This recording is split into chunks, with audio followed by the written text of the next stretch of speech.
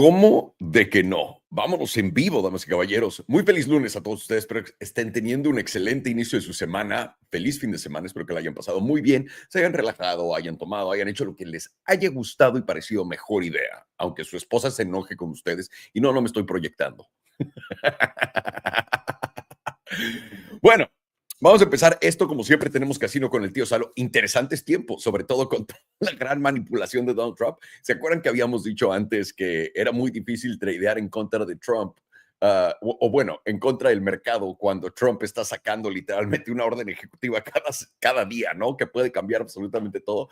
Está haciendo un poco de lo mismo con cripto. Está tratando cripto como su proyecto NFT, que interesante. Vamos a aprovechar todos estos movimientos. Volatilidades es lo que nos da de comer. Así que vamos a aprovechar esto y bienvenido. Lo hagas por las razones que quieras, me da igual. Vamos a iniciar esto con algo que me tiene algo, no es preocupado, pero me tiene un poco decepcionado ver cómo nunca aprendemos nada. Y yo creo que no voy a hablar por, obviamente, ustedes, ¿no? Ustedes, la gente que está en este canal, que llevamos un rato acá platicando, creo que entendemos un poco más las cosas porque las vemos del lado más financiero en vez de cómo lo ve todo el mundo. Y número uno, tengo que decir esto y se los dije en X, todo lo que ves en Internet, cuando ves una noticia que está sobre repetida en Internet, que no dejan de hablar de ella, este fin de semana fue lo que pasó con Ucrania, Zelensky, Donald Trump y JD Vance, ¿no? Está en todos lados. Y siempre les digo, y siempre este es un recordatorio para todos nosotros que sepamos esto, el Internet no es un arma libre donde todo lo que estás viendo es literalmente lo que la gente está de verdad poniendo, pensando, etcétera. Claro que todo tiene autenticidad de ese tipo, pero en cuanto a la manipulación de esa información, se trata de qué es lo que te enseñan a ti. Cuando ves algo que está repetido, repetido, repetido y es una noticia y sobre todo tiene un lado tan polarizante, esos son la gente detrás de cámaras haciendo y subiéndole el volumen a esas cosas para poder poner a todo el mundo como loco. Entonces, cuando veas ese tipo de cosas, yo ya lo que hago es literalmente estoy en X para hacer chistes malos. Es lo único que hago. Mucha gente se emputa de izquierda a derecha. Y también quería medir ¿qué tanto estamos perdiendo un poco la cabeza? Y les voy a enseñar cómo hice eso para que vean rápidamente lo poco que me costó. Acá voy a compartir esta pantalla, sí, es lo que voy a hacer. Quiero que vean esto, ¿ok? Esto fue en X y ahorita ya entramos al sujeto de esto y de qué es lo que está pasando exactamente. Esto fue un post que hice en X. Esto. Puse la bandera de Estados Unidos en medio de todo el caos que estábamos viendo este fin de semana, ¿no? Con eso fue suficiente para que 400 personas me dejaran de seguir. Con eso fue suficiente. Hay mucha gente que está contenta, pero también el güey que abandona Estados Unidos si hubiera una guerra, por supuesto, como abandono México por si no está bien, ¿no? Creo que es un poco extraño que todo el mundo crea que tienes que estar casado con algo. ¿Ves? Se tomó sus pastillas. Estoy con la bandera de México, es divina. Chinga tu madre. Dice que la marihuana no provoca daños psicológicos, ni los NFTs, bla, bla, bla. Te hubieras quedado con los coches, por supuesto. Siguen haciendo famosa la gente pendeja, por supuesto. Güey, me caes a toda madre, por supuesto. El payasito, por supuesto. Eres más chilango que el bolillo. Luego te enseño mi pasaporte gringo y que he vivido más tiempo acá. Porque acá te mueres de hambre. La bandera de Ucrania. Simplemente compartí la bandera de Estados Unidos y eso fue lo que está causando. Para que tengan una idea de la polarización de la gente, esto no es normal, la gente no actúa así normalmente. Si tienes una reacción fuerte a esto, tienes la cabeza lavada. Sé que es difícil entenderlo y comprenderlo, pero es una realidad gigantesca de todo esto. Vamos a empezar con lo que pasó el viernes, porque el viernes fue Zelensky a la Casa Blanca a platicar con Trump y JD Vance como por 45 minutos de cómo iban a hacer este tratado. Básicamente, para no hacerles el cuento largo, y creo que todo el mundo lo ha visto, al final de la plática, los últimos 6 minutos se pelean entre ellos. Dice Trump que no está respetando a Estados Unidos Zelensky y que crees que puedes usar nuestro nombre. Y esto es algo que también es un poco cierto. Cuando yo era chiquito, que ya estaba, o sea, cuando ya estaba creciendo, estaba en la escuela, ¿no? En la prepa, creo que es la prepa o la secundaria. Estaba mamado, me inyectaba chochos y aparte estaba en torneos de kickboxing y cosas así. Había un güey que iba a una escuela que es primo de un amigo y de repente empezaba yo a salir a lugares y la gente me decía, ¿tú eres el Salo? Y yo, sí. Decían, güey, te voy a romper la madre. Sebastián me dijo que me quieres romper la madre. Y yo, ¿quién vergas eres tú? Total, lo que hacía este güey es un chavo de este tamaño, el Sebastián, de este tamaño, flaquito, pedero, y lo que hacía era, así, mis amigos te van a romper la madre, y nos ponía todos enfrente, enfrente, enfrente, y nosotros no teníamos ni siquiera idea de que estaba haciendo esto. Es un poco como la actitud que tiene Zelensky con Estados Unidos, ¿no? De, hey, hey, vamos a hacer esto porque, pues, güey, tengo a mi perrote atrás. Ahora, vamos a empezar esto desde el principio. Este conflicto a que nos lleva, este conflicto que tienen en la Casa Blanca, lleva a que Zelensky se vaya, lo corren de la Casa Blanca y que fuera a cada país a rogar por dinero a otros países. Y eso, lo quieras ver, eso es literal lo que está haciendo. Le puedes decir que es ayuda humanitaria, que la gente lo necesita, pero simplemente si lo volteamos a ver, lo que está haciendo es yendo de puerta en puerta a pedir dinero. Es lo que continúa. Trump le dijo, nosotros te apoyamos si firmas este trato que desde el principio, no, bueno, el trato de me das cierta cantidad de minerales, yo tengo control de los minerales, yo protejo tu territorio, pero tienes que ceder ciertas cosas. Una de esas es no puedes entrar en la OTAN, obviamente, es el problema que causó todo para empezar. Y Zelensky no quiere. Zelensky dice que se va a agarrar de la Unión Europea y todo esto. Donde estamos el día de hoy han salido varias noticias donde dicen que Zelensky quiere firmar ese tratado. Y luego ponen a las 5 minutos, no quiere firmar nada y que Zelensky va a continuar. Y luego dice que no, que sí va a pedir perdón y que va a venir a firmar el tratado. ¿Cuál ha sido la reacción de todos lados? Vamos primero con lo importante. Bueno, primero vamos con la actualidad. Esto es lo que está pasando y esto es lo que nos dicen. Entonces tenemos dos lados, de acuerdo a la lógica que todo el mundo nos da. La primera es, hay gente que está de acuerdo con apoyar a Zelensky porque está en crisis. Rusia, de la nada, absolutamente de la nada, por las facultades mentales de Putin y tal vez por el cáncer, porque si eres de los que lee solamente las noticias, sabes que esa es la narrativa desde el principio, probablemente por eso atacó Ucrania y tenemos que defenderlo. Y hay otro lado en Estados Unidos de gente que todo el mundo ve como, y esto es lo que personalmente yo apoyo, no debería de decirles, pero también no me importa para nada lo que, si alguien se enoja conmigo o no, tenemos demasiados pedos aquí como para estar prestando dinero en otros lados y estar metiendo otros lados en pedos. Claro que hay interés personal y hay interés de este departamento, ¿no? En esta casa, en esta empresa, para hacer lo que estamos haciendo en Ucrania. Pero al mismo tiempo tenemos tantos problemas aquí que hay mucha gente diciendo, güey, deja ese güey y vamos a enfocarnos en nuestros problemas. Eso es lo que mucha gente piensa también en Estados Unidos. Entonces tienes a los dos lados. La gente como es que los empáticos en Hollywood que apoyan a Zelensky, la bandera de Ucrania, que también fueron pagados para hacerlo, etcétera, pues continúan con el apoyo y me imagino que espero que los cheques sigan llegando o tal vez esos cheques fueron tan grandes que siguen continuando con ese gran apoyo comercial.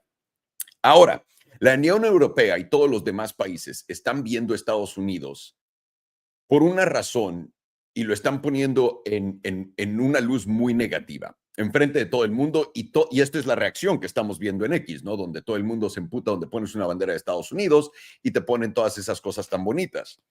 La razón por qué es porque todo el mundo en este momento, todas las noticias de todo el mundo, si eres de México, por ejemplo, Estados Unidos es un villano. Estados Unidos quiere venir a sacar a los carteles y a los políticos que están involucrados con carteles. ¿Puedes imaginarte algo peor en esta tierra que te hagan eso, que te saquen a la gente que está matando a todo el mundo en México, a la gente que crea la inseguridad y a los que los dejan? Y ahora mucha gente va a decir, no se trata de eso, se trata de la soberanía del país, bla, bla, bla.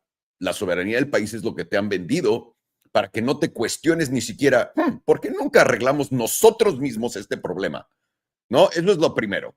Entonces, en México, Trump es un hijo de puta. Es el peor dictador del mundo. ¿Por qué?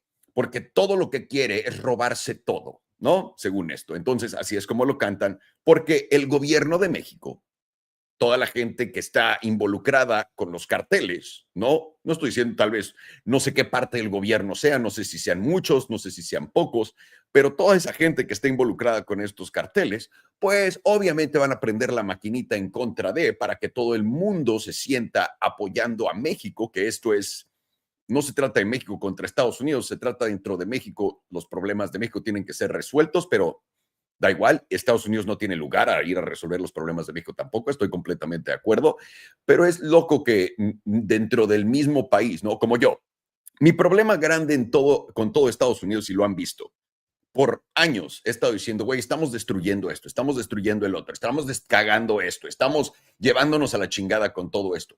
Por fin venimos a arreglarlo, lo estamos arreglando dentro de Estados Unidos y estamos diciendo, vamos a dejar de hacer estas cosas. Ahora, ¿va a funcionar? No tengo ni idea. Pero estamos haciéndolo. Hemos llegado al punto, tristemente, porque también esta no es la realidad que a mí me hubiera gustado, si todos hubiéramos escuchado cuando Biden dijo que iba a construir Build Back Better. ¿Se acuerdan esa propuesta de infraestructura y el tratado de antiinflación que causó una inflación gigantesca? Ahí es cuando lo tuvimos que haber detenido.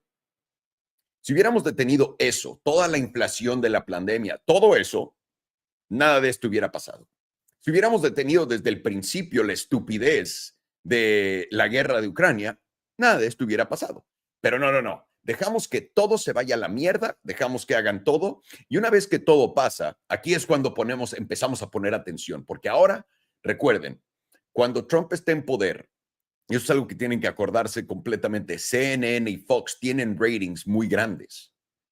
Esto de empresas que se están muriendo, esto les ayuda muchísimo, porque hablar mierda de él les trae ratings. Entonces, está en su favor poder hacer que todo el mundo se empute hasta el final para que sigan viendo todos sus clips, para que sigan viendo todo esto. Entonces, tristemente, la psicopatía en la población es lo que ellos están buscando para poder tener mejores ratings y también para poder manipular a toda la gente y que nadie se dé cuenta de lo que está pasando. Que lo que está pasando es bastante sencillo, ¿no? Eso es literalmente donde estamos parados. La Unión Europea, el Reino Unido y otras entidades grandes de gobierno alrededor del mundo están diciendo, nosotros vamos a apoyar a Zelensky. Grandes personas. Señores, bien, llévenselo. Y también creo que en Estados Unidos podríamos, entre todos, ayudar a Zelensky. Se los juro por mi vida. Esto es lo que yo propondría a todo el mundo que siente que deberíamos de ayudar a Ucrania y que deberíamos mejorarlo. El problema que tiene gente como yo, ¿no? Con ayudar a Ucrania es que, o tal vez no todos, pero espero que una gran mayoría. El problema que tengo yo personalmente, y se los voy a contar, es no quiero gastar dinero en estupideces que están causando más muertes alrededor del mundo, que nos está causando inflación, que causa que mi día a día cueste el dinero más. Y eso me están robando dinero. Yo lo entiendo porque si estás viendo política, esto es algo muy importante que tal vez le tengan que decir a todos sus amigos.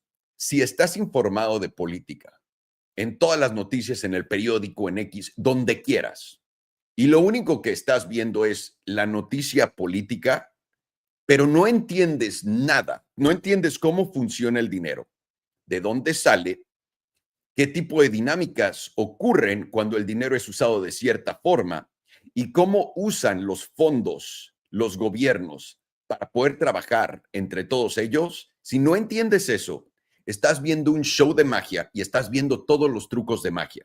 Todos los trucos de magia es los políticos hablando, la gente en CNN hablando, la gente en Fox hablando, la gente en el periódico hablando, la gente en X hablando. Eso es lo que estás viendo en este momento, ¿ok? El truco de magia. Es lo único que puedes ver, porque no entiendes nada de cómo funciona el planeta. Esto es el problema más grande que existe en el mundo. Y ahora que no sé si han notado también que hablar de temas políticos se ha vuelto como mainstream. Cuando yo empecé esto, era raro que alguien hablara de política porque nadie se quería meter en los problemas de cuando dices algo que a la gente no le parece, instantáneamente eres un pendejo, cierra la puerta, me voy, no puedo, opino diferente a ti, por ende tengo que irme a una de las fuentes que son seguras y escuchar las mismas estupideces. Hay gente que ha hecho una fortuna haciendo shows simplemente de chisme político, ¿no? Por ejemplo, Patrick Bet-David, súper brillante el cabrón, ¿no? Tiene un gran podcast en Estados Unidos. Todo lo que es chisme político, el ventaneando político. Y eso está dañando a toda la gente. Ahora que se está volviendo popular esto, que todo el mundo lo quiere saber, lo único que la gente ve es el truco de magia.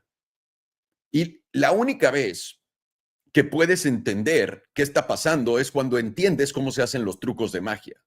Y la cosa es, el dinero es lo que nos enseña eso. Entonces, si no estás informado de cómo funciona el dinero, de dónde sale el dinero, cómo nos endeudamos, cómo lo gastan los países, qué repercusiones tiene que gastemos dinero, etcétera, no entiendes nada de lo que estás viendo un show. Literalmente estás viendo un show, es todo lo que es. No hay nada de realidad en todo lo que vemos en política, nada. Estas son las historias que tienen hasta hoy de cómo funciona lo de Ucrania y todo esto. La realidad, vamos a platicar de la realidad. En el 2016, 17, 18, 19, cuando Trump es presidente, acuérdense que tiene una llamada infamosa, súper famosa con Zelensky, donde le dice a Zelensky, hey, ¿me dejas de hacer todas estas chingaderas que estás organizando, güey? Porque no te voy a apoyar. ¿Se acuerdan de esa llamada? ¿No? Porque recordemos que a todo el mundo se le olvida absolutamente todo y que nadie ha aprendido absolutamente nada en este planeta. Pero en ese entonces llamaron. ¿Qué fue lo que hizo todos los medios tradicionales y el partido encargado no quiero decir partido demócrata, pero el lado de el otro lado político en Estados Unidos, ¿qué hizo? Inventaron que Trump y Rusia tenían una relación, que a Trump lo estaban meando prostitutas rusas encima en Rusia. Eso es lo que inventaron. Dijeron que estaba la colusión de Donald Trump con Rusia. Entonces, ¿qué es lo que pasa? Logran lavarle a todo el mundo la cabeza diciendo que toda esta crisis mental que todo Estados Unidos y todo el mundo está teniendo por Donald Trump, que es lo que ellos están causando, ellos lo están causando, toda esta información estúpida que le llega al mundo que no tiene ni idea de lo que está pasando, todo eso es causado por los medios. Cuando Trump entra a la presidencia es causado por los medios porque les dan ratings, porque continúa todo esto y tiene a toda la gente como loca, ¿no? Son ellos los que están causando eso. Sacan a Trump, meten a Biden e instantáneamente nadie ve la coincidencia de que Biden apoya a Zelensky y Zelensky hace lo que debía. Y eso es simplemente pones tanques en la frontera de Rusia y le dices a Zelensky, güey, ¿quieres ser parte de la OTAN? Cuando lo único que siempre ha pedido Rusia, lo único, es Ucrania no puede ser parte de la OTAN porque estás enfrente de acá. Si me pones esos tanques acá, no vamos a jugar. Zelensky no pudo con Trump, pero Biden lo incentiviza porque desde el mandato de Obama empezamos con todos estos problemas en Crimea. Nadie se acuerda de eso. La guerra de Ucrania empezó en 2014, 2012 con Obama y con Condoleezza Rice, todas estas personas del pasado. Entonces, nosotros provocamos a Rusia. ¿Por qué? ¿Por qué provocamos a Rusia a través de la OTAN? Uno, guerra, impresión de dinero, y ahora que están viendo cómo gastan el dinero y la lavada de dinero que está ocurriendo y cuánto se roban de lo que estamos dando a esta guerra, podrán entender el incentivo financiero de hacer eso. Segunda, Ucrania tiene un chingo de minerales. Tercera, Ucrania está justamente en un lugar estratégico que es muy importante para el comercio internacional. ¿Ok? Es bastante bueno. Ok. Entonces, vamos a provocar esto para poder inflar el dinero, para poder robarnos un chingo de lana, para también robarnos los minerales de Ucrania, para también meter a nuestras empresas de energía en toda Europa y cambiar el simple gas ruso, que es el más barato, lo que hace que toda la producción de todo suba, la inflación en Europa suba, su economía se deteriore. Es todo lo que vamos a hacer nosotros. Entonces lo hicimos. La razón por la que Europa apoya esto es porque Europa, y esto lo pueden ver en este momento, Europa gana dinero, los europeos, el Consejo Europeo, toda la gente, los políticos en Europa en general, ganan dinero en nuestra corrupción. Nosotros les pagamos a través de todos estos fondos que nadie sabe a dónde van, les pagamos para que estén contentitos haciendo lo que les decimos, y es por eso que Europa parece que se está yendo a la mierda por sí misma. Por eso, en este momento, después de años de guerra, cuando Trump y Zelensky está diciendo, porque Trump es el primero que entra literalmente a decir, güey, tenemos que encontrar una paz. Instantáneamente, Trump está apoyando a Putin. ¿Por qué no podemos platicar de paz? Es obvio, porque quieren seguir el dinero despilfarrado. Zelensky quiere todo ese dinero. Zelensky está recibiendo una cantidad de dinero que no puedo contarles a ustedes porque es indescriptible entender cuánto dinero se está metiendo. Entonces, el mejor negocio de Zelensky es continuar la guerra, que es por lo que no ha buscado paz. No es un mandatario desesperado por paz, es un mandatario desesperado para que le den lo justo, ¿no? Que a fin de cuentas pues, te metiste con el lobo, te vino a chingar, dijeron que iba a tomar 2 semanas, que Putin tenía cáncer y lagunas mentales y no se puede. Estados Unidos dice, no te vamos a apoyar. ¿Qué hace la Unión Europea? La Unión Europea está enojada con Estados Unidos porque Estados Unidos está desfondeando todas las organizaciones que le pagan a todos los políticos corruptos en la Unión Europea, que los hemos tenido tan contentitos destruyendo a toda Europa a nuestro nombre y nos han dejado explotar. Espérense, esta está buenísima. Nos dejaron explotar, ¿cómo se dice? Nos dejaron explotar Nord Stream. Aquí lo tengo, espérame. Se van a morir. Nos dejaron explotar Nord Stream y ahora los inversores en Estados Unidos van a revivir Nord Stream y va a estar a cargo nuestro para darle el gas a Europa. Entonces nosotros ya nos...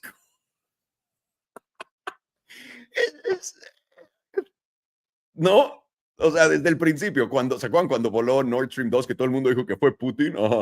Eso suena como que a Putin le conviene. Es tan tonto esto, por eso hay que seguir el dinero. Entonces, llegamos a este punto crítico. La Unión Europea está siendo desfondeada de toda la corrupción americana. Ese es el problema que tiene Europa. Entonces, ¿qué es lo que está haciendo Europa? Y prepárense porque el euro se va a ir a la mierda en total. Europa sale y dice, vamos a imprimir, necesitamos estar listos para la guerra en Europa, ¿no? Porque pues tienen la amenaza de Putin. Putin está loco y tiene lagunas mentales y cáncer. Entonces, ¿qué es lo que va a hacer Europa para solucionar ese problema? Van a imprimir frescos, 800 millones de euros. Es lo que están buscando imprimir. 800 millones de euros. En la pandemia, el primer infladón de dinero fueron 750 millones de euros. ¿Y recuerdan las consecuencias o ya se les olvidaron? Si se les olvidaron, se llama inflación, se llama deterioro económico, ¿ok? Entonces van a imprimir eso. Además, Europa va a poner 200 mil millones de dólares para el desarrollo de inteligencia artificial. 50 mil de esos 200 mil millones de dólares van a ser cargados a la gente a través de inflación. Entonces, la Unión Europea ahora lo que va a hacer es, va a literalmente inflar todo el gasto para poder continuar robando lo que ya Estados Unidos no les da. Y eso se lo van a robar directamente a la gente. Pero en lo que eso está pasando, todo el mundo le sigue diciendo que buen trabajo Europa porque está apoyando a Zelensky. Si no entiendes cómo te están robando tus políticos dinero, no puedes entender qué es lo que estás viendo enfrente de ti. Obviamente no te van a decir cuál es su plan, qué es la cosa malvada que están haciendo y lo hacen ver como si fuera un accidente. No lo es. Es a propósito. Y con esto, prepárense en Europa a tener más inflación, más pobreza, menos productividad y Dios los bendiga porque honestamente no sé qué, más allá de que qué bonitos edificios viejos, el gran jamón serrano y la comida local de todos lados, Europa ya no hace nada productivo. Los coches se los quitó China y ahora Estados Unidos lo está intentando hacer de nuestro lado, que era la industria más grande de Europa. Energéticamente hablando están jodidos, están a punto también de comprar más gas a través de la pipa rusa a nosotros, de alguna manera, así que felicidades. Y va a continuar todo esto. Esto no me da alegría para nada. Me encanta Europa, me caen muy bien muchas personas allá. La familia de mi esposa es europea. Vamos a Europa de vacaciones, etcétera, que es de lo mejor. Pero esta es la triste realidad para todos ellos. Esto es lo que es apoya a Zelensky, apoya todo esto. Deja de apoyar gasto público y deja de apoyar muertes. Y lo mismo pasa en Israel. No crean que estoy hablando solamente de un lado. Para mí no debe haber ninguna guerra. Estados Unidos debe de enfocarse en lo que está haciendo en Estados Unidos y dejar todo lo demás. Pero dejando todo lo demás y dejando de hacer pagos de corrupción, la gente que recibe esos pagos está enojada. Y ahora tenemos que todos volvernos locos y ponernos en contra uno del otro para no darnos cuenta de que la gente que te está robando todo a través de inflación y gasto público está enojada.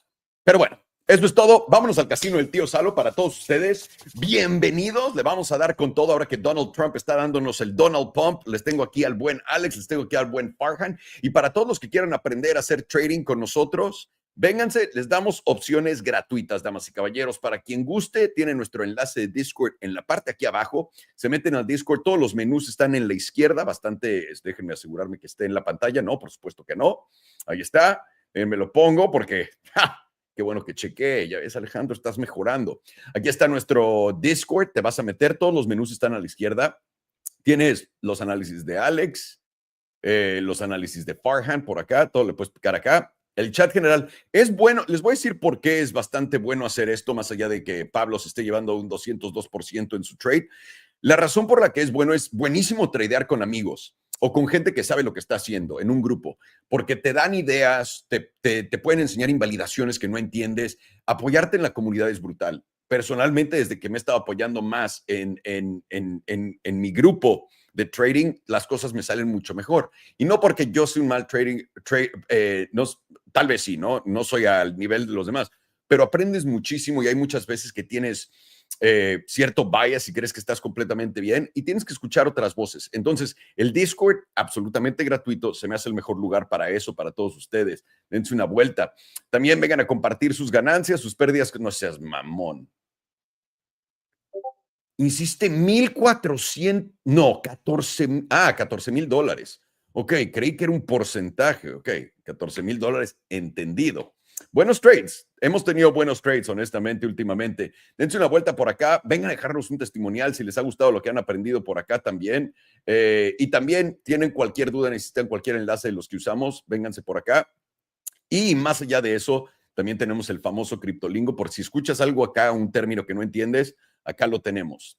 Ahora, para todos mis degenerados que quieran venir a hacer trade con nosotros, no quieren saber, no saben cómo tradear futuros, en dónde tradearlo, vénganse a nuestro sitio. Esto es absolutamente gratis también en elitetradingacademy.us y le vas a picar en tutos, te vas a meter en tutos y acá en tutos le vas a picar cómo tradear en bluffing. Así de sencillo. Tienes un video de 5 minutos y tienes el enlace aquí abajo para que puedas ir directamente a disfrutar de tradear con bluffing y sin problema alguno. Y acá tienes 5 minutos de cómo fondear tu cuenta, cómo funciona, qué pantalla es qué, etcétera, para que puedas operar en futuros.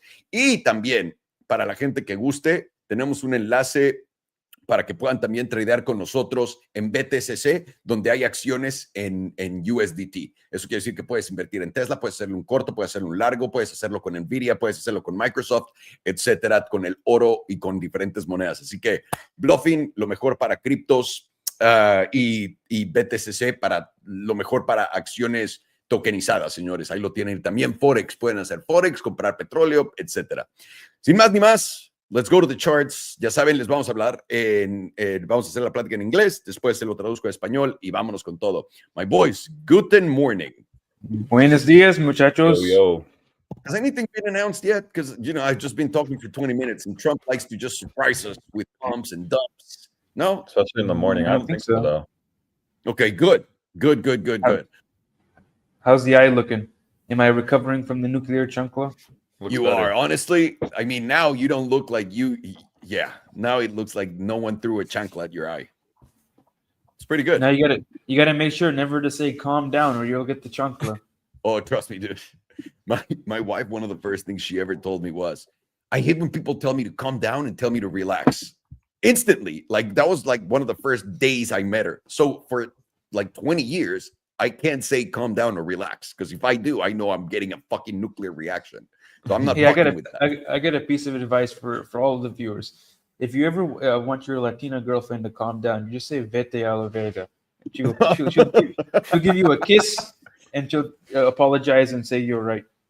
Please don't listen to this man. All righty, let's get started. Brian Martinez, he's asking for Bitcoin. I'm going to check what's going on the website because the comments are not there, but we got them here. So let's get us rolling with Bitcoin.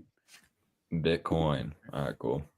Bitcoin. Everyone's curious. By the way, the last time we were here on Friday, we said down 95 or 90s and then nuke down with or without market manipulation. That's what we've gotten, which is crazy. Yep. I think the news just accelerated how fast it was going to happen. Yeah, the process. I agree. Yeah. Who's going to share their chart first? I can do it. Let's see. Oh, I got both. Who's going to Whoever start? then. Whoever. Rock, paper, Well, you scissors. said that you were going to start, Alex. So now I'm going to put you on the spot. Yeah, we were We're talking ready. about a bounce on corn. I mean, remember what was guiding our bias was very simply the daily SMA 200. It's a major spot for any chart, and it's often like the last spot you want to see hold before you, in my opinion, really do confirm just bears having full control of the chart. Now, the daily SMA 200, keep in mind, we haven't really flirted with that since we reclaimed it in October of 2024. So when we had this aggressive nuke down, this was an area of interest for me. On top of that, though, we see we obviously wicked a little below that, and that's perfectly okay. That's crypto. But really what was guiding my bias specifically was that monthly 9. Any single time Bitcoin has dumped down to the monthly 9, each and every time this whole bull market, it's resulted in a very nice bounce up. So where are we now? Because you are right, Alonso. Into Friday's stream, we were talking about how we were very long at 79.2, and my target or objective was 91K. Now, after stream, I ended up closing longs right around the 85K. Now, obviously, that probably wasn't smart, and I should have just saw the trade through, and that's just how it goes sometimes. But my idea was just no way we're going to get an easy bearish retest. But I'm going to explain why that, logic and thinking was flawed, and why Bitcoin loves to put in bearish retests. So let's look at that. If we go and look at the daily EMA 100, that's always been a major point for Bitcoin. It doesn't matter how much you dump from that EMA 100. Very often, we always rally up and retest it.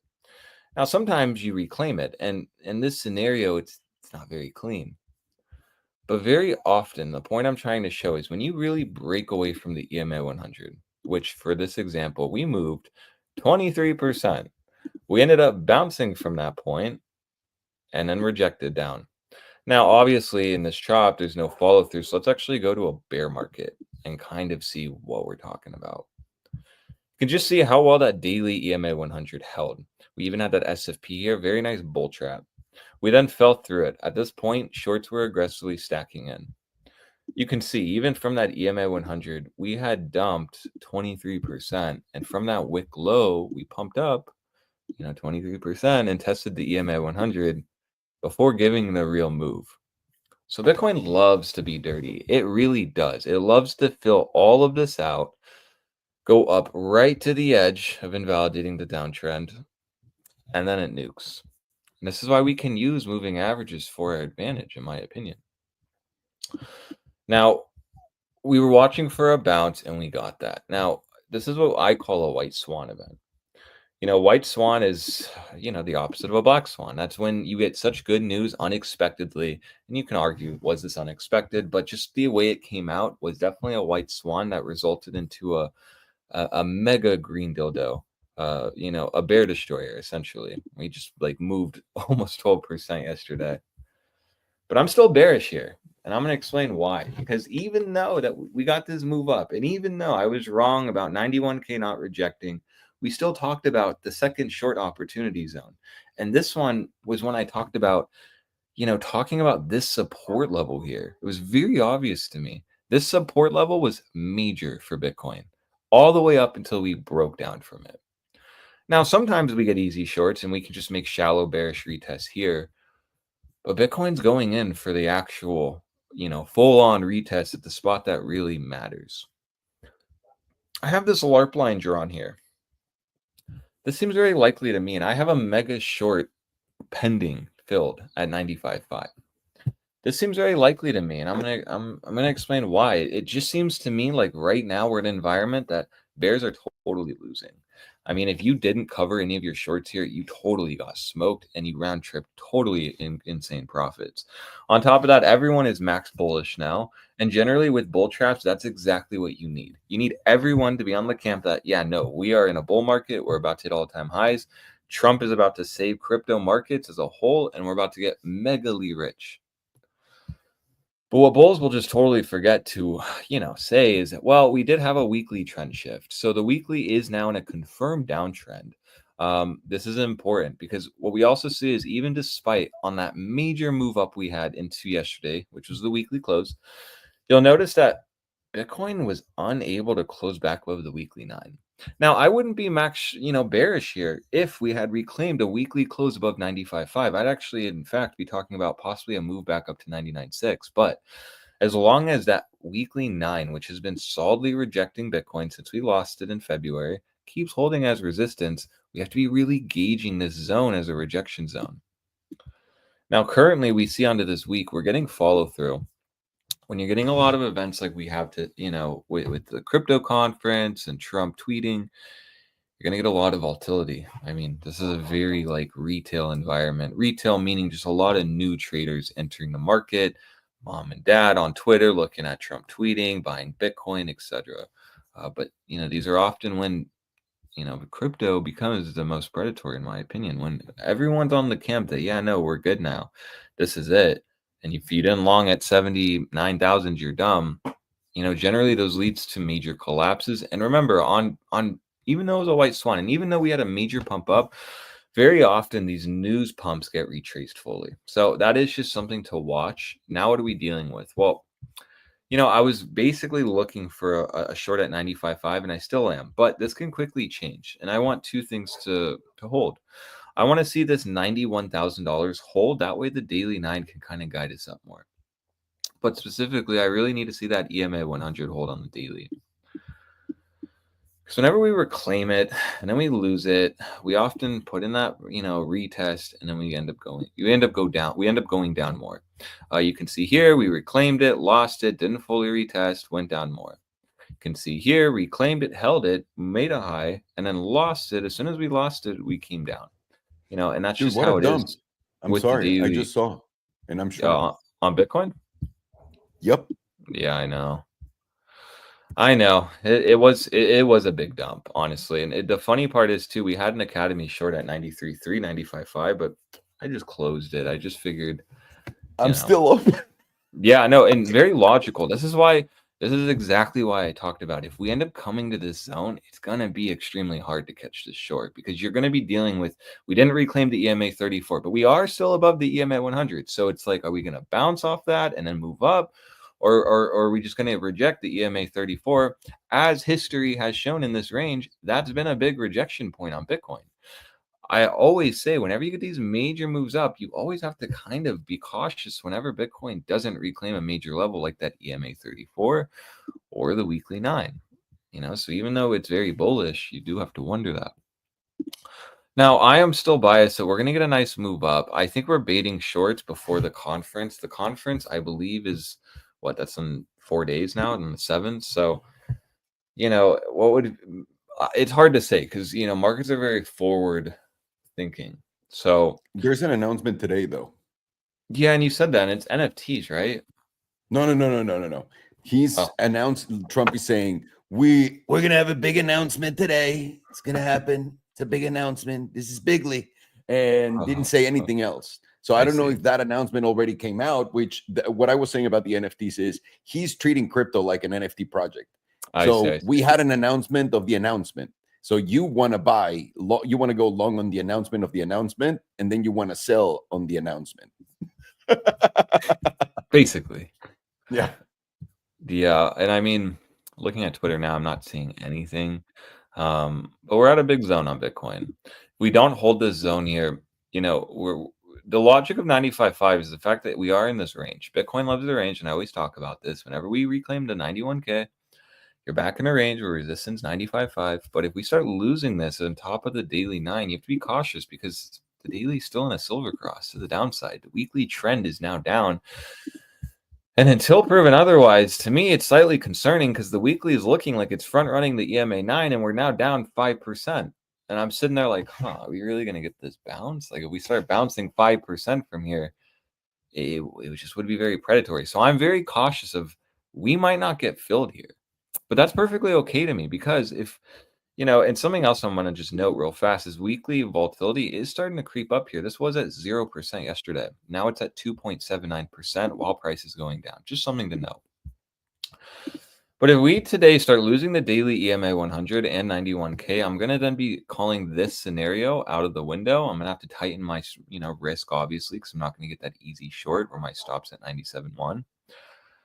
But then I do think if we don't hold this zone, this could give us an easy short here, or we could just go and retest the EMA 100 again and then go down.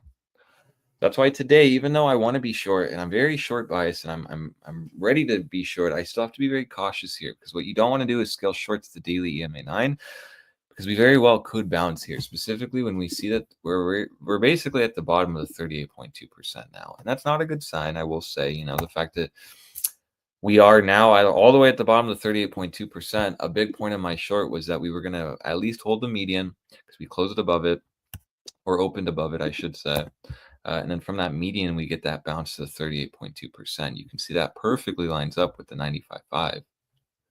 So I'm going to need to start seeing bulls step in here, you know, specifically probably within the next 4-hour closure. So that's happening within 1 hour.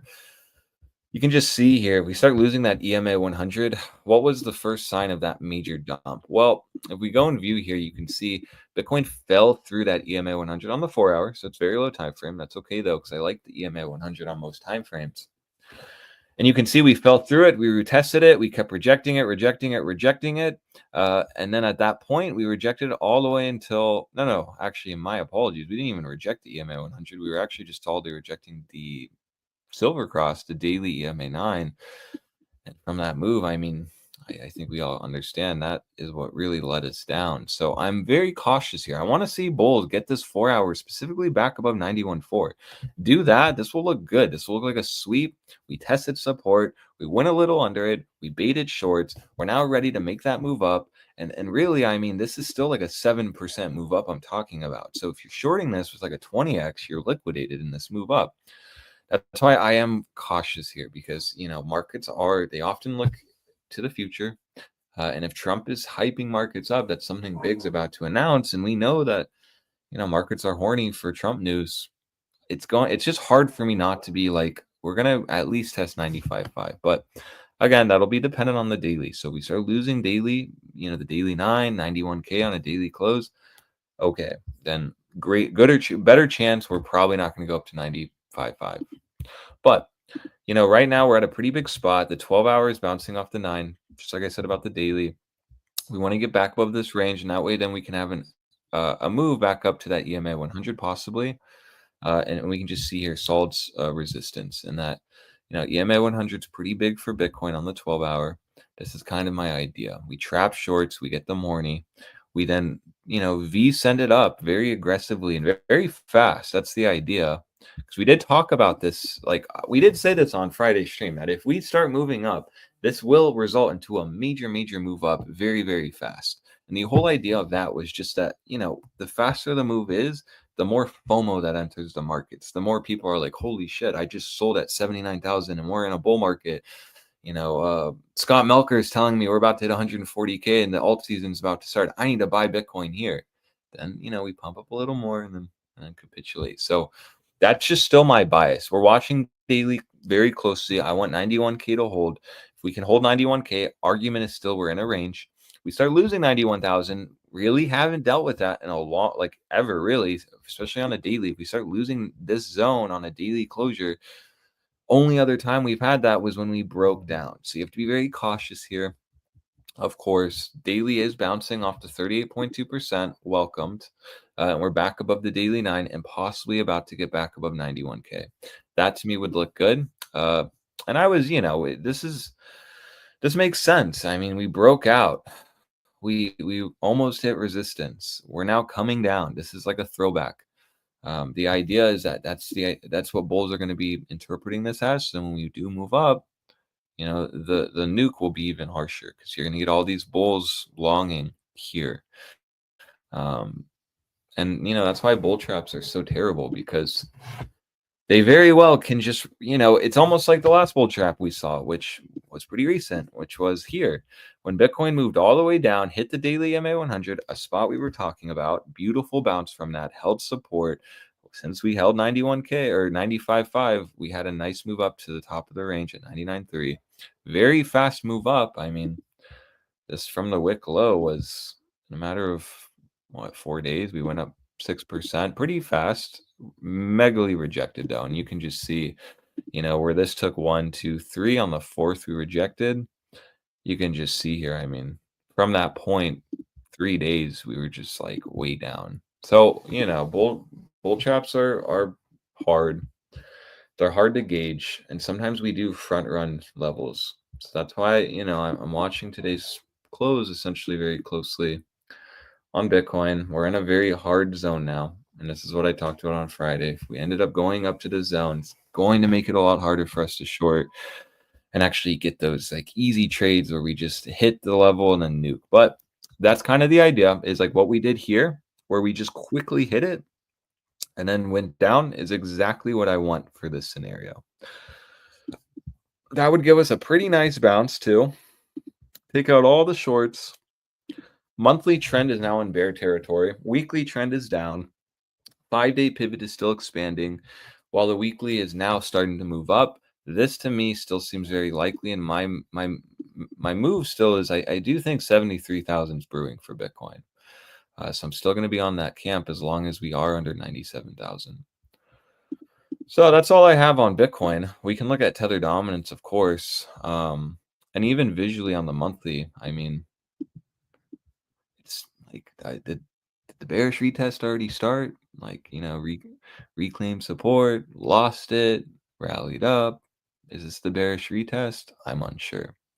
And sometimes it can be like, you know, ever so slightly we miss it by like $500. But we'll have to see how today goes. The daily, in my opinion, will dictate if we're going to front run the short early or if we're going to hold it for the full easy entry. Because, I mean, just to put it in perspective, of course, if we nailed this short here, let's say our stop is where I want it to be, which is right at 97.1. Sure. And then, you know, TP is like insane. Like, technically speaking, we could be dealing with a setup like this, you know, where you're literally risking less than 2% to make a 23% gain. So that's kind of what I'm watching on corn. I just am wondering if, you know, we are front running this, but I'm still hopeful as long as we're holding above the daily 9. And remember, you saw a lot of people get pretty excited yesterday, and the daily is still in a silver cross. And yes, we did almost hit the 55, but didn't uncross us. So just to let you all know that. And if you are scaling shorts here, it's quite risky, because even so, if we're bearish and we're going to nuke here, still a really good chance we can make a move up to that daily EMA 9. Something you'll notice, you know, the median could come right around there as well. It's right around the 92,100 currently. So in my opinion, shorting this right now is quite aggressive, and there's nothing really indicating to me that we're just going to collapse today. Now, I'll, you know, hopefully be right on that, hopefully, before we all get positioned. But to me, this still is looking more like a long opportunity. Can easily play the range, but just understand that if we start losing 91K on a daily, and if the 4 hour starts losing the EMA 100, to be cautious. So let's go to Tether dominance now, and let's see what happened. So very nice move to the 5%. Overshot it a bit. I thought we would stop at 5.25%. Did not. We went to the 5.5%. Meme lines are working pretty nicely on Tether dominance. What do we have? Well, we had, you know, a pretty nice shooting star here. We got the follow through. We've hit the daily EMA 34, and we got the bounce. What I wanted here was for that EMA, I mean, for the 4.69% to hold us. But that's okay. I mean, we are potentially going to reclaim it today. But even so, let's say you're itching to short and you feel like you're missing it. Tether dominance literally could do this and then go up. And that could result in Bitcoin doing this and then going down. Do you understand? Like, there's just no FOMO here yet. You know, you can get that FOMO if when Tether dominance starts really breaking back above 5.2%. Till then, this is still in the process or the workings of possibly getting bullish structure back in, but it doesn't necessarily mean we're just going to go straight up. We always want that retest, form the price divergence, solidify this as support, and then get it go up. So it's mainly just a matter of watching. If you watch very closely this week and you nail, you know, the next month, I do think that we can make pretty insane gains here as a whole. But it will just be really dependent on patience, understanding your levels, and not getting any FOMO. So the daily, now we're gauging. We're at resistance zone now. So again, Bitcoin could bounce from here. We want to see this daily 9 reject. Ideally, though, we kind of consolidate. I really don't want to see Tether dominance lose 4.69%. Could make the argument, though, that if we did, we could just be possibly retesting that EMA 100, possibly here grinding out some like, well, no, that doesn't make sense. Let me go to the 5-day. It matches my bias better. Possibly grinding out some higher low here on the 5-day. And we can see here, I mean, even if we ended up going down a little lower at 4.52%, still wouldn't invalidate, in my opinion, this uptrend. Could easily hit the daily 5-day EMA 21. Oh, I guess my dog opened the door. How did you do that? That was funny. Neuralink. Yeah, something. These guys are getting way too smart. That's right. I don't know how he opened the door. Go. Fibonacci can open the cabinets. Fibonacci can do anything. He's a fucking cat. Those cats are like people. I came one morning and I saw the cabinet was wide open and the bag of dry food was all over the floor, ripped open, and the dude was laying down right next to it. Of course. Of course. I can only imagine how much he ate over the night. Yeah, for real. Gosh. So yeah, I mean, that's it. The point of this is just that our levels have hit. I don't have FOMO. I'm not really itching to short yet. I'm really wanting to just let bears and bulls fight it out. Let this kind of be dirty for a few days. In my opinion, if we start really baiting bears before the conference, that could be a good sign of like possibly a move like this, where we go down, the conference happens, Trump releases whatever he's about to release, straight up, literally straight up, down. News is released, market's already priced in it. Maybe it's not as what we always think, because remember, crypto Twitter is always so zealous. They're always like thinking we're about to just, I don't know, put trillions of dollars into Bitcoin. And what if it's not what people think? I have no idea, but it's not my job to decipher news. It's just my job to look at trend, look at the technicals, and play the chart. And until then, I'm on this camp that this is going to be a major short opportunity for everyone. The invalidation is very logical, and that's just going to be it. And we're just going to patiently wait for that. Start losing 91K on a daily. Okay, we might have to reevaluate and short the EMA 100, which would basically mean that it's just the first plan, right? We talked about a rally up, hit the EMA 100. We just wanted this to reject, but it didn't. So then, possibly go up to 95.5, perfectly fine. So that is corn. Tether dominance, not really telling me anything. We're at resistance now, so this definitely could bounce on Bitcoin while this goes down. And that's kind of what's happening. Let's check the 4-hour right now, because that's going to be important for me. I need this EMA 100 to hold. You can see here, bulls are trying to hold it, or get back above it is what I should say. So we'll see. This is going to be important now, because what we could have here is a nice just like sweep of liquidity, hit the daily 9, and then we could have a nice bounce up, and all these shorts I thought we were breaking down here, right? Because it's logical. Like, if we're losing this 91K, our next target is 86,000. What would be funny is this is just a major short trap before us going up.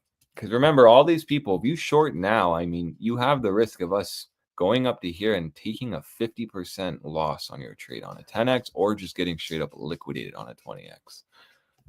So it's an interesting range we're in here. Let's check out, Bitcoin dominance here, because I am curious to see what this looks like after what happened yesterday. Let's take a look.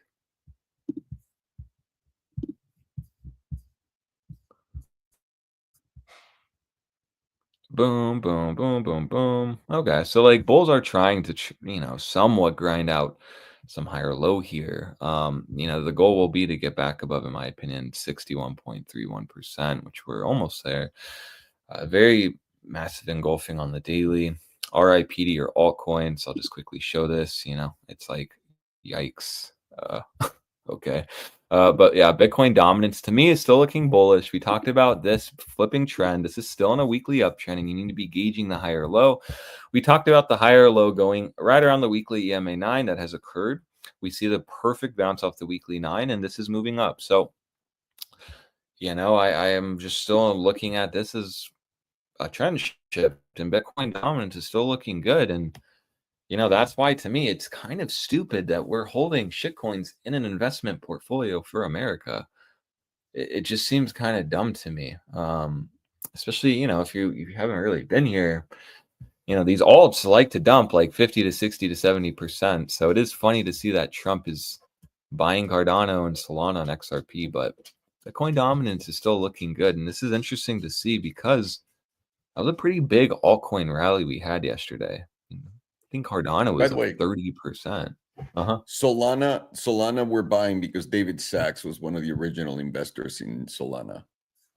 I see. And I know he's saying I sold everything, but I'm sure he didn't tell his friends and family and everyone else that holds on his name.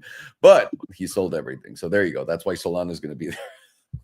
Yeah. I mean, while Solana is losing that 169 level, major point. But it's funny because we talked about a move back up. I wish I would have taken this long.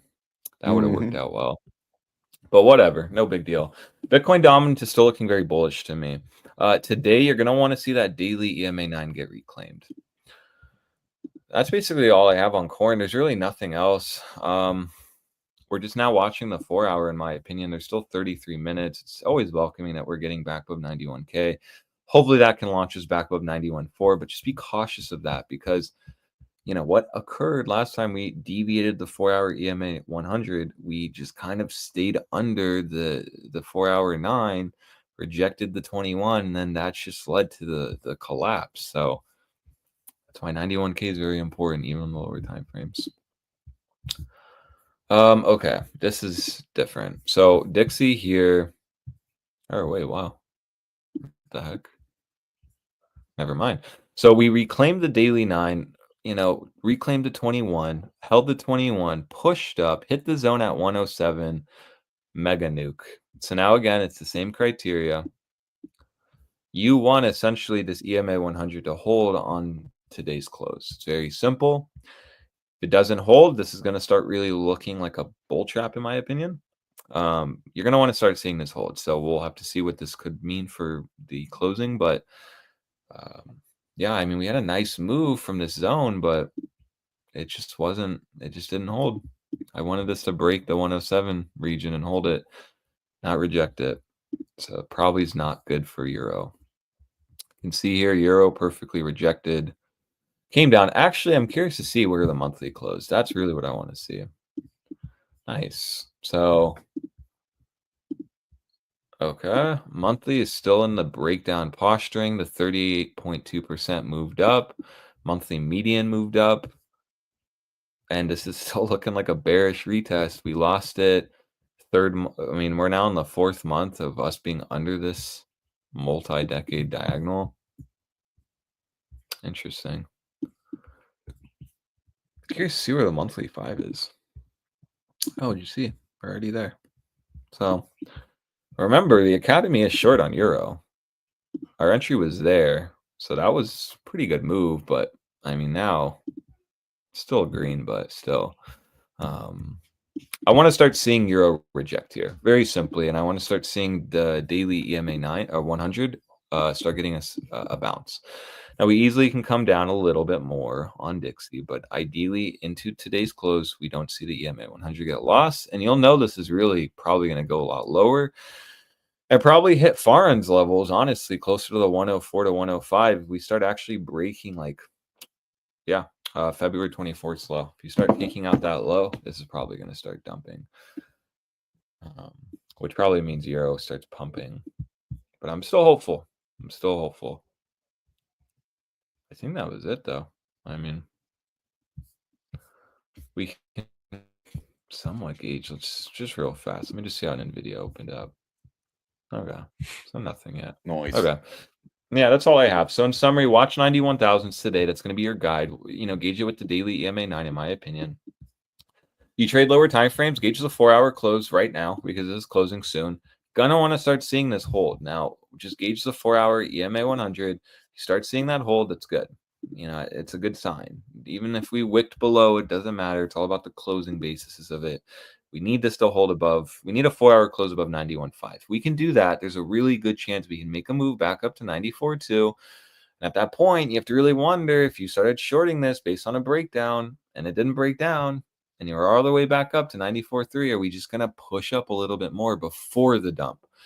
I hope so, because I have a massive short ready with the Academy, and I am ready to go balls deep short on Bitcoin, because what I'm seeing is everyone has just seemed to forgotten what has occurred the last week, week and a half on Bitcoin.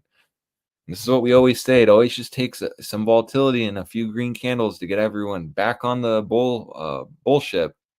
But as we know, The bullshit. Often bullshit. So that's all I have. I am a connoisseur of bullshit myself. Let's see.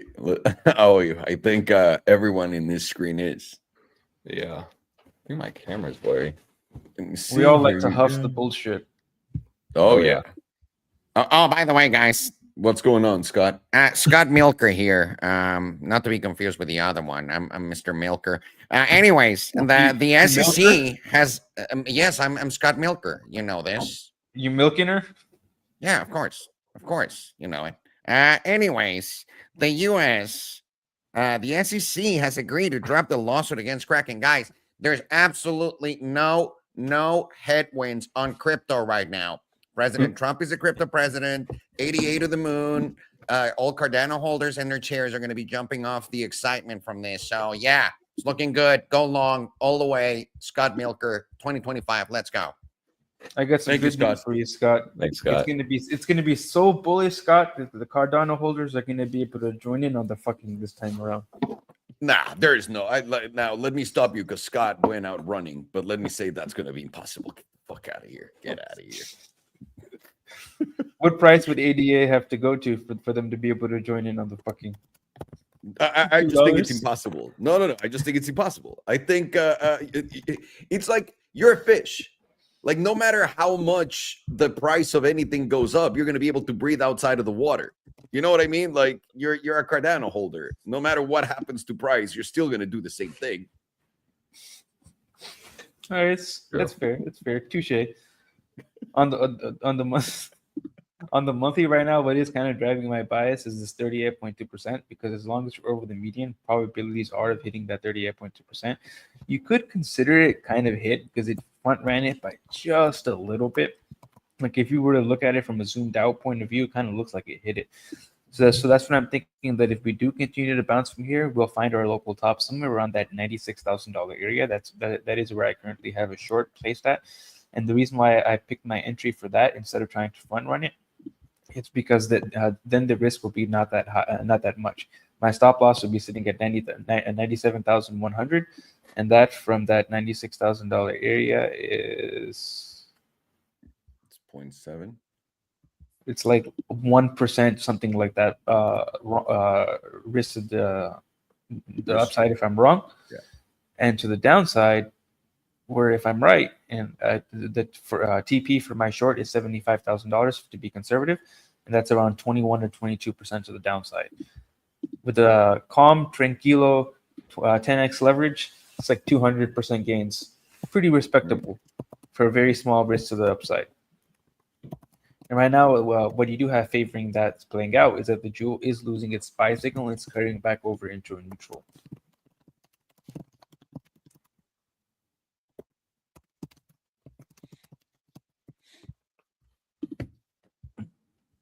The 2 week right now is playing out this a little bit of a downside move, which I feel like is going to be a bull trap into the conference. And what lines up with that is last week we put in a major wick.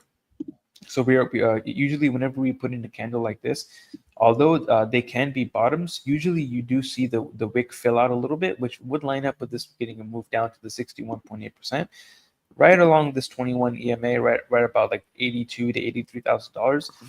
Probably happens over the next 2 or 3 days, and then right into the conference, very likely gets a bounce there, bull trap into that conference around that $96,000 area. If you're wrong, your invalidation is 97.1, very small risk versus a very heavy reward once that plays out and the 5-day setup continues to play out. Right now, the 2 week is dropping into the bearish control zone on momentum, while volatility is picked up and the jewel's giving you a God mode sell signal. The weekly is about to drop into the bearish control zone on momentum, and volatility is currently picked up, while the jewel is now dark blue is losing the bullish control zone, and the pink is crossing below the yellow. So let's mark with the vertical line every single time that happened before. Pink crossed below the yellow, dark blue lost the bullish control zone. Right there.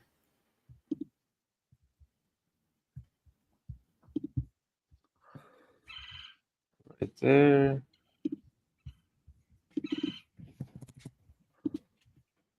Right there. Let's draw it right there. So it's crossed right there.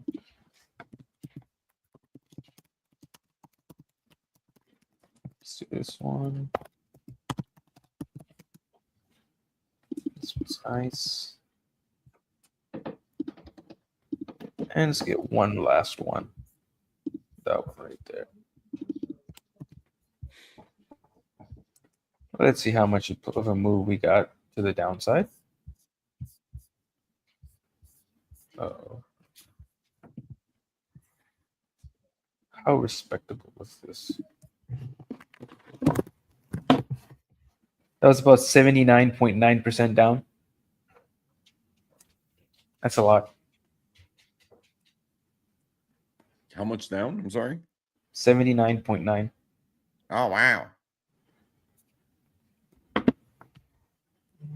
It's about 73% down.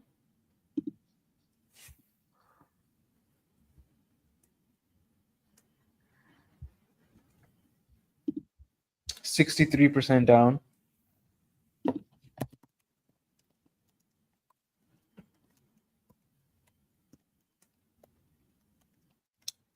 $49, 50% down.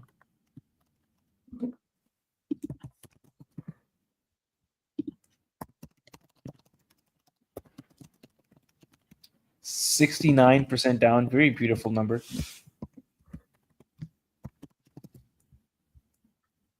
And from when this fired off, only really 26% down. And let's do this current one. This one was right here. How much have we dropped below since this most recent one?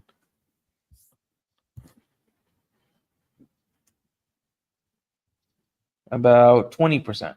So if we do the same one as we did before and drop 26%, that brings us down to somewhere around $72,500, which is also right along the bias of the area that I have for the take profit on the short, which would likely get another bounce there.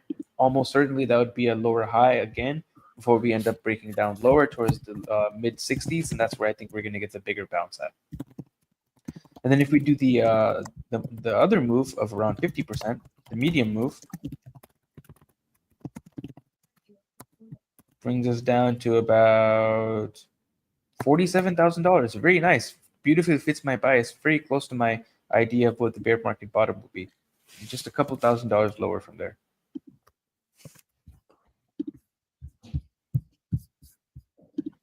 Switching to the 5-day, that goes along with the idea of getting a lower high from this point, maybe up to $96,000 into the conference, where momentum is trying to pick back up, still within bearish control, and volatility is now shifting down, giving you ideas of a lower high or a correction off of this move straight down, whereas the correction on that would be up.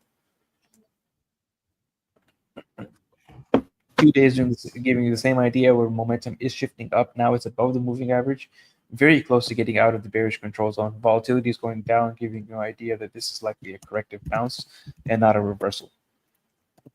And also what tells you that you're probably going to go a little higher is that it's solidly reclaimed the 100 EMA, giving you probabilities of somewhere around the 38.2% towards maybe the median. The median is going to change because this is going to take several candles to play out. Right now, we have hit the 38.2%.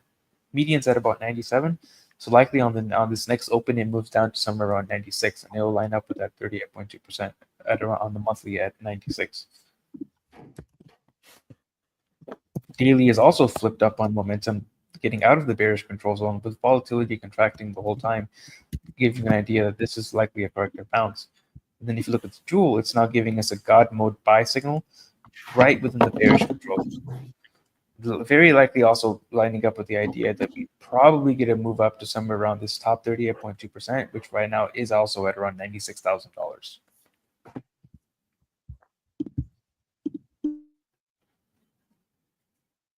Based off of that, I think I might move my short entry from 96,000 to around like 96.4. It would still be front running it, but I wouldn't be entering so far away from the 38.2%. Might also put that out. I think I'm gonna send that out as an academy short as well.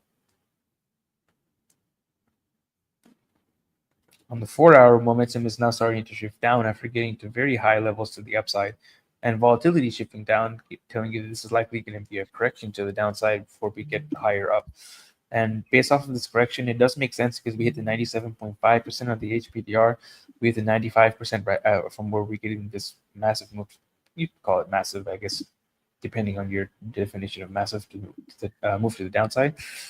But the 21 is going to cross over the 55 in the next 1 or 2 closes max. And that's going to happen as long as price is above like $89,000.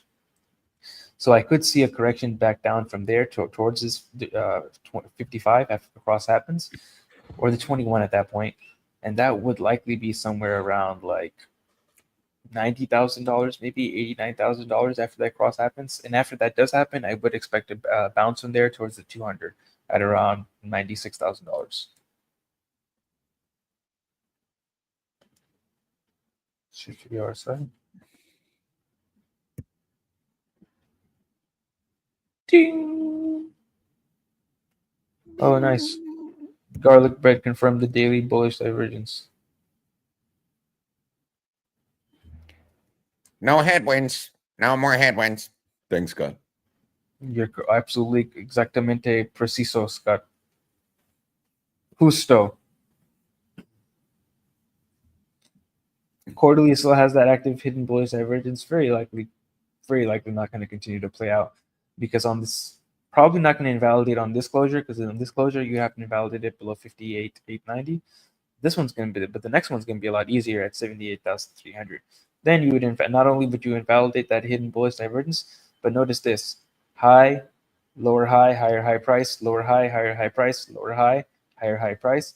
1, 2, 3 drives of bearish divergence on the quarterly once that does invalidate this hidden bullish divergence. And that's going to dump us pretty hard. Probably at a minimum towards this 9 EMA at about $63,000, likely a lot lower towards the 21, and that's somewhere around $46,000. Damn, fits right in your bias. It does, doesn't it? Beautiful. Here's a bit of a sombering detail, which is, tells you that, or sombering for the bulls, is that this bounce that we're getting on the open is very likely just a retest, a bearish retest before we end up going lower. And the first move of the month that you see is usually the fake move. Like whenever we're going to close the month green, we open the month with a little bit of a pullback, and then we end up making a wick to the downside and going up from there. Whereas when we close the month red, we open up on a little bit of a fake scam bounce to the upside, rejection, and then lower. And what goes along with that is on this last monthly close, we confirmed monthly bearish divergence, where we made a local top and confirmed the lower high on the RSI, higher high on price, giving you bearish divergence in the monthly.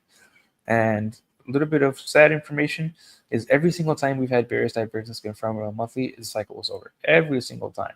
It didn't immediately dump very heavily. You got a little bit of bounces in between, but it marked the end of the cycle.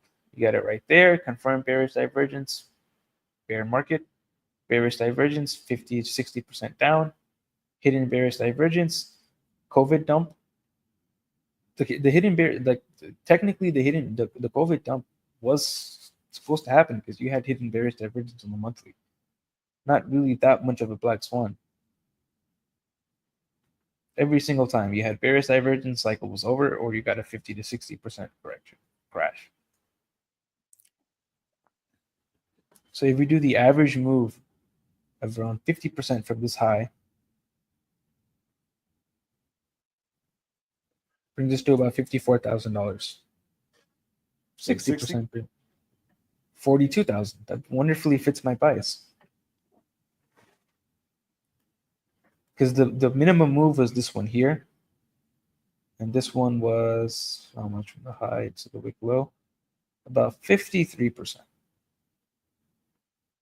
If you take it from the absolute highs, 55, 56%. Yeah, but we had Pretty- we had headwinds back then. Now we have only tailwinds. Tailwinds, I tell you, tailwinds. Good point, Scott. Monthly volatility is also now dropping below 15%, getting us prime for that volatility setup. The last time only one time we had a volatility setup in the last like 2 years, and that was during our United States setup of 2023 when we went from $26,000 to $73,000. The time before that we had a volatility setup. It was during the bear market when we dumped from 48,000 to 15,000. 2 week also has 3 drives to confirm bearish divergence, which would then bring us down towards somewhere around this first around this 21 EMA around 82,000. Likely get a little bit of a bounce there. Eventually, it's probably going to go down to the 55 though, based off the 3 drives of bearish divergence. And that's sitting at $60,000. And then you would have the monthly continue to play out, taking you towards that for first around 50, and then eventually somewhere in the mid 40s. Let's see, would be and a little bit of hopium is that there is a hidden or inverse head and shoulders on the RSI. The only way that that this would continue to even hope to be alive is if it bounces somewhere around $55,000. Then you could have some possibility of it being alive, but no possibility of confirmation until you get a close above, what is this high here, 70? About, let's change this RSI and put that to 70 for bullish critical zone.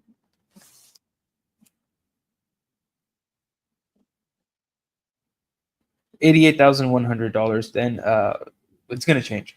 But once you come back down to $55,000, you would have to close above 88,100. Then you would have that inverse head and shoulders. But I feel like it is going to be a little difficult to close back above that level once you're down to $55,000.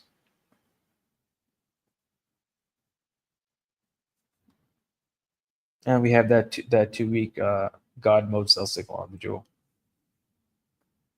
Weekly is now brewing that setup with the volatility with many periods of 0% volatility, and we're dropping pretty low on the RSI. There is a possible, like there's some bullish hopium. There's a possible hidden bullish divergence because we are technically higher low from these points here, where RSI is dropping lower. It's going to be a little difficult as of this moment to confirm it. We'd have to close above $99,520, basically $100,000. If you do confirm that, though, probably going to go towards new all-time highs pretty quickly at around 111,000, and then from there to 166.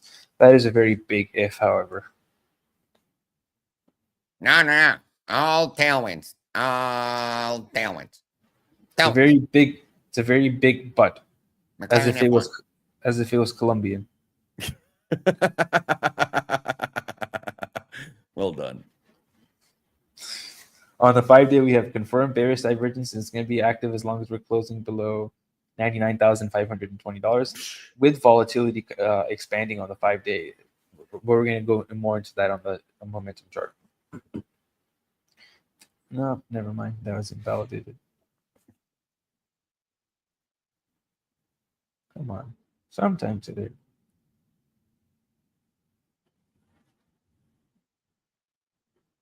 Two-day is also forming hidden bullish divergence with momentum dropping below all of these points, price technically making a higher low.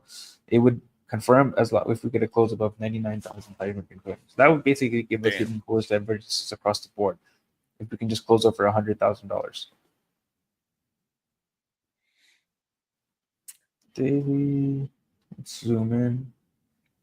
Oh, that's a lower low. Nope. Not really any divergence on the daily. We would expect to see that mean reversion bounce on the daily, though, after hitting an extreme on volatility. Now we're starting to contract. But that lower high bounce once is going to lead into a double extreme on volatility, and that'll probably give us a severe dump from that lower high. Let's go to 12 hours. 12 hour is giving us a very nice jewel signal where the pink is just about to cross over the yellow and the light blue is breaking out of the bearish control zone and it's very close to the pink and the yellow. That should give us that move up to $96,000 once that does confirm. And that will be right into the conference. A pretty epic bull trap from $79,000 up to $96,000. That is like an $18,000 move. Everyone's going to be on the CME gap side thinking, oh, we perfectly tapped that CME gap. Now it's time to dump from here. Now it's time to pump from here. Mm-hmm. On the 8 hour, we're forming 3 drives of hidden bearish divergence, and it will confirm if we close this 8 hour candle in 9 minutes and 30 seconds below $91,236. Close there. That's pretty bad. That's 91. I'm sorry, 91,200. 91,236. Got it. So that's right around the 4 hour EMA 100. And that does confirm it isn't necessarily like a death signal that we're not going to go to 96K. What it likely means though is that we're going to retest somewhere around these lows. If we lose these lows, then the idea of that 96K is out of the window, and we're likely not going to do that and probably going to dump lower. But if we do hold these lows, then the idea would still be valid that we probably pump into the event and dump out of it. Right now we have gotten the double extreme on volatility, so it kind of would make sense for us to go down a little bit while volatility resets, retest these lows, and if the idea is still going to play out, maybe make a higher low, ever so slightly higher low somewhere around this low $80,000 zone, and then pump into the event. It would also be very, very fuckery, or a lot of fuckery, if we were to dump again from here, make a very, very slightly higher low, and then pump into the event pretty aggressively, taking out both sides, and then dump once again after the event ends. Well, just from behavior of the candle, right? Like even the daily, how quickly it like went down tells you that he doesn't want people shorting like from higher, like closer to the 94,000. He wants them like around here to short, so movement can't. So then they can take him out. Go crazy. Yeah, Yeah, that's why take it's him a out tricky spot 96. for me. Yeah, Mhm. exactly. Because it's like if you short here, it looks logical and it looks like it's about to go to 86, but you could also just fuel us up to the 95.5s. Yeah, it'll be easier to catch a long than the short right now. Yeah, in my opinion. Here we go on that monthly volatility setup where we have now dropped below 15%. We are primed for whenever the volatility expands. We do have a setup, and as of right now, that probabilities are to the downside because momentum is flipped down, and it's going to be down as long as we're below $101,000 or $102,000. So if we do get volatility above 15%, very likely that plays out to the downside. And last time we had a volatility setup to the downside, supply how much move percentage that was.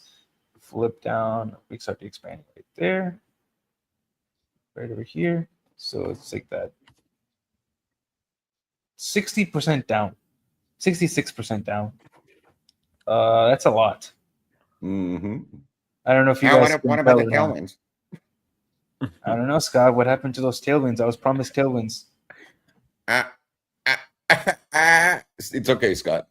He just left crying. I don't know what's going on.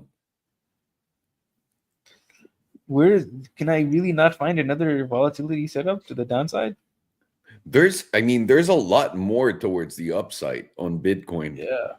There's literally no other volatility setup shows the downside on the monthly. Only one. Yikes. That's funny. Yeah. Even if you cut it in That- half, that takes you to $70,000 basically.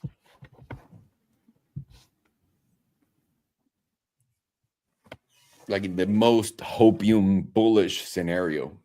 Yeah. And one other thing I forgot to mention is that whenever this last monthly closed, just like on the RSI, we confirmed the lower high in the stochastic momentum, giving us bearish divergence on the stochastic as well. That kind of tells you with high confidence that you can basically short into any bounce you get Mhm. because of the hit rate of that monthly bearish divergence. And not only that, but something else gave you a bearish divergence, the 2-week, and they gave you 3 drives of bearish divergences in the 2-week. And as of right now, we're going to be flipped down as long as we're below $99,300. So even if we get that scam bounce into the event of $96,000, the momentum on the 2-week will still be pointed down.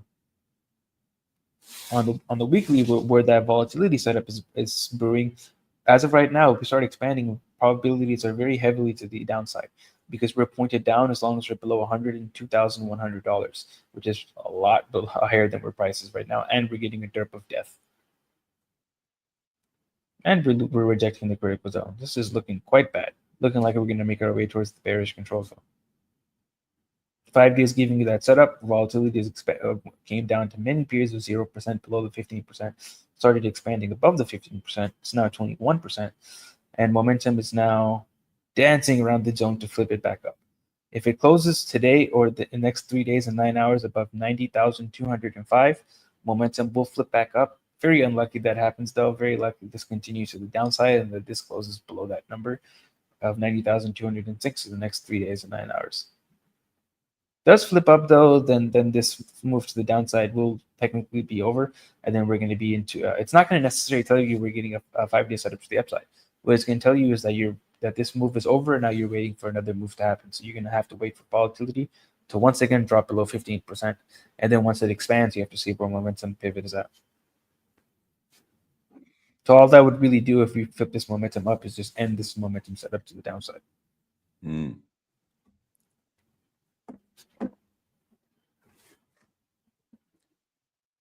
on. Come on. Volatility is expanding once again on the 2-day, dropping below that 15%. Now it's sitting at 57%. This thing will show up sometime today. And now momentum's starting to freshly turn back up, invalidating this 2-day setup to the downside. Now we got to look for a fresh setup on the 2-day, and momentum is going to be pointed up as long as we're above $85,600. Plays into the idea of getting that lower high right around 96,000. And daily is also pointed pretty heavily to the upside, rejecting the critical zone, and we're pointed up as long as we're above $81,500. And we're seeing momentum pointed up while volatility is contracting, giving us an idea of a corrective bounce towards that $96,000 area. That's going to be a beautiful short. I've seen a lot of shorts, believe me, tremendous. None like this. Many people are saying it, not me, but other people are saying it. Let me ask you something. Mm-hmm. Are you boys having fun with your Bitcoin? With the Bitcoin? Mr. President, we're having a lot of fun right now. Good. Yes, we are. Absolutely. On the 4-hour, we're getting that idea of a little bit of a correction before we get up to that lower high at $96,000, with momentum starting to shift down and volatility getting to many periods of 100% after this move off the lows. So it wouldn't make sense to come back down, test somewhere around that low $80,000 area, make a higher low there, and then continue upwards into the event at the end of the week.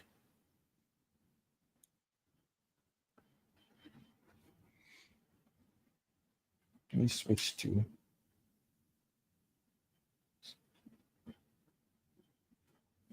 Tether. Let's see if it takes it.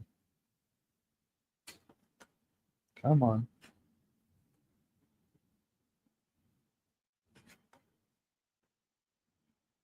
And on Tether dominance, momentum is starting to freshly shift to the upside, and it's also just about to give you a monthly volatility setup. And momentum is going to be flipped up on the monthly as long as it's above 4.68%. Last time we flipped back up on the monthly, it was right over here, and we pumped about 69.5% after that. Nice. Beautiful. I love that number. What a pump. What a pump. I've seen a lot of pumps. 2-week is also flipping up, losing the critical zone, and we're pointed up above 4.02%. Plus, we got a derp of life. Last time we had one of those, it's been quite a while. This is the first one ever. Well then. First derp of life we've ever had on a 2-week on Tether dominance in Tether history. That's quite concerning if you like Bitcoins. Weekly is now giving us a volatility setup after dropping below the 15%, and it's pointed to the upside about 4.29%, and we have a derp of life. Last time we had a derp of life on the weekly, we didn't have a volatility setup, and we still pumped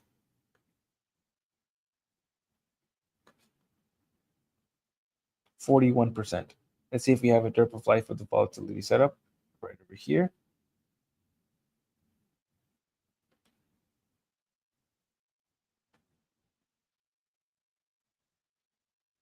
Come on. 27%, 32%. And then this one.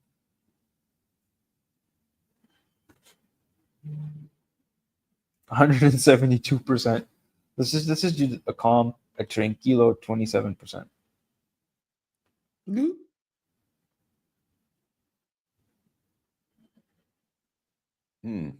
Brings us up to 5.7%. Then, and now let's do that crazier number of 50%. Brings us to around 6.7 to 6.8%. One sec, my computer's about to die. Let me plug it in real quick. The cat, Bitcoin lost the support. cat, they're eating the cats. They're eating the dogs. If this little shit rat Fibonacci doesn't stop unplugging my charger, I'm gonna take him to Haiti. If he doesn't stop that, I'm gonna send Tata over to fucking straighten him out. Mighty Dutta. She is a little mighty little girl. All right. Come on. Why won't it let me exit out of this bullshit? What the They're fuck? eating the cats. They're eating the dogs. It's not going away. I'm sorry. What are you trying to do? I'm so wrapped up in my. I have stupid like cats and the dogs. a Microsoft thing that's coming out. Oh, there now it's gone. Oh, it's probably the Mr. Clippy. It was blocking off my momentum thing. So on the weekly on Tether dominance, we are getting that set up, expanding above 15%. Momentum is pointed up. We as long as you're above 4.29% with a derp of life. 5 days getting the very nice setup, drop below 15%, dropped all the way down to almost 0%. Now we're sitting at 67%, but it is getting right around the edge. We are rejecting that 100 EMA, and we're going to start to flip down as long as we close below 4.93%. Tether bulls got 3 days and 8 hours to go to very slightly pump this and close above that 4.93%, and then we will likely make it into the critical zone. Probably lines up with getting a move towards that. Oh, fucking A. With getting a move towards that 200 SMA, which is at around 6.2%. 2 day as well, starting to flip down in Tether dominance, and it's going to flip down if we close below 5.1% in the next 8 hours. And daily as well is now starting to flip down, with volatility starting to contract, and it's going to be flipped down as long as we're below 5.34%. And the 4 hour, however, is now starting to flip up, giving an idea that the local bottom could be in on Tether and the local top could be in on Bitcoin, and it's flipping up as long as we're above 4.6%. A little hopium if you're bullish on Bitcoin right now into that event is volatility is starting to contract on Tether dominance as momentum is flipping up. I would say a little hopium for those who are bullish into the event is the market just pumps irrationally just because of this bullshit. So that's their bullish hopium. My favorite quote is the market can stay irrational longer than you can stay solid. That's right. Not although on this market type of environment and manipulation where just one guy can say something, pump and dump, blah, blah, blah, you're not significantly doing anything other than just distribution, right? Because he can pump it up like on an announcement or two. How many announcements can he do to get it so high up? You see what I mean? And it's also eventually going to have the same effect as Elon on Dogecoin, with the more times you would tweet about it, the less effect it would have. 100%. Like nowadays, he could name a government agency after Dogecoin, and it barely moves. Which is ridiculous. He should have named the government agency after gave out the idea of Doge back in the original pump, when it would have made it go so much higher.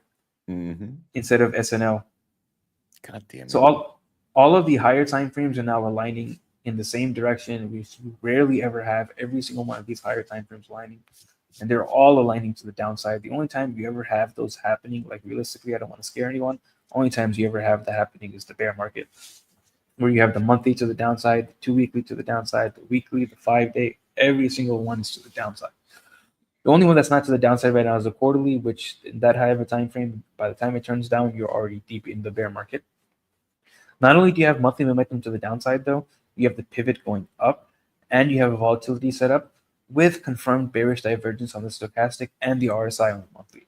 Every single time we had bearish divergence on the monthly, it's been the end of the cycle. So you have to assume trend is going to continue rather than this time it's different, because usually this time is not different. 2 week, you got momentum pointed to the downside. You got many drives of bearish divergence. Only hopium right now is not even that much hopium, really, because it's only an idea of a lower high bounce. Is that right now we continue with daily momentum flipping up and into a bounce into the event around $96,000. Likely before that, though, we might see a little bit of a move to the downside, which you are seeing right now based off the 4-hour momentum shifting down with volatility contracting. Maybe we test somewhere around low to mid $80,000 area. And then from there, with daily flipped up, I would expect to move into somewhere around $96,000 into the event, which is the monthly top 38.2% of the HBDR. See a rejection there, and then the rest of the month to be basically down from bearish divergences and the now trend, which is to the downside. And I would expect that $96,000 rejection to lead us somewhere into the mid 70s, around like $74,000 to $75,000. See a little bit of a bounce there. And then eventually I would expect it to go to see somewhere around mid 60s and see a bigger bounce around that point. But the tailwinds, Farhan, the tailwinds. What happened to Farhan? He just fucking disappeared. Just dipped. Ah, wow. What a classic fucking move. All right. I'll do this. We got MicroStrategy and yeah, it just disappeared. MicroStrategy and ETH. Which one would you like to do, sir? I can do ETH. I'll have You MicroStrategy. love crushing those ETH boys and their dreams, Alex. You do Yeah. love it. It's gonna start like this. Well, ETH does look like shit still. ETH is still fucked. Thank you so much. Thank you, boys. That was great.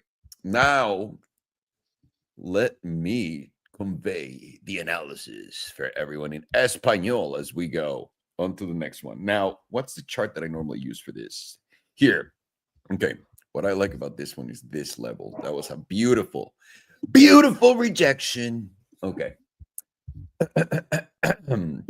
Estamos viendo los Bitcoins, damas y caballeros. Esta es la tabla de Bitcoin. Estamos viendo la diaria. Voy a simplemente empezar de un poco de lejos. Básicamente seguimos un poco con el mismo cuento de lo que habíamos visto. Y la razón por qué seguimos con lo mismo es sencilla.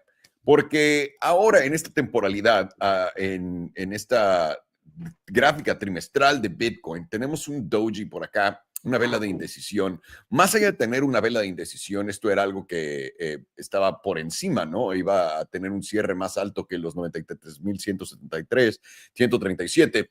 Pero lo que estamos viendo ahora es que, de acuerdo a todos nuestros, bueno, a los indicadores de momentum, combinados con volatilidad, momentum está flipeando, al igual que el precio nos está dando una divergencia bajista. Esta divergencia bajista en la trimestral se va a dar estando abajo de $102,000. $102,000. Y estamos en 89,903 en este momento y vamos bajando un poco rápido.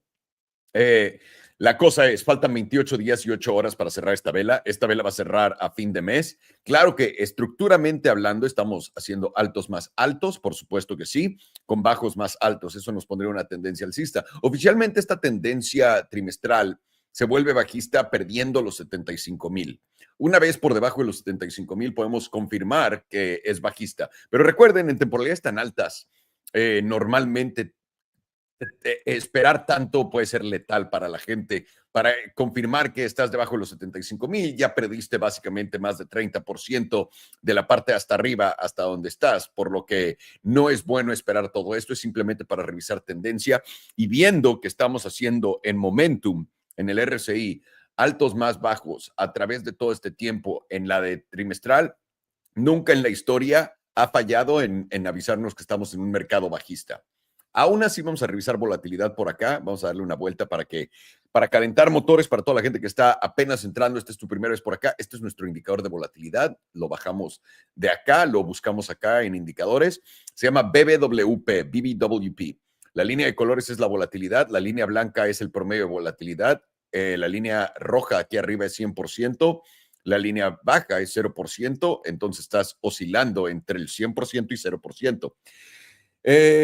No, hemos visto la expansión de volatilidad del punto más bajo en esta tabla, en la trimestral, del 33.41%, y estamos en este momento apuntando para arriba en 53.66%, pero el precio y el RSI tienen una divergencia. No tengo el RSI para no complicarlo tanto por acá para ustedes, pero eso nos está diciendo que a menos de que vayamos a cerrar esta vela en 28 días y 8 horas por encima de los $102,000, esto básicamente va a continuar bajista. ¿Y qué nos hace pensar eso? Sobre todo la mensual.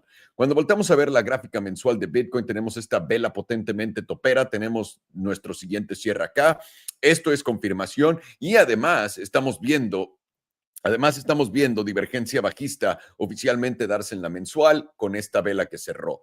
Ahora, esta es nuestra nueva vela mensual. Esta vela mensual en los 89,850 en este momento, puede estar simplemente haciendo el retesteo de esta zona en este momento y de ahí ¡pup!, dar continuación a la baja. Y es lo que parece. Por ahorita estamos por encima del nivel, pero verán que pronto estaremos por debajo del nivel.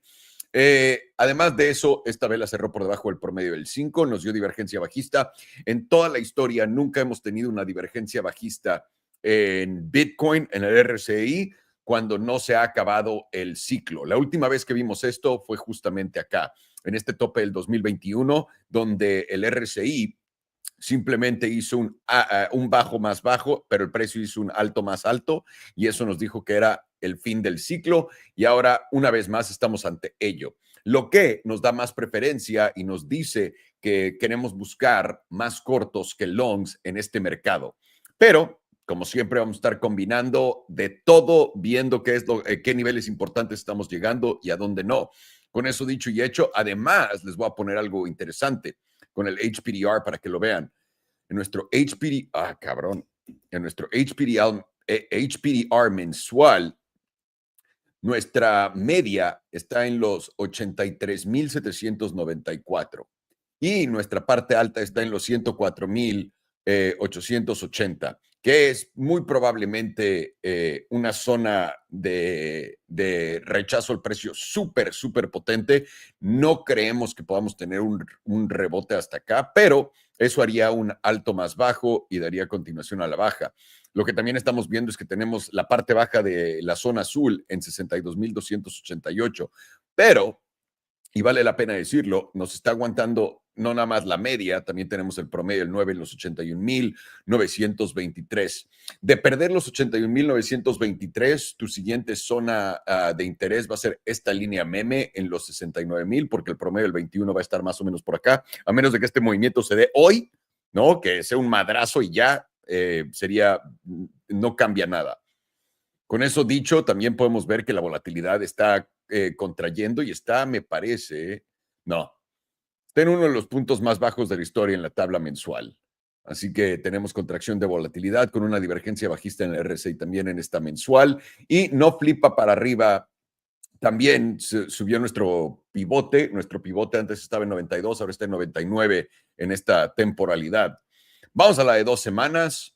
2 semanas, rechazo de la media potente que habíamos tenido antes, cayendo de la parte de la zona azul, gran rechazo con esta vela, y ahora estamos justamente cayendo en esta zona verde. La zona verde tiene un rango de entre 93,753 hasta los 84,767. De no aguantar, nuestra siguiente parada debería de ser nuestro promedio del 21, que probablemente continúe subiendo, pero por ahora los 84,717 es más o menos donde veríamos apoyo en el precio.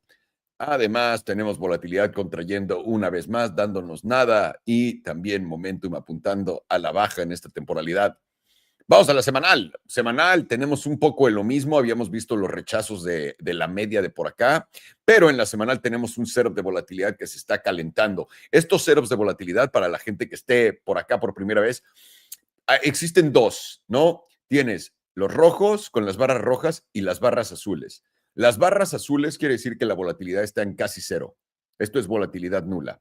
Y a nosotros, cuando buscamos un setup de volatilidad, queremos que la volatilidad baje del 15%, que es esta línea meme que yo puse, y una vez que suba, vamos a ver exactamente a dónde está apuntando el precio. La cosa es, cuando tienes periodos de nula volatilidad y estás hablando un mes, porque estas son 4 semanas, 1, 2, 3, 4, cuando tienes periodos de no volatilidad de un mes, cuando este movimiento se dé, va a ser potente. Estos movimientos son normalmente entre 30 a 35%, y lo que nosotros pensamos simplemente por cómo se dio la de 5 días es que sería la baja.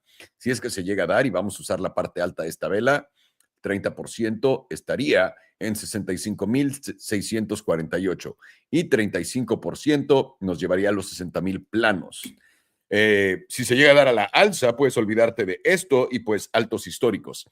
Pero por ahora esto está apuntando a la baja junto con Momentum. Estamos perdiendo el promedio del 21 justamente en este momento en los 90,095 y continuamos cayendo, apoyándonos en nuestra línea meme los 88,986. Buen rango, buen rango. 5 días. 5 días teníamos también un cero de volatilidad, 2 periodos de volatilidad nula, pero bastantes por debajo del 15%, y por fin tuvimos la ruptura a la alza. Esta ruptura a la alza la tenemos ante esta caída, y ahora la volatilidad está yéndose de lado un poco, no tan alto, lo que nos dice que muy probablemente esta vela es simplemente correctiva, y eso nos diría que habría continuación a la baja.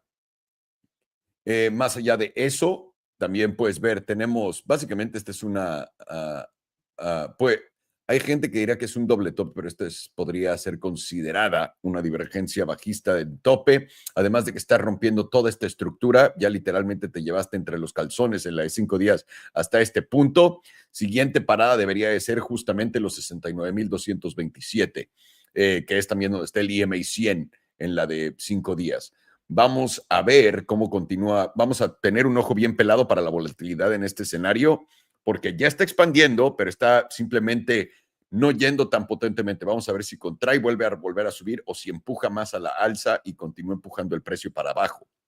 Pero por ahora, aquí estamos justamente aguantando por el promedio del 34 en los 88,215. Vamos a la diaria. La diaria veníamos de este periodo de volatilidad nula, potente, y este setup nos dio un movimiento a la baja fuerte. Lo pueden ver acá. No lo pueden ver porque sigo picándole a la misma cosa. Entonces esto es lo que voy a hacer. Pueden ver el madrazo que nos dio para abajo, y ahora volatilidad está contrayendo por debajo del promedio, efectivamente por nada, pero lo está haciendo. Lo que nos diría esto que tenemos que esperar a otro setup de volatilidad en la diaria. En la diaria, como sea, interesante que el tope de nuestra zona azul son 95,560, que es donde esperaríamos hay una oportunidad potente para hacer un corto, y la parte baja es 89,591, que es casi donde está rebotando por acá abajo. Ahora podríamos ir a la zona del 50% en los 88,348, sí, y esperando que ahí podamos encontrar piso. Si no encontramos piso, vamos muy probablemente a tocar, a coquetear con la zona de los 82-83 altos, y eso pues sería lo que estamos viendo. Estamos viendo, en este momento tenemos la opción, estamos inclinándonos más a cuando se dé el anuncio de Donald Trump, a hacer un corto por esta zona y apostar a la baja, aunque simplemente donde está el precio en este momento es también más fácil agarrar un long en ese camino. Así que vamos a estar pendiente para todos ustedes en la academia, para que puedan agarrar ese movimiento de subida y de bajada también. Y si cualquier cosa cambia, aquí estamos también para ver eso. Vamos a simplificar el análisis del Bitcoin para todos ustedes rápidamente, poner la tabla limpia, reajustar el tamaño. Pueden ver me encantan niveles. Este nivel, tradeas en este nivel no ha tenido mucho trading, por lo que este nivel tiene que empezar a tener descubrimiento de precio. Siempre y cuando estemos por encima de 89,545, tenemos una probabilidad de ir a buscar estos máximos en 98,319 locales, ¿no? Estoy hablando de esta vela. Y también, una vez pasados los 99,200, tenemos chances de hacer nuevos máximos históricos. Por ahora, estamos cayendo, estamos en soporte, habíamos roto el soporte y esto parece ser un SFP, pero puede que lo que estemos viendo sea no el SFP, sino la caída de verdad, el SFP sea esto y dar continuación a la baja. Eso es probablemente lo que estamos viendo en los Bitcoin. Y pueden ver que este rango está hasta los $69,000. Y estos rangos normalmente son, honestamente, bastante bien respetados. Y pondría yo mi media acá en 80,429. La razón por la que haría eso, me gusta tener como una referencia en donde intercambia de manos el dinero y ver cómo trata esto. Igual, hasta ahorita el análisis técnico me haría ponerla acá, pero ni de chiste. Voy a usar esto por ahora. Esta es la primera vez que la estoy usando, así que voy a ajustar mi tabla de acuerdo a. Pero esta es la que más me gusta. Aquí es donde puedes ver exactamente la acción de absolutamente todo. En fin, eso es Bitcoin. Bitcoin se ve bajista. De nuevo, tenemos divergencias que nos están diciendo que es el final del ciclo. Se acabó, vamos a un mercado bajista. Y normalmente, también que quede claro, cuando tenemos ese tipo de señales en el RSI combinadas con momentum, etcétera, tenemos ajustes a la baja de 65%. El 65% nos pondría en, desde el tope, en 38,215. Un 60% nos pondría en 42,996. Y si lo quieres cortar a la mitad, un 35% nos pondría en 69,000, básicamente $70,000. Así que no pinta tan bien, pero también entiendan, venimos en esta línea acá y todavía queda bastante. Esta línea va a tocarla en los 76 y deberíamos de romper a la baja antes de preocuparnos. Pero bueno, de preocuparnos qué, ¿no? Estamos tradeando sabroso, adentro y afuera, señores. Vámonos a ver la dominancia de Tether rápido, porque la dominancia de Tether continúa haciendo lo suyo y lo suyo se trata de qué? Tendencia alcista. Lo podemos ver por acá claramente. Perdón, no quiero poner emojis. Déjenme simplemente corto esto y me aviento otra para que lo puedan ver acá. Esto está potentemente a la alza. Estamos haciendo de estos bajos, bajos más altos, bajos más altos, bajos más altos y en la diaria estamos intentando retomar el promedio del 5 y el 9. Una vez por encima del 4.87 vamos a tener un buen viaje a los 5.11, pero el hecho de que ya estemos revertiendo tendencia, que hayamos hecho este máximo por acá, que supere todos estos, nos dice que vamos muy probablemente al 5.91% primero y del 5.91% siguiente objetivo son los 6.40. Esto es negativo para Bitcoin, por supuesto. Más allá de eso, yo creo que la voy a dejar así para que puedan ver también ¿cómo se llama? Para que puedan ver ETH contra Bitcoin, porque ahí nos va a decir bastante la cosa. Y un segundo, ¿qué fue lo que pasó por acá?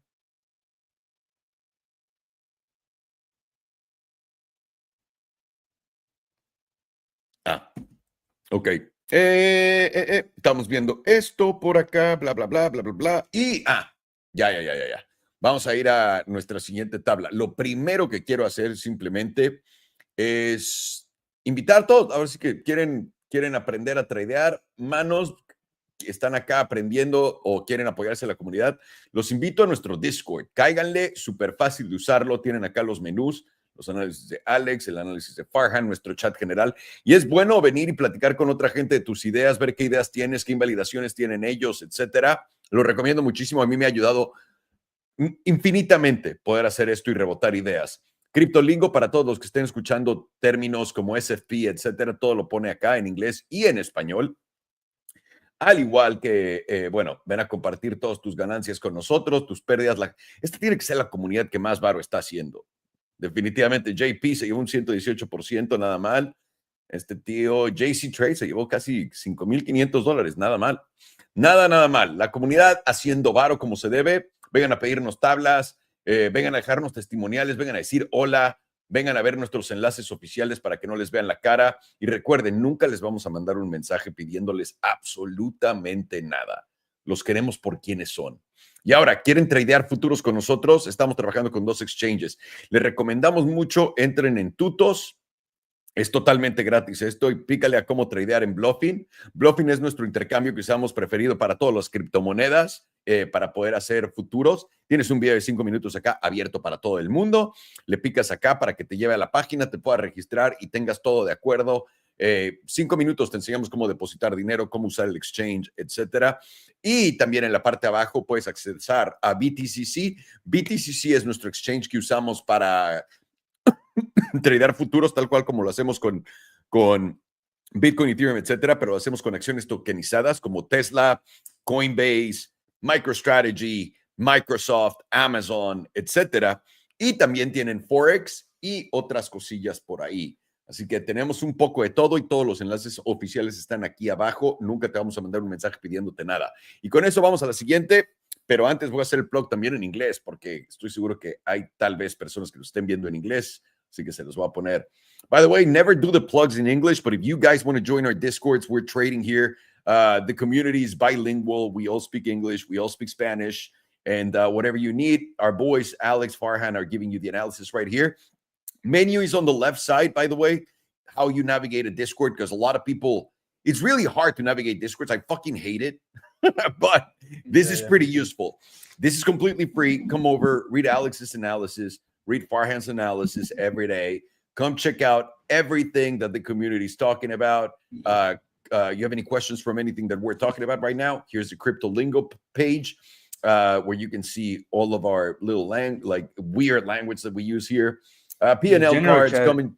Yeah? The general chat is pretty awesome because there's some funny motherfuckers in there. The general chat is, it's my favorite thing here. And I love leaning on, honestly, just whenever you have a trade in mind, it's good to see what other people are thinking because sometimes you're not seeing what the writing validation is in front of you or if you're making a mistake or not. I think this is the most valuable thing right here. And it's free. Come ask for charts. Also, news, questions, etc. Here's our partner links in case you want to trade anything with us. Here's the official ones. We're never going to send you a message, by the way. We're never going to ask you for money. We're never going to tell you we're going to invest your money or anything like that. That's never going to happen. Everything that we sell is on our website, and the prices are there. There's nothing weird, just in case, because there's a lot of people that scam people on Discord. Now, you want to come over and trade with us? You want to trade futures? Son, no problem. This is also absolutely free. Let me share this. You come to our website, elitetradingacademy.us. You go into how-tos. This is, again, completely free. How to trade on Bluffin. And then video comes up, 5 minutes. You know exactly how to deposit money, how to open a trade, how to close a trade, how to go long, how to go short. And our link is right here so that you don't have to wonder, where am I going to click and it's going to be official or not? It's right here, right in front of all of you, so you don't have to pay at all any money to trade with us, with our community. And if you need anything else, you want to, we have like some stuff on our website that we sell from a course from zero to trader, which is incredible, all the way to where we at right now. Sir, what's going on? What are we looking at right now? MicroStrategy or Ethereum? What do you want to look at? I'll start with MicroStrategy. Let's start with MicroStrategy and see how many times you have to fuck it up. You don't, right? Alex is the one that's on my side on that one. On what? Alex is the one that fucks up the name MicroStrategy with me. Yeah, not you. I can visibly see my hands shrinking the more I have this chart open. By the way, what a dump. This shit's like down 50%, no? From the top? Let's see. Yup. 51% from the top. That's Holy fucking shit. crazy. It makes a lot of sense to dump from this area, though, because of how high we're getting on the HPDR.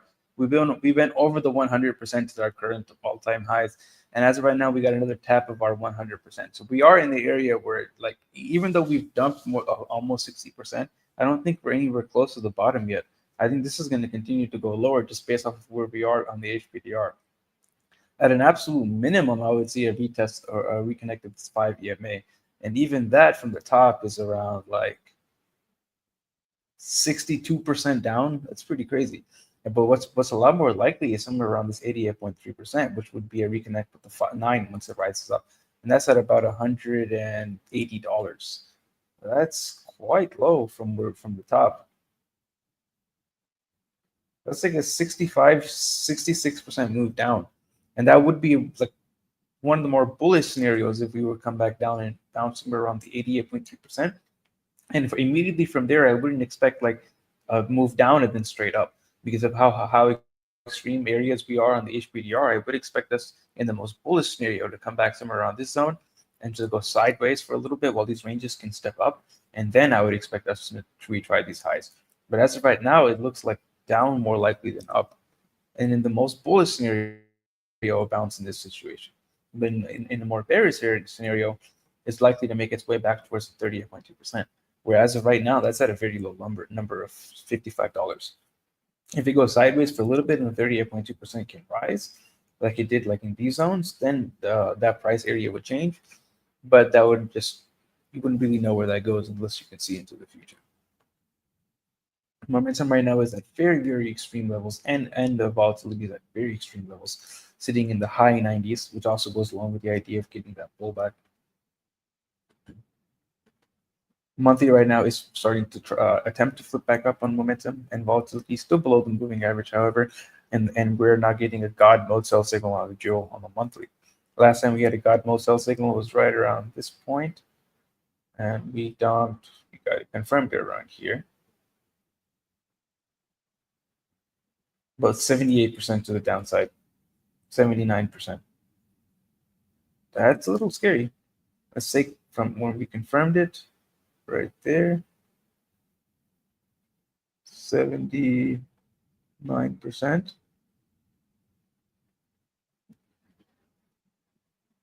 That moves us closer to that $50 area. Is it really about a dump towards that top 38.2% at $55?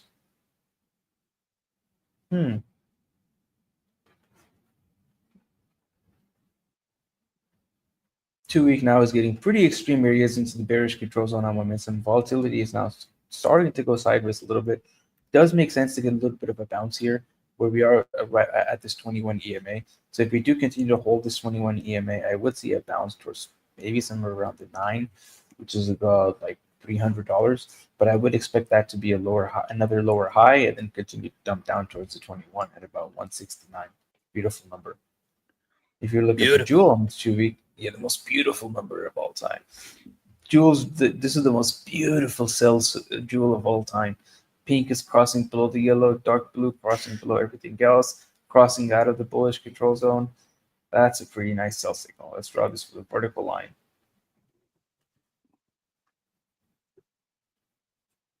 See if we can get a comparable one. Sort of. Okay.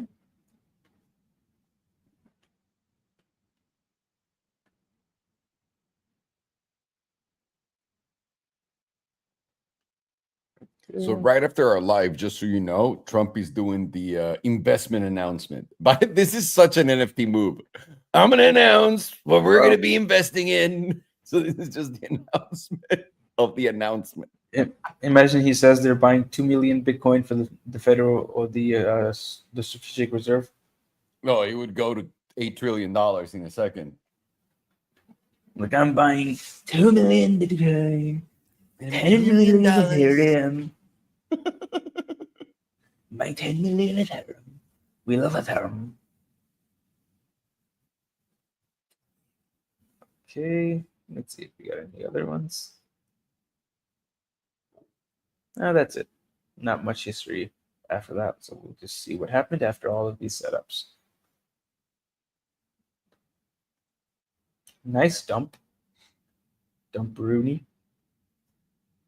Dump Rooney over about 74%. Let's check this one. Dumperoonie of about 33%.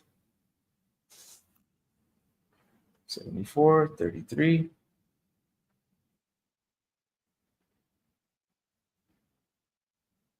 %, very close to 33.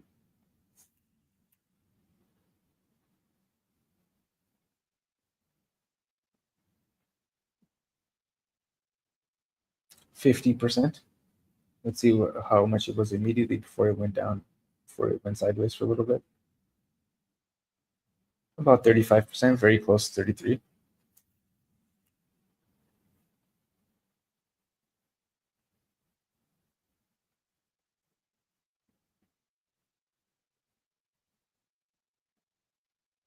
Uh-oh.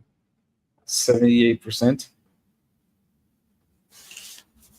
So 30, 50, and 75, let's say, on the higher end. And as of right now, how much have we dropped? Open, we've dropped about 41%. So we've gone past the low number and we're approaching the medium number, about 50%. And that would be about $196, $200. Very round psychological number of $200. Very likely gets a bounce there. And then let's just, for funsies, put it 75%. Brings us at around $100, another very round psychological number. I like how that works out.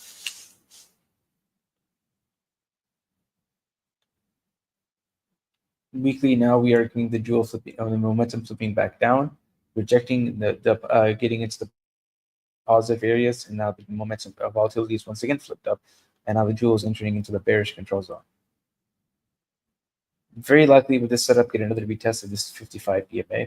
At that point, it's going to be determined whether we're going to break down or not. Because if we can hold this 55 EMA at 229, very likely you get that bounce upwards of $300. Very likely makes a lower high there and then probably dump more. But if we don't get that bounce at 229, then it's probably just going straight to the 170s, right around this 100. It'd be one of those areas where I wouldn't really want to take the long at the 229 area. I'd rather wait for the short at 300. 5-day as well as weekly, flip down on momentum into the bearish control zone. Volatility is expanding from 0%. 2-day as well as in the bearish control zone. It's trying to flip back up, still below the moving average, still in the bearish control zone. Trying to reclaim this 100. And if it does reclaim this 100, then probabilities it does continue to bounce higher. And that's where you probably get that retest of $300. It's already expanding to the upside on the daily on momentum. We've gotten above the moving average, still within the bearish control zone. Bounced perfectly off this 200 SMA. We do have a silver cross to the downside, so if we do continue to see a bounce up, I'd expect it to be rejected somewhere around this 21. And what number is that? It lines up perfectly with this 100 at $300. Very nice area. And the 4 hours also pointed up on momentum. Within the bullish control zone, volatility is starting to pick back up, and we're getting a God mode buy signal on the jewel. It also very likely supports the idea of bouncing somewhere around this 38.2% at like $250, and then trying for 300.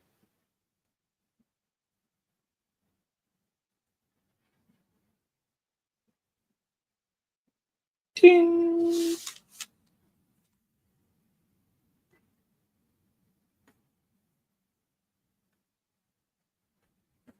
Quarterly on MicroStrategy currently has hidden bullish divergence active, and it's going to be active as long as you're closing above $157. Quite a ways away from validation, but this can be, by the time this is invalidated, it's going to be very deep into the bear market likely. And another thing to notice on the quarterly is you got a high right here, you got a high on the RSI, you got a higher high, lower high on the RSI, lower high on the RSI. You got bearish divergence from the 2021 cycle highs to the 2024 cycle highs. And that will, as of this moment, confirm also below 157. So not only will you invalidate this in bullish divergence, but then you're going to confirm bearish divergence. So the monthly. Monthly, we also have bearish divergence between this high here and this high here. Higher high on price, lower high on RSI. And we will confirm this monthly bearish divergence with a close below $231.92. So it hasn't quite confirmed it like Bitcoin has already, but it's very likely to confirm very soon, like on this very probably even on this monthly closure. And we are getting volatility contraction at this as of this moment. Pretty funny to see volatility contraction with how much of it moved down. 57% down, and we're still getting volatility contraction. So once this volatility really does expand to at what price is moving down, does $50 really seem that crazy? Not that crazy. And 2 week now has many drives of bearish divergence, with volatility still contracting. So once it really starts breaking down, you get a breakdown with the close below 230, 231. Probably going to go dump somewhere straight around the 100, which is around like 125, and then eventually towards the 200 at about, oh, what do you know, $53, $57. Weekly does have possible hidden bullish divergence in play, with momentum dropping below all of these levels, with price making a higher low. It's not going to be confirmed though until you close below $353.79. That will very likely send you back up to current highs, somewhere around like that mid to low $400 area. But as of this moment, it's just a possibility. And right now we are getting volatility expansion to the downside, making it a little less likely you're going to close in that area and confirm it. 5-day as well is forming possible hidden bullish divergence. On the 5-day, 353 as well, same number to close above to confirm it. 3-day has confirmed bearish divergence, and it's going to be active as long as we're closing below same number, 353.79. So it would invalidate our 3-day bearish divergence and give us 5-day and weekly hidden bullish divergence.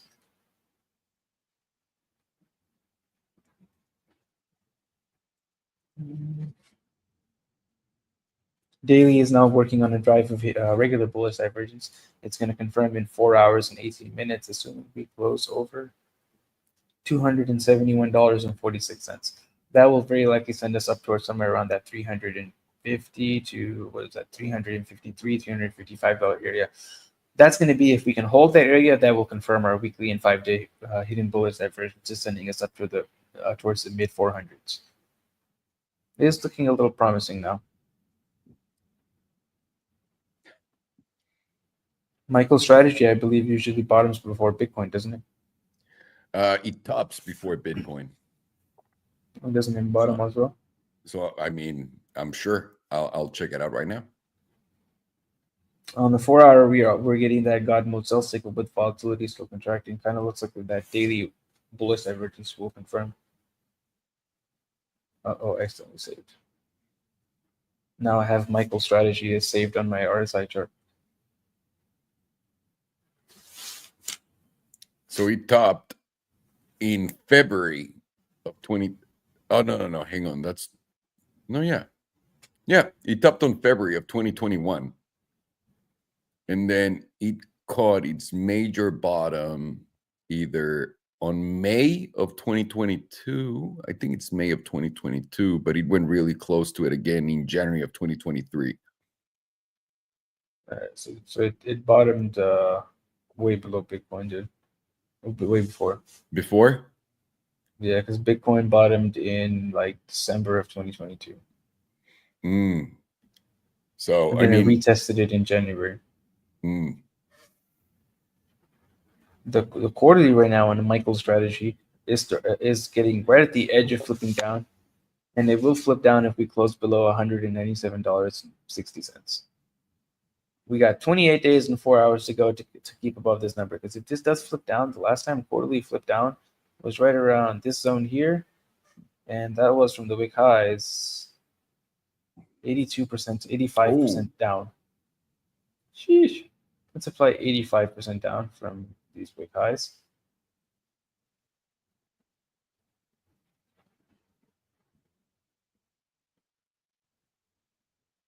About $84, $81. Does that line up with any of our major? Yep, it's very close to that 21 EMA as well. Monthly is pointed down as long as we're below. Oh, that's pretty high, $484.50. And we're rejecting the critical zone. And I believe we have confirmed bearish divergence on the monthly on the stochastic, just like Bitcoin. Very nice. Not great. Not great. They're telling me things, not me. Many people are saying it. Just bad things. Bad things. Not good. This is not good. On the 2-week, we have momentum flipping down, and we're pointed down below $352.50. And let's see, this is lower highs. For higher highs, we have confirmed bearish divergence on the 2-week as well. Not looking good. Weekly momentum is pointed down below $311.50, entering into the critical zone with volatility expansion. Last time we had volatility expansion with momentum pointed down. Not here. Was it here? Nope. Nope. Nope. This is going to be difficult to find volatility expansion with momentum pointed down.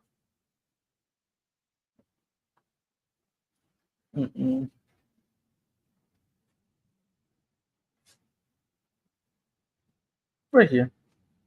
This is a good example. Volatility expansion. Expansion right here. We dropped about 35% in price, 36%.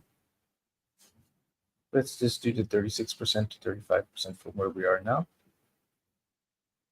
Or from where it expanded, actually. That was right about here. 30% beats $200, 35%, about 190, 190. Somewhere between 200 and 190 is where that same move will take us to.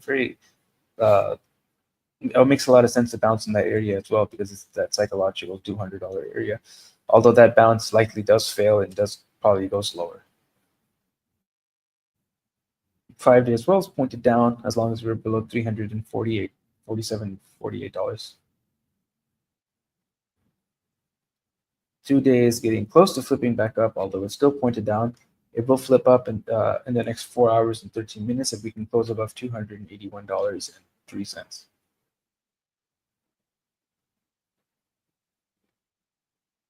Daily is now starting to flip back up, with volatility getting to pretty extreme areas, telling you that volatility is likely going to start contracting soon.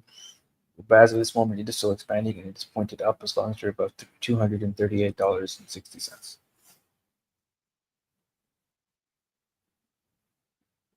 Four hours now getting volatility contraction with momentum pointed up. Not exactly the most bullish signal, and we're going to be pointed up as long as you're above $248.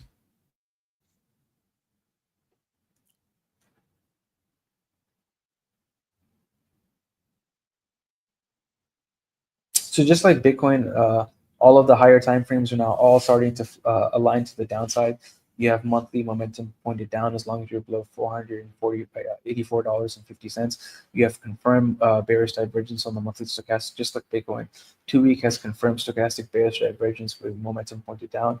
The only time frames that are starting to look kind of bullish is like the really low time frames, and only because momentum is starting to flip up, and the only bullish hopium for that is that it gives you a bearish retest somewhere around $300, and then it likely ends up going lower. And if we are in the bear market, which it's firing off the signals that say it's likely, that would take us down somewhere around $80 to somewhere maybe $50 to $80 zone, where it's probably going to end up finding its local bottom. But the invalidation right now is closing over $355. That would confirm hidden bullish divergences all across the board in your higher time frames. That's the only hopium scenario, and that likely sends you to all-time highs. But right now, it's more likely that we confirm those bearish divergences and break down. They sound like they are totally fucked. Thank you, sir. Yeah, it seems like a high possibility.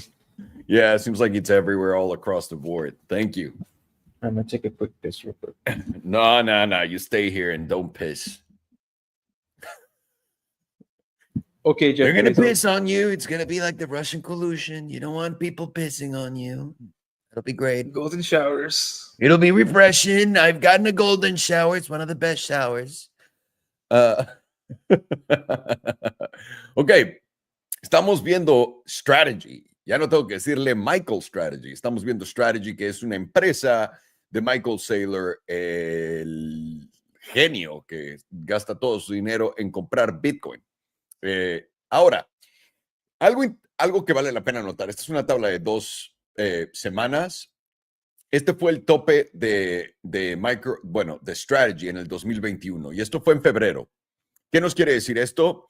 Que básicamente el tope que encontramos en cripto fue en noviembre, en el 2021. Esto quiere decir que básicamente 10 meses después, el mercado cripto tocó e hizo tope. Acá, Strategy logró hacer el alto histórico en noviembre del 2024. Eso nos pondría básicamente por ahí de noviembre, octubre, septiembre, por ahí de septiembre, para según nosotros hacer un tope, ¿no? Sería como el último que podríamos hacer. Pero la cosa es todo idéntico que con Bitcoin.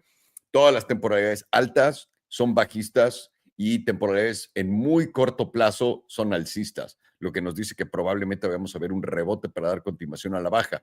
Ahora, algo que quiero medir personalmente es esto. ¿Qué tanto tuvo que caer para que fuera determinado oficialmente que se acabó? 50%. Una vez que cayó 50%, podemos decir que esto se cocinó. No, vamos a ponerle esta, ¿no? Porque una vez que cayó acá, ya no hubo vuelta atrás, que fue esta. 59%. Vamos a ver dónde estamos parados en este momento en MicroStrategy, desde el tope, un poco como lo que hicimos con Solana. Hemos ya estado 57%, básicamente en mismo territorio o muy parecido que Strategy cuando cayó por primera vez. Bueno, no por primera vez, en el 2021. En fin, vamos con la trimestral rápidamente. Trimestral, podemos ver que hemos estado haciendo máximos más altos en todo esto, una tabla bastante alcista y sobre todo considerándola desde acá.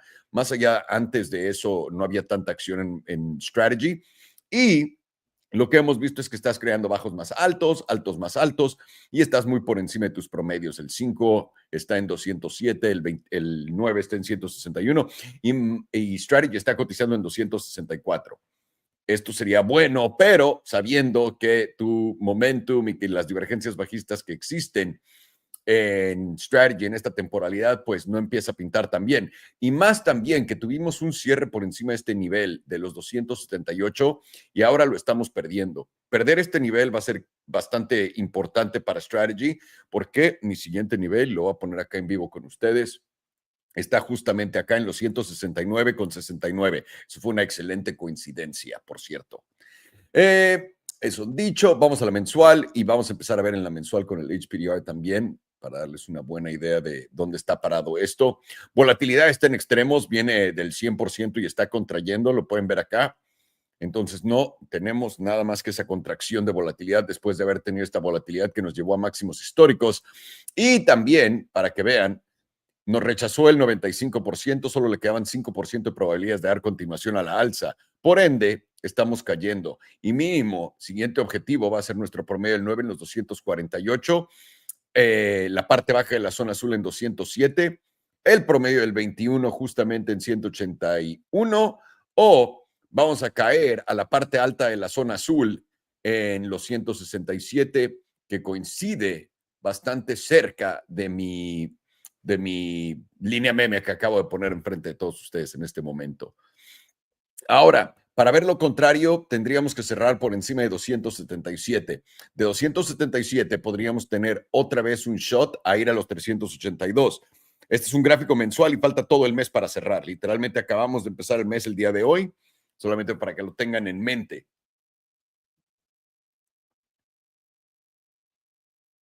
Dos semanas, la caída ha estado buena. Venimos también desde zonas del 95% a caer bajo la media, rechazarnos con la media, caer por debajo de la zona azul y estamos en caída potente. Estamos ya en el 78.6%, cayendo por debajo, pero nos está aguantando nuestro promedio del 21. Lo pueden ver acá.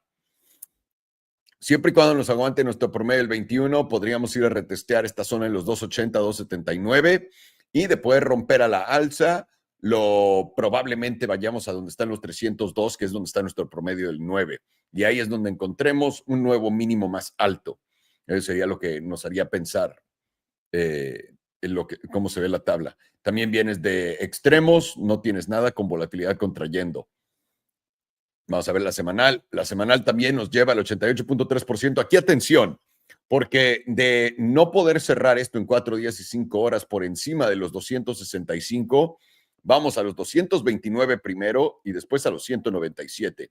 Y los 197 y el 95% no aguantan, nos pone justo donde está nuestro promedio del 100, en los 172, cerca de nuestra línea meme que acabamos de poner en los 169. Interesante la confluencia de esto.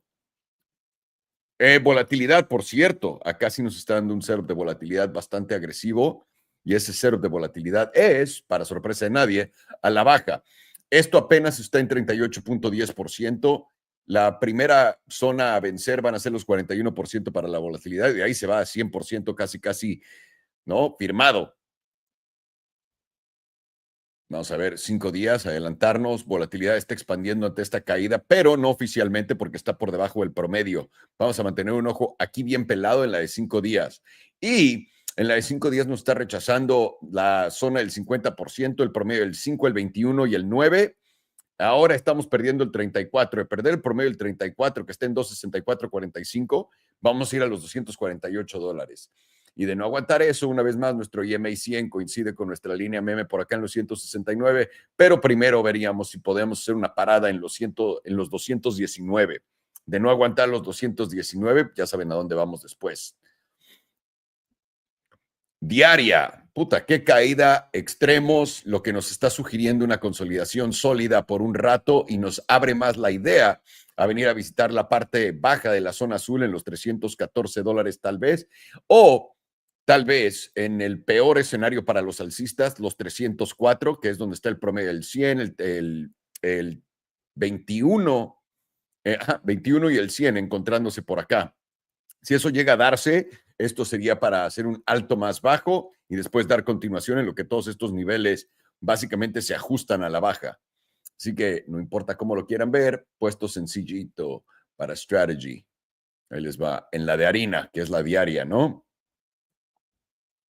Tienes ya esta caída, entonces esto me da absolutamente igual. Ok.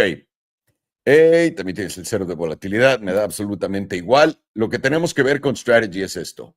Estamos tradeando en estos rangos. Por encima de los 393, que también coincide con las divergencias, con la posibilidad de divergencias alcistas, te llevaría a altos históricos. Por debajo de los 276, no bueno, y eso nos va a llevar a los 169.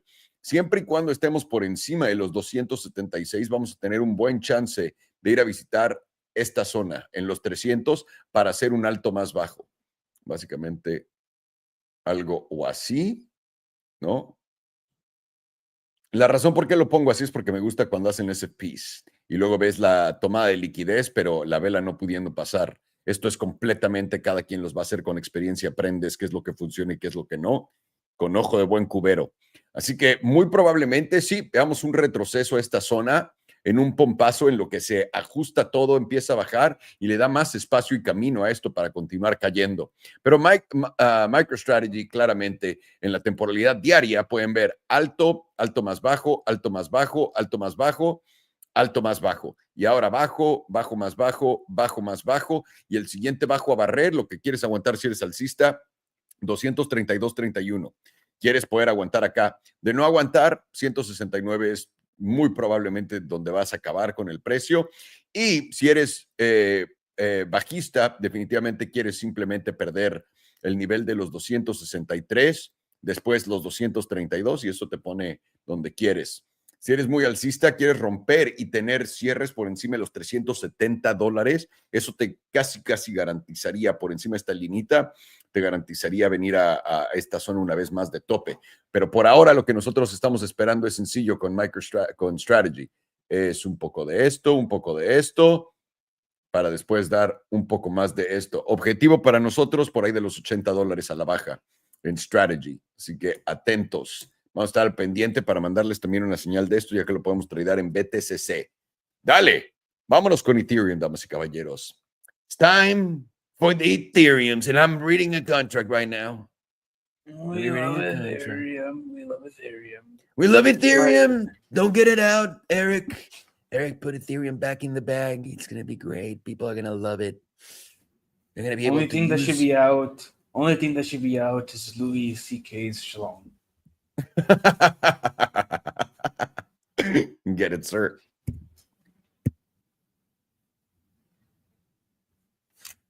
Ether. Binance. Are my favorite Chinaman's website. So if we look at the quarterly on Ethereum, we have momentum flipping down, crossing below the moving average with volatility flipping up. If we check out the last time that the previous that's happened, where momentum especially crossed below the moving average, it's right over here. And how much did we dump from there? From a wick high to wick low, about 81.8%. I'm not going to bother doing 81.8% from here because it's kind of low. So likely not going to dump as much because we're flipping down from a much lower place. So maybe we come down to somewhere around the bottom, 38.2%. That would be a minimum target, especially since we're checking the median and losing the 9 EMA. Even that's a pretty scary number. That's sitting at around $1,500. And that would just be the bottom 38.2%.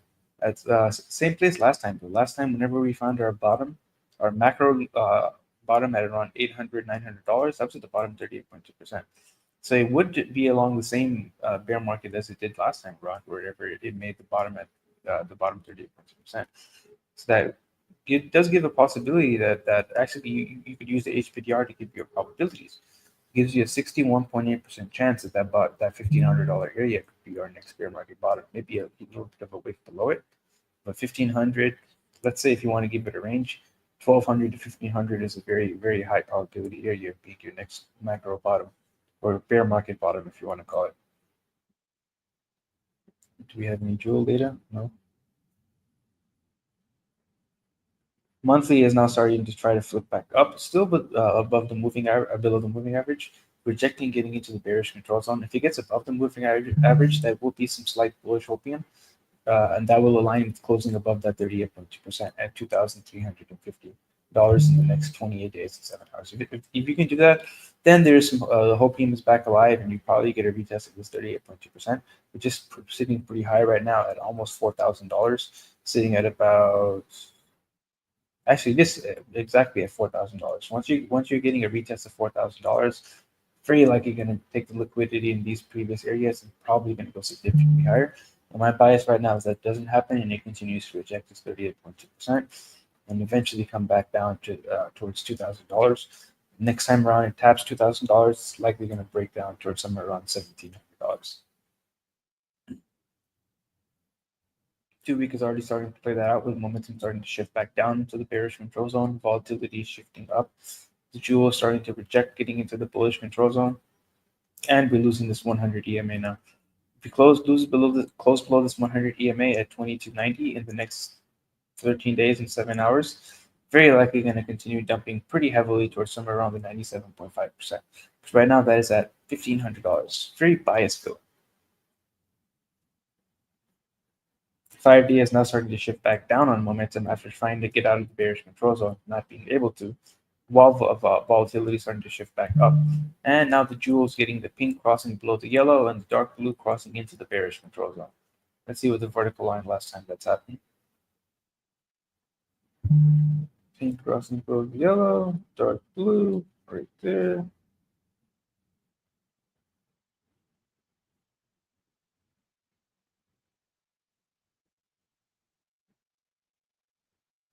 Pink crossing below the yellow, dark blue.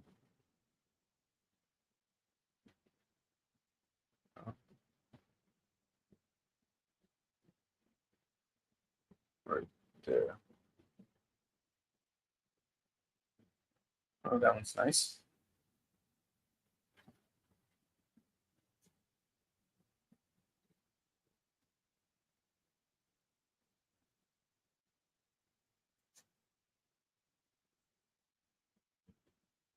And that should be it. Let's see how the beautiful dumps that these led to. This was about a 56% dump.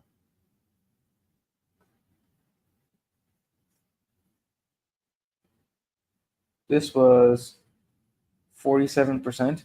Then it bounced up. You were still in profits if you held it. And then it dumped 78.6%.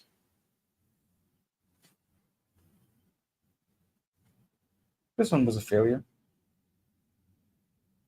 Didn't dump at all, and it actually pumped about 88%, 87.5%.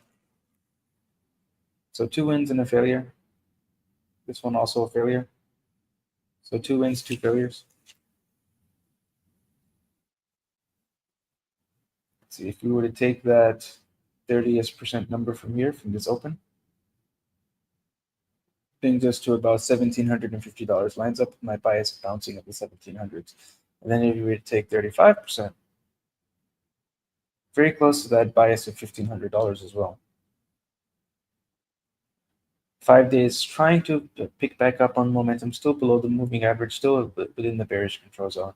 It's not much hope. Little hope EM is that if we can close over this 200 at 22.48, likely gets a little bit of a bounce because we do have a fresh silver cross to the downside. So we haven't retested this 9 EMA yet.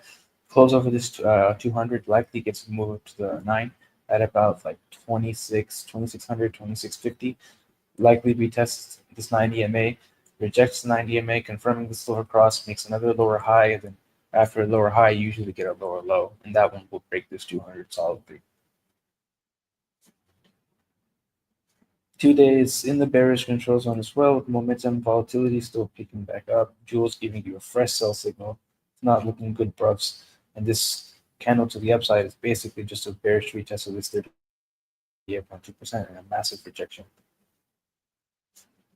Can you please get your mic next to you? Sorry. Oh, my bad. How's it now?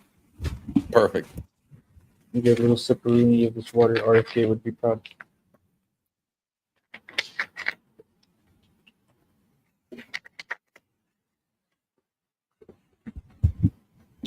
Although I don't know if it's considered water.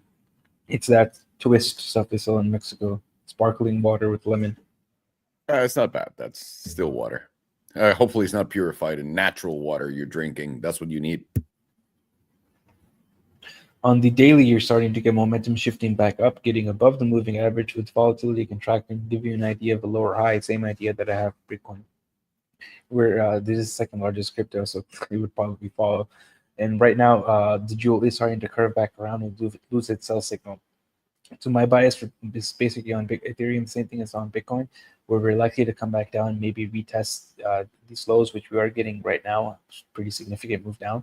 And then from there, I expect it to move back up into the rest of the week to give a bull trap in the beginning of the week into a bear trap in the beginning of the week with the move down into a bull trap into the end of the week into the crypto conference where it moves back up into for Bitcoin somewhere around like maybe 96,000, and for Ethereum maybe somewhere around like $2,700 area.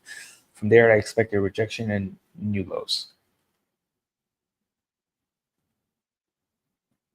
4 hours also is trying to pick back up on momentum, but it's still pointed down. Just about to lose the bullish control zone. Volatility is now trying to pick back up as well, while we're bouncing right at the edge, top of the 38.2% at 2,268. To lose that zone, then you're probably going to start breaking down and retesting somewhere around $2,200. That would coincide with Bitcoin also going to the downside to retest those current lows to make a little bit of a higher low. Then from there, I would expect it to bounce into the rest of the week.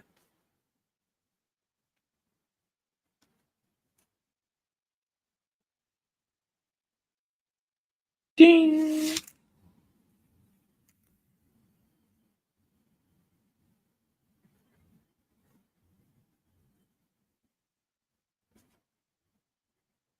Not nice. Ethereum has also confirmed the bearish divergence on the monthly, just like Bitcoin has.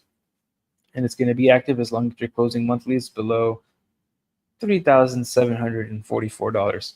That's a long ways away. And your next target on that bearish divergence is going to be somewhere around the bearish control zone, which this number is going to clearly change because it's a little bit unreasonable right now. It's at $145.50.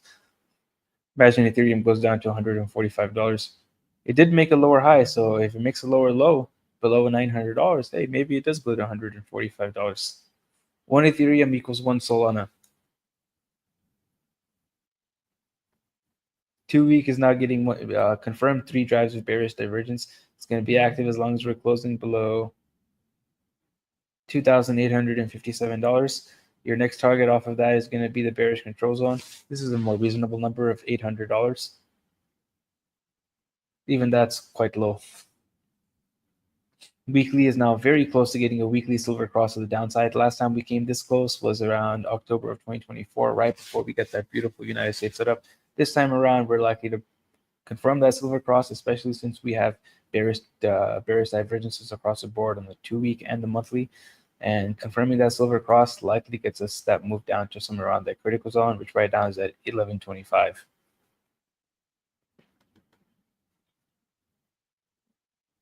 5-day has confirmed that silver cross to the downside. So if we do continue to close over that 200, it likely gets a retest of that 9 EMA around that 2650 number, likely breaks down from there.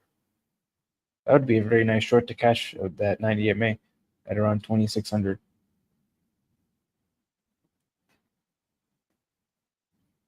Nothing. So that would be a Bitcoin and Ethereum shorts to post later on.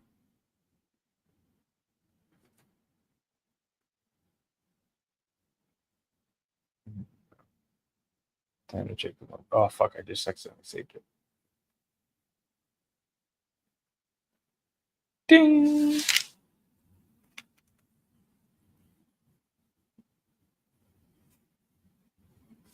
We love Ethereum. Our favorite coin. Do we want to do the quarterly? Yeah, let's check out the quarterly. So as of right now, momentum on the quarterly is starting to flip down, and it's going to flip down as long as we close below $2,273. The exact price where we are right now is kind of funny. And if we flip down here, we will reject the bullish control zone. And reject the bullish control zone. That's a lower high price? Didn't make a higher high, so there's no bearish divergence. It's too bearish to make it to make the bearish divergence. And volatility is still contracting. That's very interesting.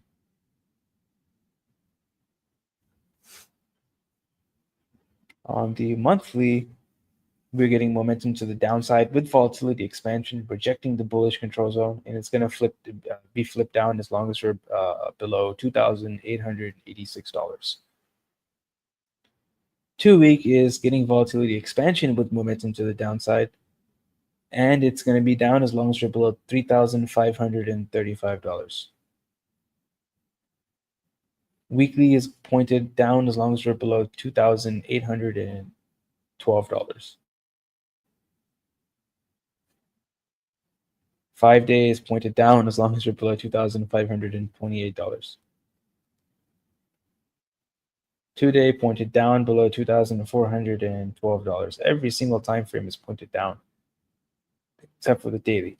The daily is to flip up, and it will flip up as long as we're closed above $2,235. 4 hours now flipping down, making it a lot more likely that we're going to come back down and retest these lows, just like on Bitcoin, where the pivot is now $2,520, and we're getting volatility contraction.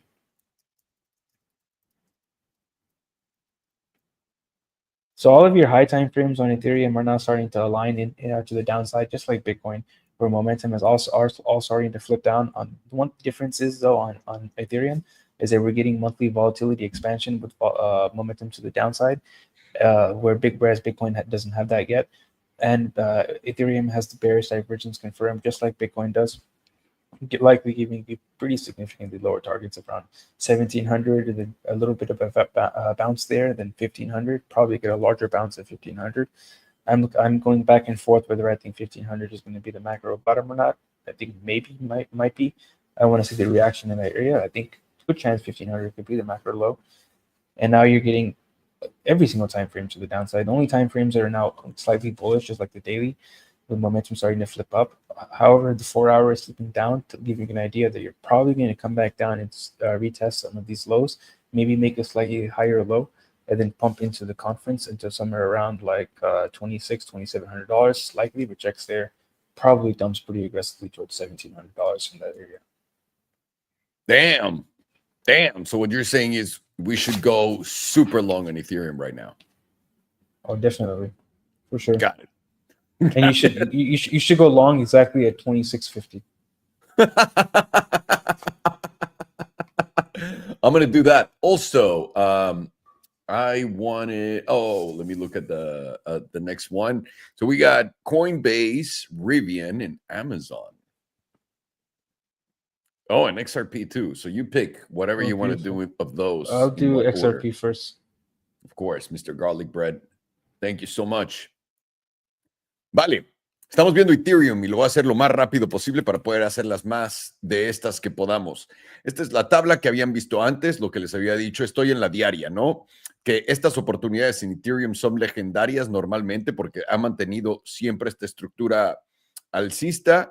Y también tenemos, obviamente, nuestros canales de trading, nuestros rangos que son entre los 2,116 a los 2,800 y de ahí a los 3,500. Tenemos nuestra media justamente por acá y ahora van a ver por qué es importante tener esto. Dios, me están jodiendo. O sea, no, quien vea estos en vivo sabe perfectamente que esta línea no se ha movido y fue antes de que aparecieran estos movimientos. Es obvio. Es obvio cómo se mueve el precio. Llega acá, corto, para abajo. Llega acá, estás en largo de acá, vendes o vendes un pedazo, ya sabes. Estando de aquí a acá, rangueas justo acá. De aquí a acá, rangueas justo acá. No tienes que ser un genio para entender estas cosas. Pero lo que tal vez tengas que ser un genio para entender es lo mal que se ve Ethereum. Porque hemos visto que no logramos hacer un alto histórico. Esta es la semanal ahora. No logramos hacer un alto histórico una vez más, simplemente nos quedamos con el del 2021 en los 4,000, déjame lo digo bien, 4,868. No, eso es el más alto que llegó, ni siquiera tocó los 5,000 y de ahí no hemos podido simplemente pasar acá. Esto podría ser un doble tope, le podríamos decir así, porque lo llegó a tocar solamente en 2 puntos y eso normalmente tiene una reversión a la baja. Ethereum podría estar encontrando acá una base sólida para dar continuación en su movimiento de lado, pero de llegar a perder esta línea meme alcista que viene desde los bajos del 2022, esto para Ethereum no se vería nada bien. Y empezaríamos a preguntarnos, lo que justamente estaba diciendo Farhan, ¿qué tan bajo puede llegar? ¿Vamos a encontrar fondo en los 1,500? ¿O va a ser un fondo por ahí por ahí de los $1,000? Esa es la pregunta que tenemos. Lo que sí sabemos es que esto no se ve nada bien. Tenemos divergencias bajistas en todo tipo de temporalidad, momentum para abajo, etcétera, menos en temporalidad diaria. Acá han visto, esta es la de 3 meses, la trimestral. Tenemos nuestros altos históricos. No hemos vuelto a hacer altos históricos, no hemos vuelto a hacer nuevos altos, pero lo que sí hemos hecho son bajos más altos. Es lo único que nos mantiene en esta tendencia alcista y esto es lo que nos gusta llamarle los movimientos malvados de cripto, donde no te da una pista para dónde va el maldito, porque no te dice que es alcista, pero tampoco te confirma que es bajista. La cosa es, simplemente viendo cómo está tradeando y acercándonos un poco más, pueden notar la primera falla en esta tabla. Perdimos no solo el promedio del 5, nos había aguantado el promedio del 9 acá, lo perdimos todo y ahora estamos cayendo por acá. Para nosotros en la trimestral solamente perder el 5 cuenta como bajista, ya perdiste el 9, o sea, estás cocinado, tío, cocinado. Además de eso, viendo volatilidad está yendo al punto más bajo de toda la historia, lo que le va a dar a Ethereum el movimiento más brusco una vez que expanda. Ahora, no ha expandido desde el 2021, para que tengas una idea, solo expandió acá y vamos a ver qué pasó acá. Rápidamente, no, es esto, güey. Espérenme tantito, un segundito, tíos. Yo no les puedo enseñar esa tabla, ¿no? Estoy haciendo Es que soy también abogado. Es lo que mucha gente no sabe. Deme un segundo, voy a poner mi cara rápidamente de vuelta en lo que borro el contrato que acabo de pegar en mi tabla de Ethereum.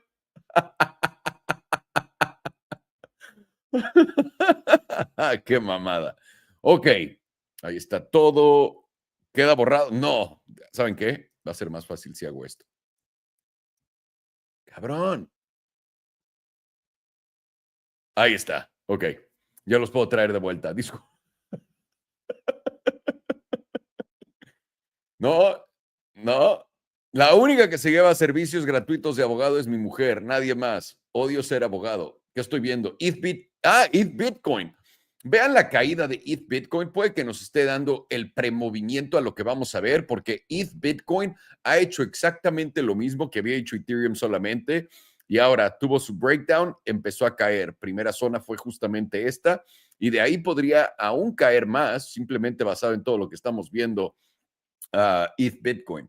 Vamos a la tabla de Ethereum. Estoy seguro que todavía está aquí mi contrato, pero ahora lo arreglamos. Ahí sigue el maldito. Ok. No, no lo va a hacer. A ver. Vamos a ver si eso lo arregla. Ok.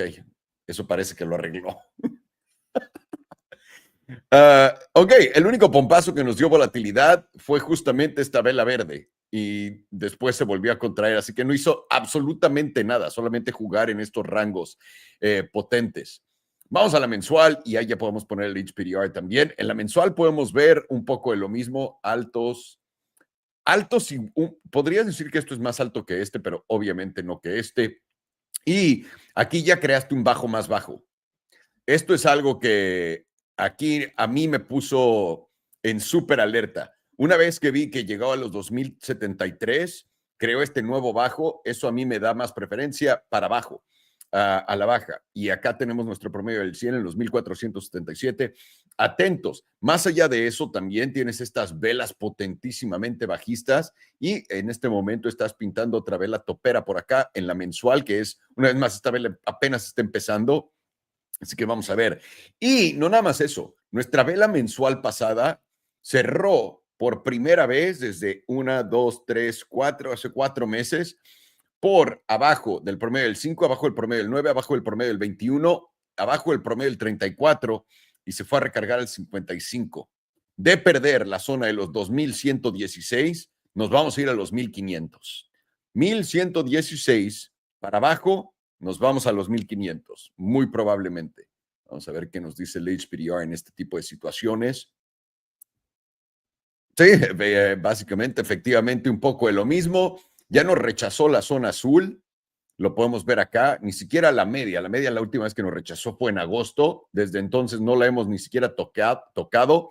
Acá nos rechazó la zona azul nos rechazó una vez más, la zona azul nos rechaza la última vez, nos manda para acá y este es el último rechazo de la zona azul con la vela que estamos viendo en este momento en los 2779 en Ethereum. Uf, uf, uf. No vimos la volatilidad. Volatilidad está expandiendo en este movimiento. Vamos a ver qué exactamente se da. Podría ser que Ethereum sorprenda a todo el mundo y ya esté en la parte más baja.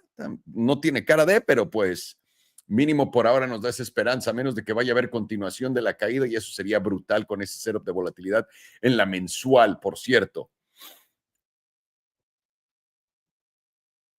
2 semanas nos cuenta un poco de la misma historia, se está cansando un poco la gran caída, pero continúa. Rechazo de la zona azul desde acá, hemos caído bajo todos nuestros promedios, perdiendo el promedio del 100, atentos.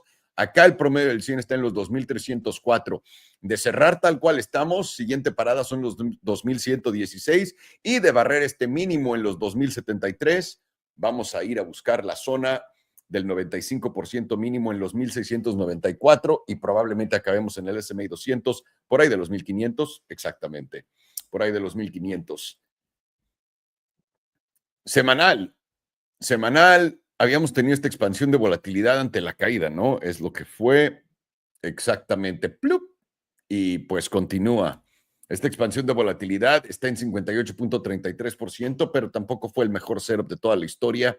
Así que no le vamos a dar mucha importancia a esto. Estamos perdiendo el S&P 200 en la semanal. Perdiendo el S&P 200, lo único que nos queda es aire hasta la parte baja del 78.2%, que está en 2,200.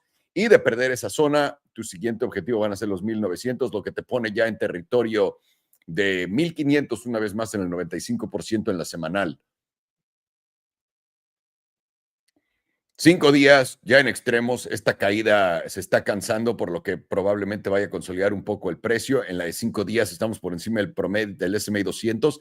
Yo mantendría un ojo acá en los 2,250. De no poder aguantar estos, el 88.3% en los 2,090 siguen, y de perder esos con este mínimo, una vez más, 95% en 1,700 y el 97% en 1,650. Diaria. Diaria nos dice que podríamos continuar cayendo más, que todavía tenemos chance de ir a visitar los 2,070. No mames, todo está por encima de nosotros. Una caída bastante potente, rechazo no solo de la media, que también coincidió con mi línea meme, con la parte media de mi rango, pero rompimos a través de toda la zona azul para abajo. Estamos en la verde y siguiente objetivo deberían de ser los 2,196. De no poder aguantar por ahí, ya saben que el 88% está en los 2,072 y eso nos haría barrer este mínimo y vamos para abajo. A simplificar un poco la tabla de Ethereum para todos ustedes. Sencillo. Si Ethereum llega a perder estos mínimos en los 2,150 y de ahí se lleva a los 2,071 de corbata, vamos a los 1,500. ¿Qué tanto va a tardar esto? Lo que nosotros pensamos es que muy probablemente esto pueda, para el anuncio de Trump, hacer algo así, ¿no? Que tal vez se vaya para arriba y de ahí se va a ir para abajo después. Lo único que no sabemos todavía es dónde puede rebotar. Personalmente, soy un gran fanático que el 21 viene a mi línea meme y me haría pensar que aquí haría un alto más bajo como 1, 2, y este sería el tercero, y de ahí dar continuación a la baja. Vamos a mantenerlo de cerca. Vamos a mantener un ojo de cerca en Ethereum para toda la academia, para esos trades tan jugosos que han salido últimamente, pero pues, no pinta bien, tíos. Vean esto, o sea, alto más bajo, o sea, pésimo, pésimo. Y además, esta vela no es una vela envolvente bajista, pero esta tampoco fue una vela envolvente alcista, así que mal. Y siempre y cuando estemos debajo del S&P 200, mal. En fin, ahí está Ethereum. Vámonos a la que sigue. Mr. Garlic Bread, we're ready for you.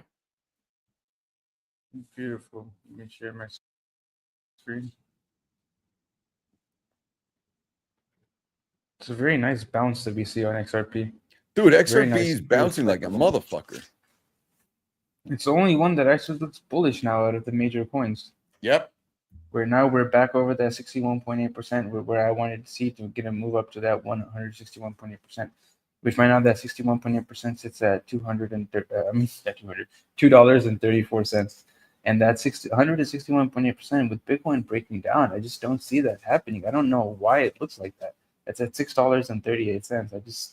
I don't see this thing almost tripling while Bitcoin is in a position where it's going to break down. Can you imagine?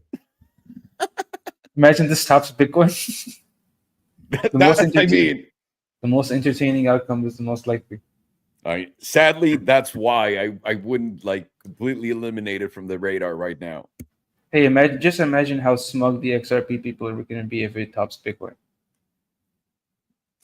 You'd be like, how what? Now, how smug the XRP community. Oh no, they'd be unbearable. They'd be like Randy Marsh with the hybrids.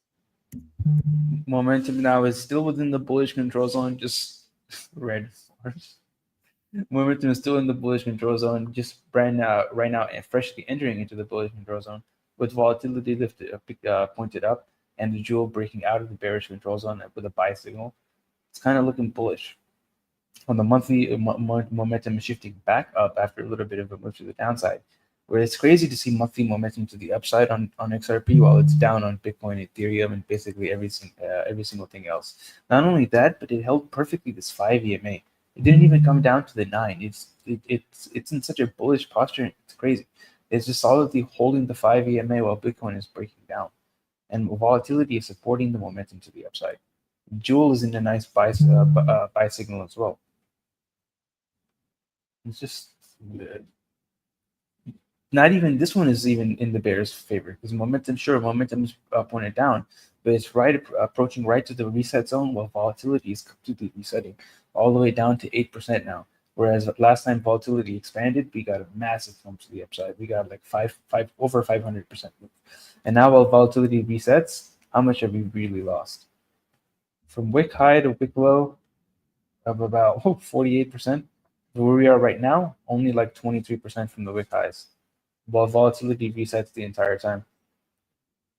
And the 38.2% is now risen significantly to catch up with price action. So if we continue to hold this median at $2.51, we're very likely going to get another test of this 38.2%, which is another test of the high, sitting somewhere around $3.09. If you get a 2-week closure over this 38.2%, likely going to go to significantly new all-time highs. At the very least, that 78.6%, which is right above that $6.38 area. And validation for all of this, though, is if you get a 2-week closure below this low right here at about $1.76, then it's fucked, to put it lightly, because then you're probably coming down to $1.39 minimum.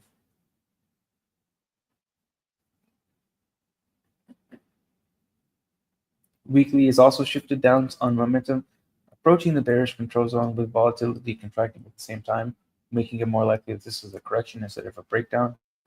Where if we continue to the downside, I could see it move down to somewhere around $2.47. But what's likely is that holds, making a higher low there at $2.47, and then continues upwards to 341. 5 days now flipping back up on momentum. Volatility is still contracting, however. If we close over this 38.2% at about $2, it's not very nice, $2.69, then volatility will likely start expanding with momentum up, and that will send us to the 340s. 2 days pointed to the upside as well on momentum. Volatility is now approaching 0%, and we're significantly over this 38.2%, and we're getting close to closing over the median. Close over the median, and 38.2%, that likely starts getting volatility expansion somewhere near 0%. Probably sending us up at a minimum towards this 78.6%, and that also lines up with the 340s.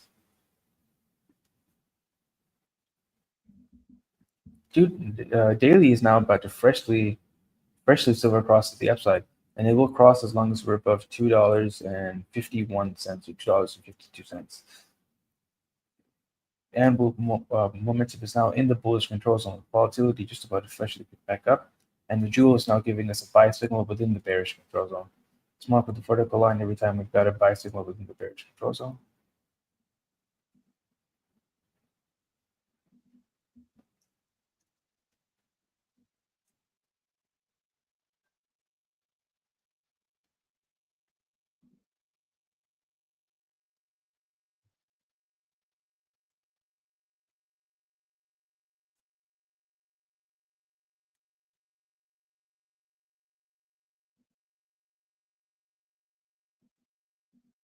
This should be enough.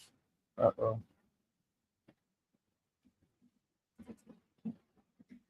Let's just do one more for funsies.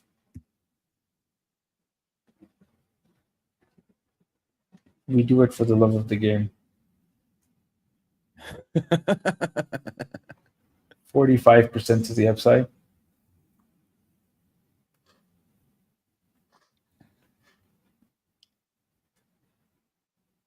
22%. This one was not much at all. Okay. Put the line there. 6%. Oh, I guess that was a different one. 6% is kind of disappointing. This one was kind of big. Quite large, if I do say so myself. Very nice. 459%.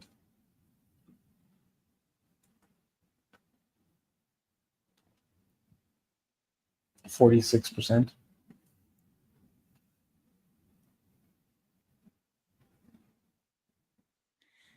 About 20%. How much are from this one? Actually, rather than move down from this one. So if we were to apply about minimum of 6% up from this one, that brings us to about $3.15. If we take the medium move of about 20%, brings us to about $3.50. It's ever so slightly above that $3.40 area. And then let's just take it about 50%. I'm not about to apply a 400 and something percent. That seems a little unlikely. Get that mic close to you again, sir. Por favor. All right, how's that now? Great. All right, that brings us to about like $4.20. Very beautiful number, $4.20. I'd like it if we could maybe top out around there. Top out somewhere around 420, and then we can say stop the count, stop the buys. But that other number of about 491%, I'm just not. Doesn't seem very reasonable. On the 4 hour, right, as of this moment, we are getting momentum to the downside with volatility down, and it doesn't make sense because we tapped the 97.5% range on the HPDR, very, very high probability area of a pullback, and we got the 38.2% rising significantly. So now it's in another area to try again for the upside, where if we get a close over this top 38.2%, lines up with this 5 EMA at about $2.64. Very likely it's going to get another retest of this 97.5%. And as of right now, it's significantly higher at about $3.20. Now let us shift to, let's go to the XRP BTC.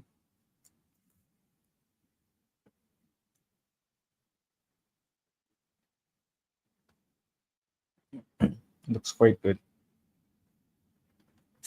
We have momentum in the bullish control zone freshly, and volatility shifting up. And now the quarterly jewel is losing the sell signal and shifting into a neutral signal. And we have a close over this top 38.2%.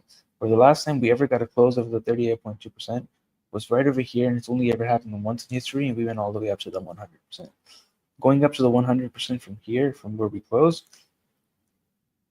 it's like an 840% move to the upside. It's pretty fucking good safe. I'm not going to say we're going to get an 800% move to the upside, but it makes sense to at the very least go to the 61.8%, which from where we are right now, that's still like a 70% move up against Bitcoin's value. Why is this so looking so good? France is about to announce it as their national currency. I think that's more than that. It's probably that Macron's husband's going to be using it to purchase all of his new bags. Oh no, it makes a lot of sense now that all of the Europeans on Twitter are saying that Europe is leaving the United States behind, so they're going to leave the dollar and they're going to start backing their euros with XRP tokens. Oh, that'd be brilliant! I mean, how much worse can things get in Europe? At this point, just might as well try it. Then they can just back their tokens with XRP and start minting and printing XRP tokens. And yeah. Happy days. Why not? And on the monthly, as you notice, we are very close to getting a silver cross to the upside on XRP. As long as we're closing monthlies over this 0.002 area, XRP BTC is going to have a monthly silver cross to the upside, maybe in 2 months max. Last time we had a monthly silver cross to the upside, we'd have to imagine where this 55 would be if it was active, somewhere around there. That was how much of a move? 669%.99, so almost 670%. That's pretty crazy. Let's say we're not going to do a 600% move, but at the very least take us towards this 88.3%.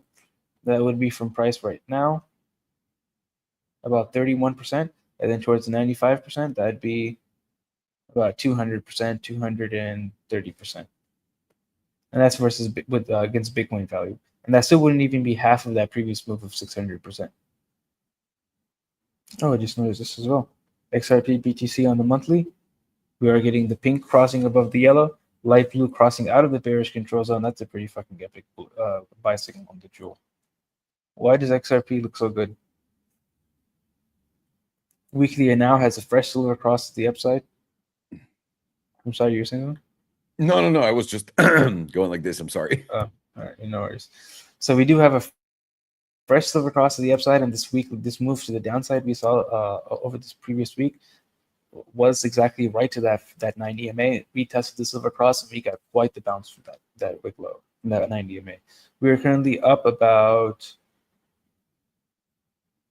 22% as of right now from that 90 EMA bounce, and at the highs we were up about 39 to 40%. And as long as we're holding this 38.2%, which is right now at the 90 EMA once again at about 0.0 something many zeros 268 area, as long as we're above that, it is still leaning bullish and eventually likely going to break through this 200, which has been resistance the last 2 times we tapped it. Momentum is pointing to the downside, but that is slightly bullish, with volatility also pointing down, coming to a full reset. And as long as we're holding over this area, this is likely going to end in a bullish outcome. Same thing on the weekly, with momentum pointing down and volatility contracting at the same time. We are currently rejecting this top 38.2%, but as long as we're consolidating between the 38.2% and the median, it is likely to play out in the bullish side. Unless you lose this median around that 274 area, then you're likely to retest these lows around this 21 EMA and these wick lows. And then if it starts to not hold that area, then it's probably going to start to break down and retest somewhere around the middle zone of this breakout. At that point, the rally is going to be a little questionable. Sure, you could technically put a higher low here. Not something that I would play.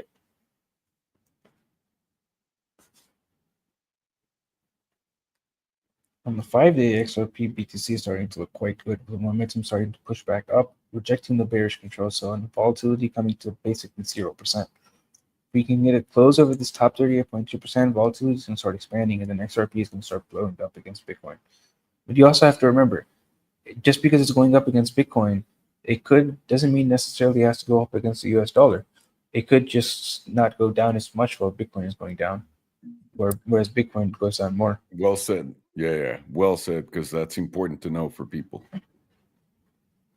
On the 2-day, we're getting momentum also pointing up, very close to breaking back into the bullish control zone. Now volatility is starting to get above the moving average. Volatility is now supporting the move to the upside. If we can get a close over this 38.2%, which we are over right now, the last time we got that was right over here, and we went all the way up to the 88.3. Right now, the 88.3 is quite a ways away from where we are right now. Fuck.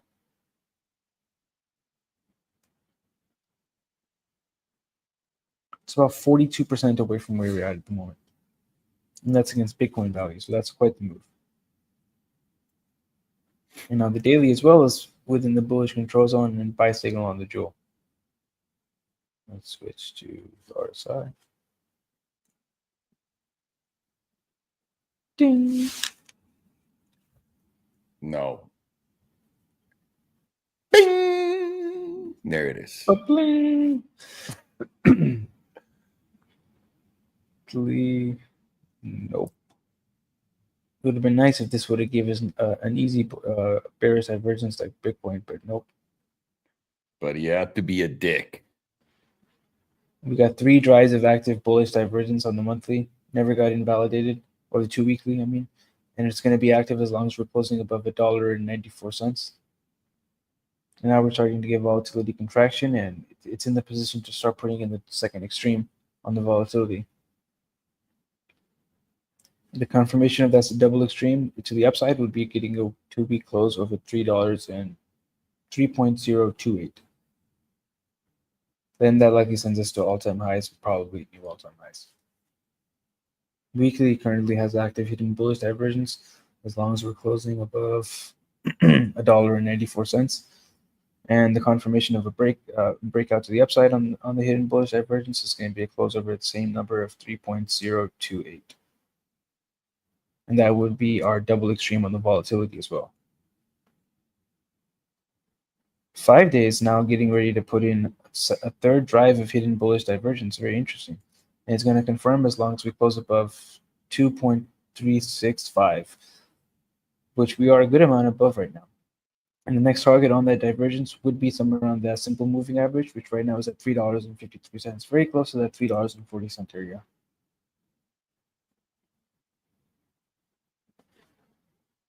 Three-day as well as forming 3 drives of hidden bullish divergence, and it's going to confirm as long as we close above 2.255.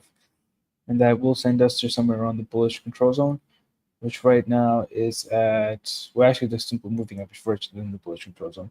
The simple moving average is at $3.23, very close to 340s, and the bullish control zone is at about $4.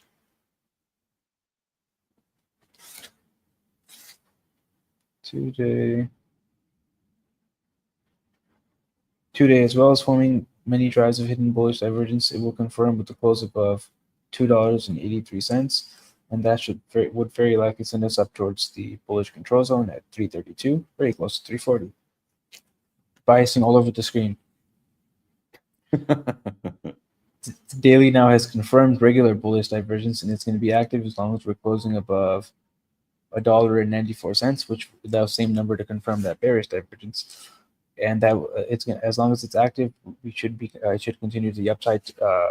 And the confirmation to the upside is going to be a close on the daily above $3 or 3.028, same numbers before. That very likely sends us up to somewhere around $3.12. And the previous time frame had about $3.30. Lines right up with that 340 to, so that gives us a range between about $3.15 to $3.50.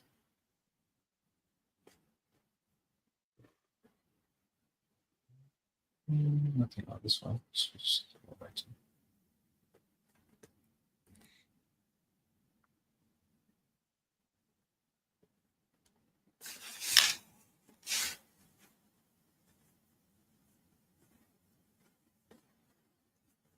3 months now has momentum still to the upside with volatility expanding from the lowest levels. It's going to be pointed up above $1. Monthly is now still pointed up. That's pretty funny how Bitcoin is now pointed down on momentum, and the pivot went up significantly. But this thing is still pointed up with volatility support and very close entering the critical zone. On this next open is probably going to be in the critical zone, and it's going to be pointed up as long as it's above $1.70.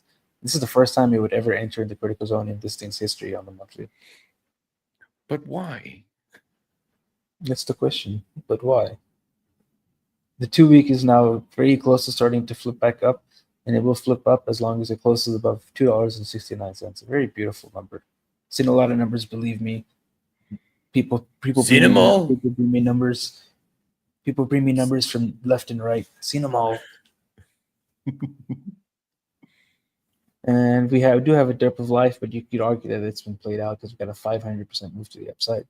And we have one extreme right now, so we would be looking for that double extreme that would line up with getting into the bullish control zone again, or the critical zone. Weekly is also lining up for that double extreme, correcting all the way, the volatility is contracting all the way down, somewhere around 30%, right in the zone for expansion. Momentum is currently flipped down, however, and it's going to be flipped down as long as we're below $3.02 on the weekly. So maybe we do get a little bit of a correction down into the weekly to fill in this candle or this wick at about $2.17, and then bounce for that zone if it's going to continue to be bullish. 5-day, however, is flipping back up, and it will flip up as long as we close above $2.43 in the next 3 days and 7 hours. That would be, if we can flip up, it would be a rejection of the bearish control zone, and likely taking us back to the bullish control zone, which would be along these previous highs at around $3, and same range as before, $3 to $3.40.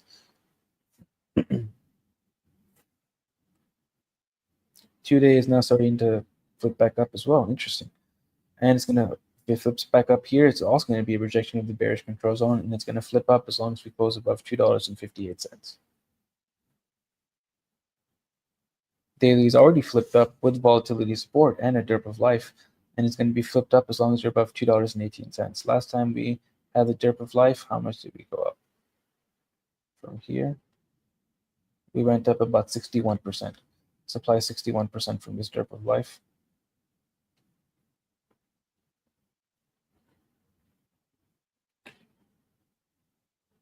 Brings us to about $3.57. Very similar target as before.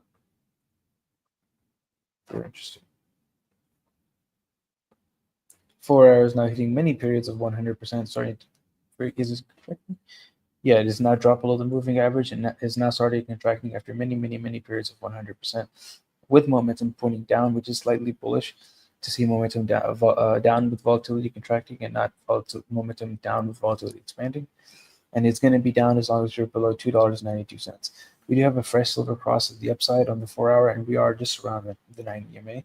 So if we can close above this 5, it would confirm this as a retest of the silver cross, and likely up from there into that low to mid $3 area.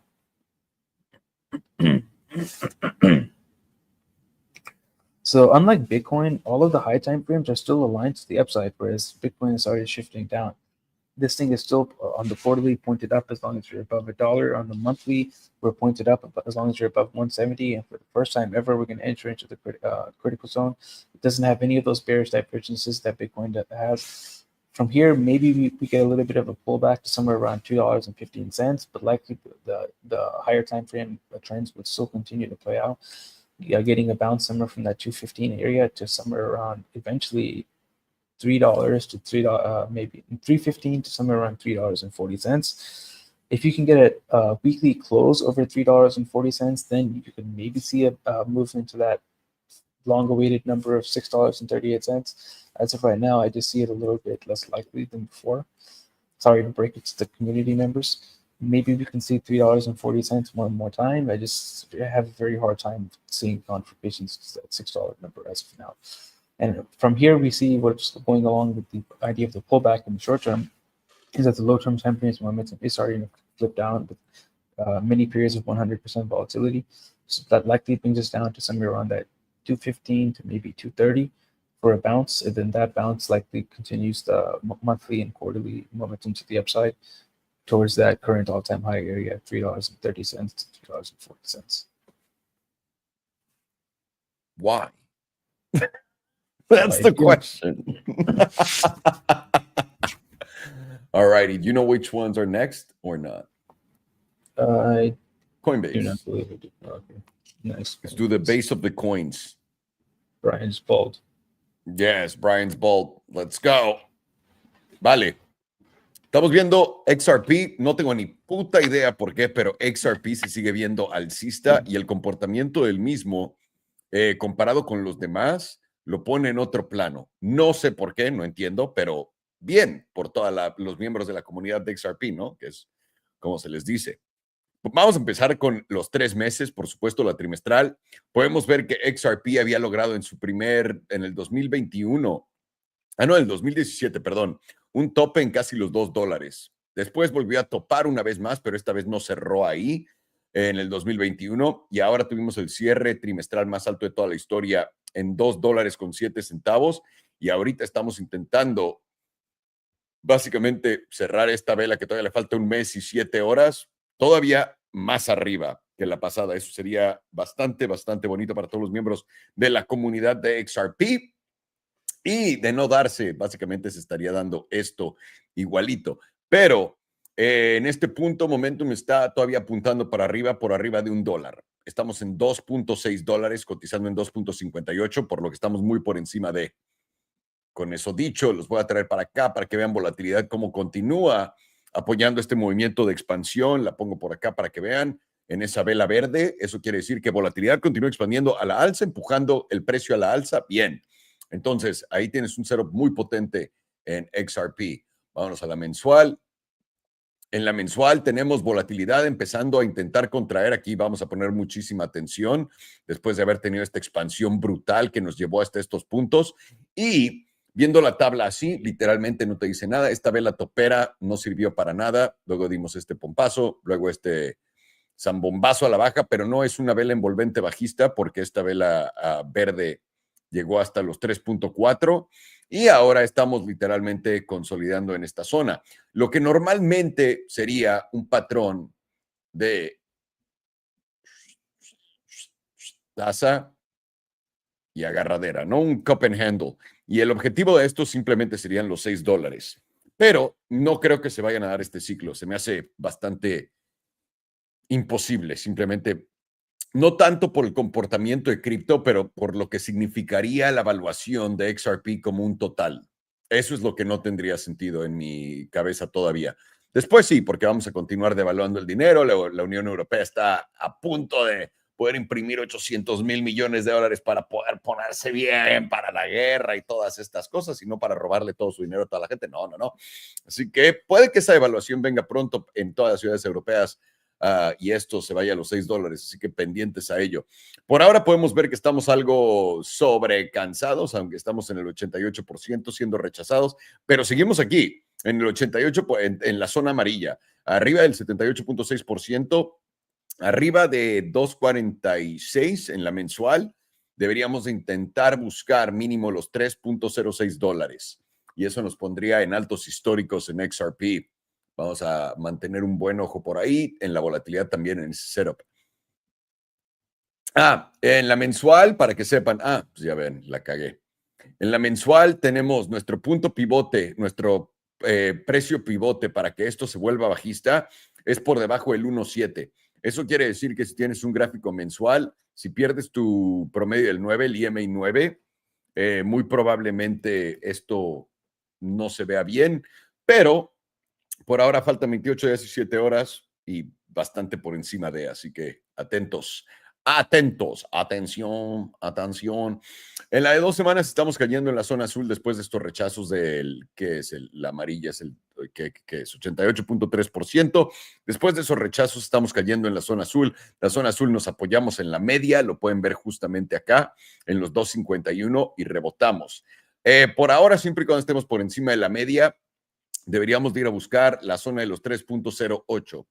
De perder la media en los 2.51, nuestra primera parada sería el promedio del 9 en los 2.03 y de caer, caeríamos a los 2.06. Eso no rompería la estructura de lo que estamos viendo en XRP ni la estructura alcista, para que lo tengan en mente.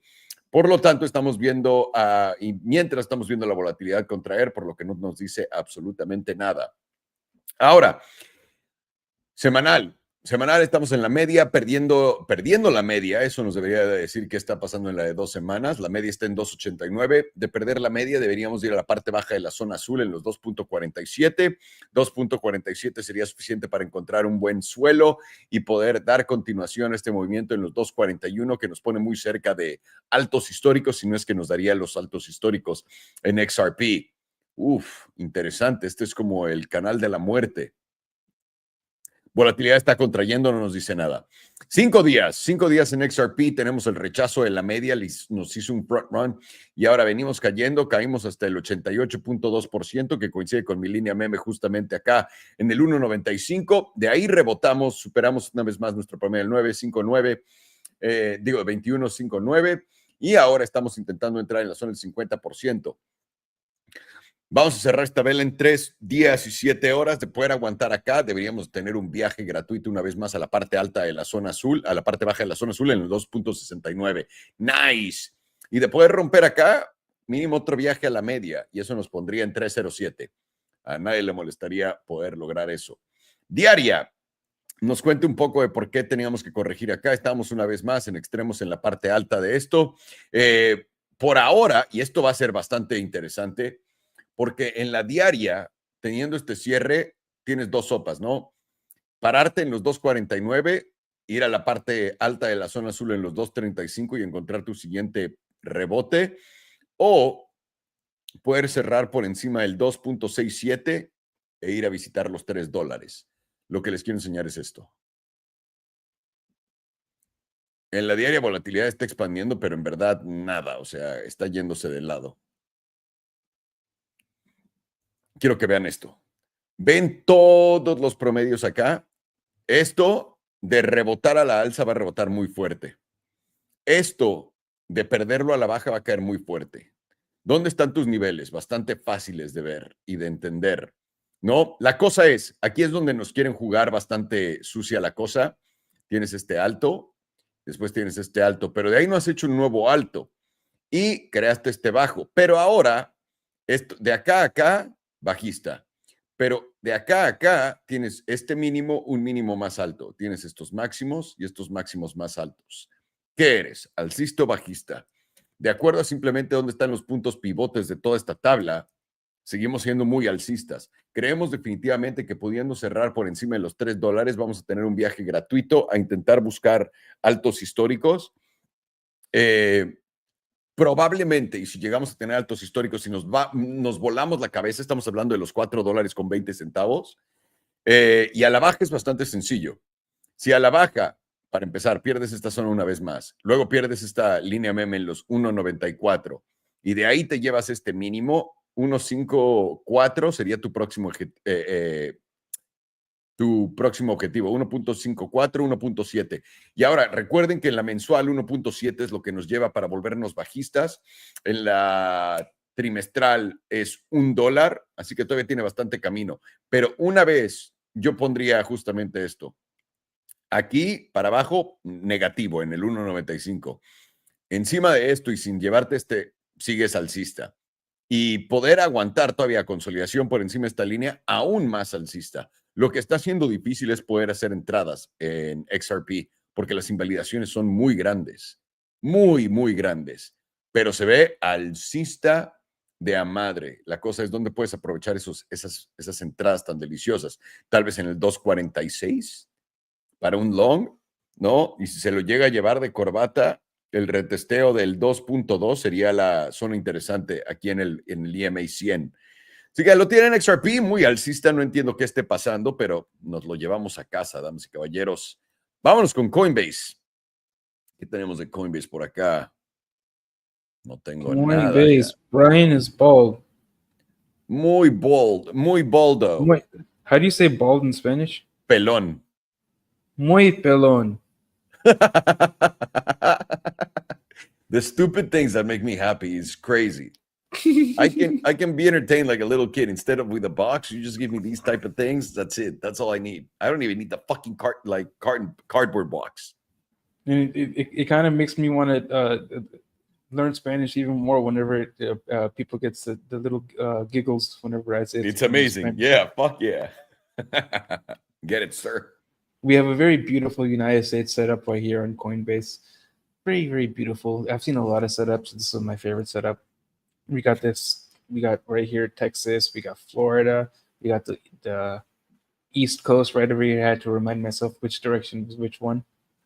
And then if we get a breakout, I want to say if we get a close over somewhere around $310.61, that United States setup will play out pretty beautifully.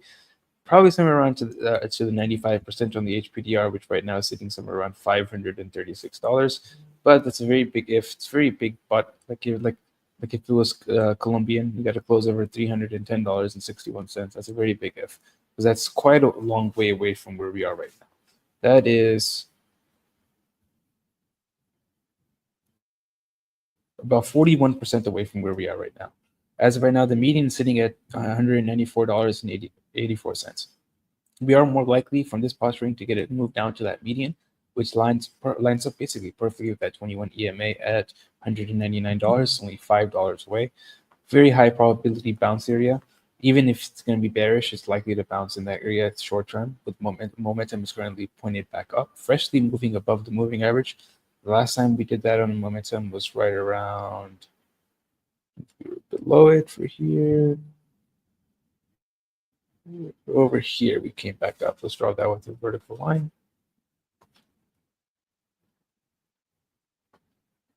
See, here's another example right there. And see what happened. On this one, we moved up from close to high of about 80%. Yeah, 86%. And then from this one's quite big.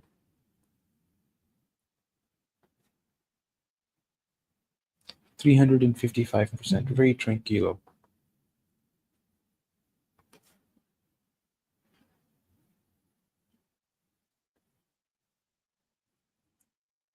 How much from this one? Nothing yet. Only about a 6.7% move to the downside. So let's see if we were to go towards that similar number from before, or just take us to 95%. 8%. What was it? $540. That would be about 135% to the upside, not even close to the previous one. So if Coinbase is set up to go higher, what is crypto doing? On the 2-week, momentum is in the bearish control zone. However, though, with volatility expanding, that's not a very nice setup. Fuck, I thought it was looking nice for a second there. Now it's shifting from the jewel is shifting down, losing the bullish control zone, and giving us a loss of this pink. It's not looking the best on the medium time frames. The weekly is now also shifting into the bearish control zone with volatility shifting up, losing this 55 EMA, making it highly likely we're going to come back down to the 100 at around $200. Very around psychological number. It's hard to lose that number though. It's going to break down and it's very likely going to go towards $160. Thankfully, I finally got through to my brother over this past week, and I got him to sell. If he would have listened to me on Pepe, it would have been price would have been like 3 times higher than it is now. Not to throw it in his face, but The 5-day got a loss of this 38.2%, perfect retest, and a rejection of it. From that, we can compare the last time that happened. That would have been right around here, and then we ended up dumping 24.7%. And then here, no, we didn't lose it.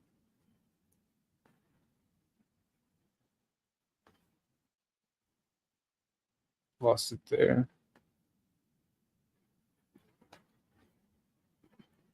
26%, very similar number. So let's apply 25%. And where we from that 38.2. Brings us to about $165. Very close to $270. Very interesting. 2-day is now starting to try to shift back up, still below the moving average, still within the bearish control zone. Volatility is starting to shift. It's still remaining to the upside. So if we can get a close over this previous wick high, rejection high at about $221.58, at that point, you'd likely do get a move up to this 9 EMA, which is going to move down, lining up with this 100. But notice in this next 2-day open, this is going to silver cross to the downside. So move up to that 9 EMA would just be a retest of the silver cross, retest of this 100, right around $235, and likely ends up breaking down from there. Daily is now flipped up on momentum, getting above the moving average, still within the bearish control zone. Now volatility is contracting, telling you that this move to the upside is going to be corrective, with the jewel starting to lose its sell signal. So if we can continue to move to the upside, this has already silver crossed to the downside. I could see a move up to that 200 SMA on the daily to get a bearish retest, and that is exactly at that $235 number. Give you a perfect retest of your silver cross on the 2-day, and then dump from there. And the 4 hour is now getting also momentum to the upside with volatility contraction, and you're getting a God mode buy signal on the jewel. Lines up pretty well with that bounce towards $235.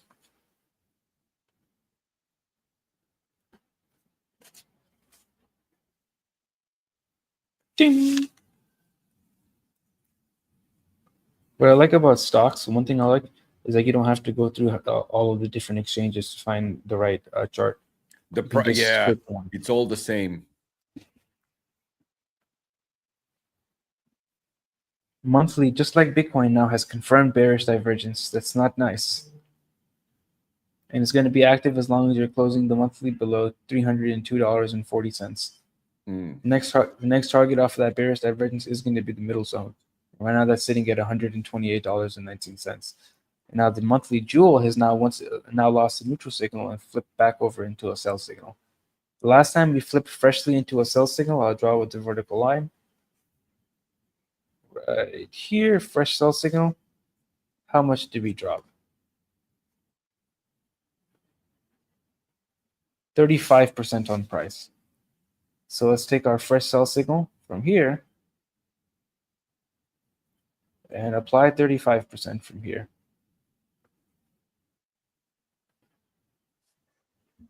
$130. About $150. $150. Very close to 170. Very biased feeling. 2 week, we have many drives of bearish divergence, more than I can even count, and it's going to be active as long as we're closing below $310.61. The next target on that bearish divergence would be the middle zone, which is at $147, very close to my bias also.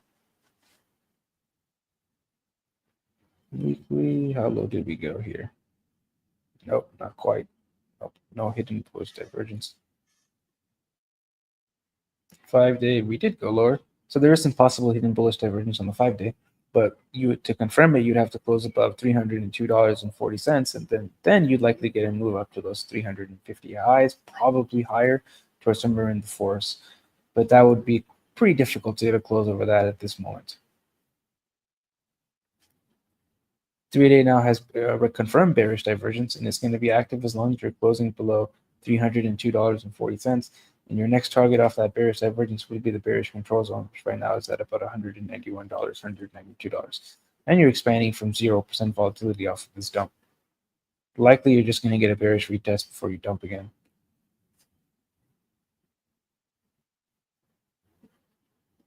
Nope, never mind. My bad. Invalidated. No, nothing. Shifting momentum.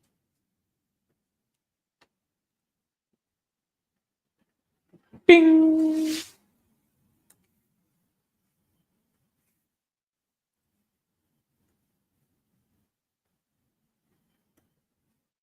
Monthly momentum is now starting to shift down, with volatility approaching the reset zone at 15%, and we're going to be down as long as we're below $245.41. 2-week is also pointed down, with volatility contracting, and we're going to be pointed down as long as we're below $273.20. And we're forming bearish divergence on the 2-week. Weekly is now getting the volatility set up, expanding from just above 15%, with momentum pointing down, about to enter into the critical zone, or pointed down below $297.20.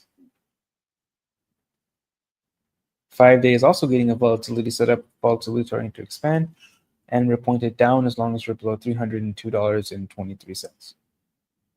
And we're going into the bearish control zone now. 2-day is getting volatility expansion from below 15%. We're pointed down, entering the critical zone, and we're going to be pointed down below $254. Daily is now getting very, very high on volatility, just about to get to the point where it's going to reset and start flipping down. And momentum is now flipped up, and it's going to remain to the upside as long as we're above $204.50. Plays out into the idea of a bearish retest.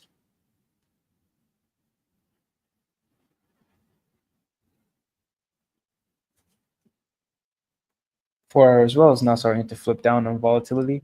Same idea as the daily we were looking to happen, with momentum flipped up, and it's flipped up as long as you're above $207.75.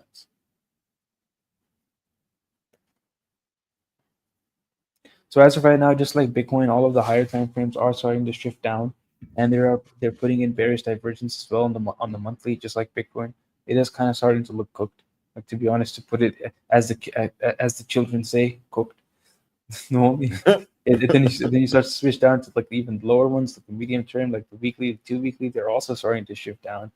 The only time frames that are even looking slightly bullish are the very low time frames, like the 4-hour and the daily. And the only things that the idea that it's giving you is a bearish retest somewhere around $235 to $240, and then eventually it's probably going to lose that area, go towards somewhere around 200, get a little bit of a bounce there, then eventually towards somewhere around $170. So yeah, as the kids say, cooked. It's cooked. It's cooked. Cooked. It's done. Great. Thank you so much, sir. Let's do Rivian, please. It's going down. Finish.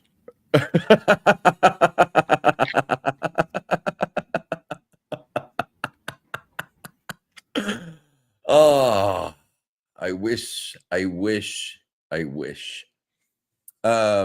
Okay. Coinbase, damas y caballeros, nos está dando el tease tan potencial de esto llevarnos literalmente a la luna, porque como saben, este es un patrón bastante alcista de consolidación, pero no se da hasta arriba de los 370. Tendríamos que romper arriba de los 370, 379 para poder considerar que literalmente esto estamos del otro lado. Y es más, voy a poner esto acá para tenerlo en mente. Aunque esta es la semanal, déjenme ver algo rápido. Tiene más sentido todavía. Ok. 380. Ahí es donde esperaría esa consolidación potente antes de romper en el próximo ciclo, y probablemente esto será para el próximo ciclo, ¿ok?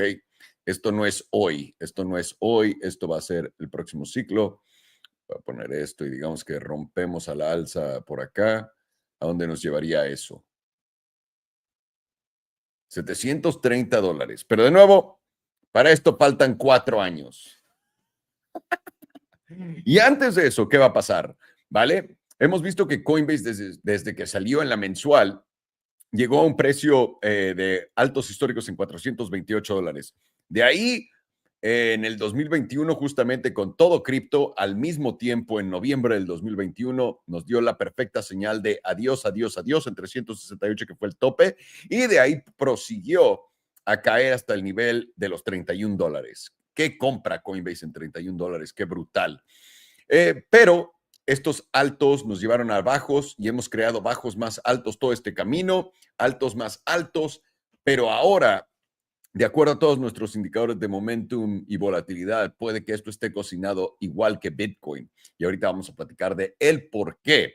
Empezaremos con el trimestral, donde empezamos a ver que si no podemos cerrar muy por encima de donde estamos, empiezan a haber divergencias bajistas activas. Y acá, importante tener en mente los $207, que es donde está nuestro promedio del 5 en la trimestral. De perder los $207, siguiente parada van a ser 193 y de ahí muy probablemente los 160. Vamos a ver volatilidad, no nos dice nada, está contrayendo después de estar en extremos en esta tabla y hay muy pocos datos, así que no vale la pena tanto también verlo de esa forma. Vamos a ponerlo acá. Volatilidad está contrayendo al punto más bajo de toda su historia. Vamos a estar pendiente a ver cuándo se voltea esto.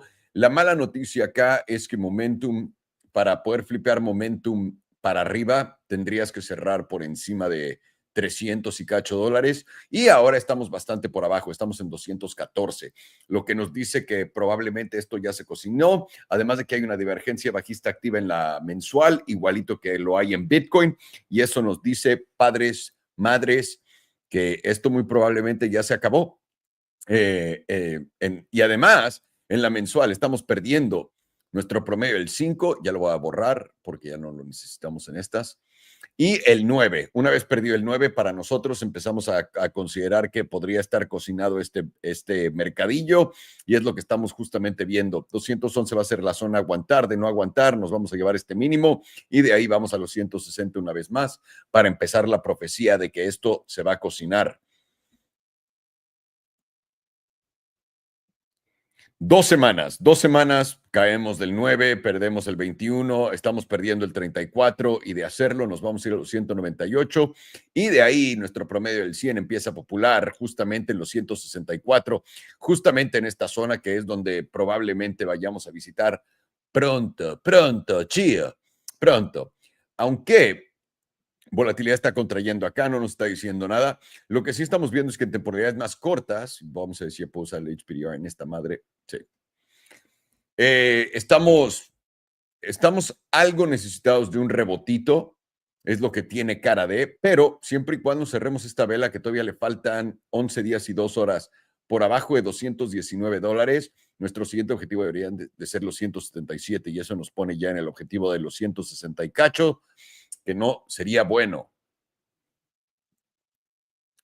Semanal un poco de lo mismo, vemos cómo perdimos la media, estamos creando altos más bajos, y ahora estamos cayendo a la parte baja de la zona verde. La parte baja de la zona verde está en $210. Esperamos poder encontrar ahí un rebote, y este rebote nos podría llevar tal vez a la parte baja de la zona azul, que es donde está nuestro promedio del 9, los 253. Pero esto sería simplemente un rebote y de ahí podríamos dar continuación a la baja. Esta caída ha venido con la expansión de volatilidad, no el 15%, pero desde acá y por encima del promedio, y vemos que ha sido en velas rojas. Así que esta caída está apoyada por volatilidad. La volatilidad contrayendo ante esta caída señala una corrección. Me gusta la de 3 días para Coinbase.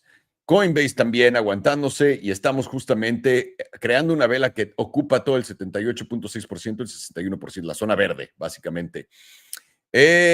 Acá simplemente no queremos perder los 213.48 en un cierre. De perderlos estaríamos yendo a buscar estos mínimos en los 200 y de no aguantar empezaríamos ya a poner nuestro escenario en los 160 y cachos. En la diaria podemos ver cómo tenemos un cruce plateado a la baja acá. Hemos tenido todo este movimiento y la volatilidad está expandiendo en esta caída y ahora se está yendo de lado, lo que nos dice que la volatilidad está que el movimiento se está exhaustando y podríamos estar ante una corrección. Atentos, tenemos el promedio del 100 justamente acá en la zona de los 235, lo que nos hace pensar, muy sencillamente puesto, para quitar todas las distracciones, lo siguiente. Probablemente vayamos a ver un rebotito acá, una vez que el anuncio mañana, y de ahí dar continuación a la caída. O no sabemos cuánto vaya a tomar esto. Igual normalmente no toma un día, ¿no? ¿Cómo sabemos si estamos mal? Sabemos si estamos mal tristemente muy arriba. Para todo esto, poder eliminar todo lo negativo que hemos visto en la tabla, tienes para empezar que venir a esta zona, en los 266. Después de ahí, definitivamente tienes que cerrar por encima de 300. Ya una vez que estés ahí, podemos ser alcistas. Por ahora, tiene esto más probabilidades de continuar a la baja que dar vuelta para arriba y cambiar de tendencia. Estamos creando altos, altos más bajos, bajos, bajos más bajos, bajos más bajos, y parece que va a ser el sabor del día de aquí a que terminemos, acompañando a Bitcoin y obviamente a todas las demás tablas que estamos viendo en cripto. Y ahí lo tienen. Esto es Coinbase, damas y caballeros. Vamos a Rivian. Rivian. No tengo una de estas de Rivian. Vámonos, Rivian. Vámonos. Vámonos, cabrón.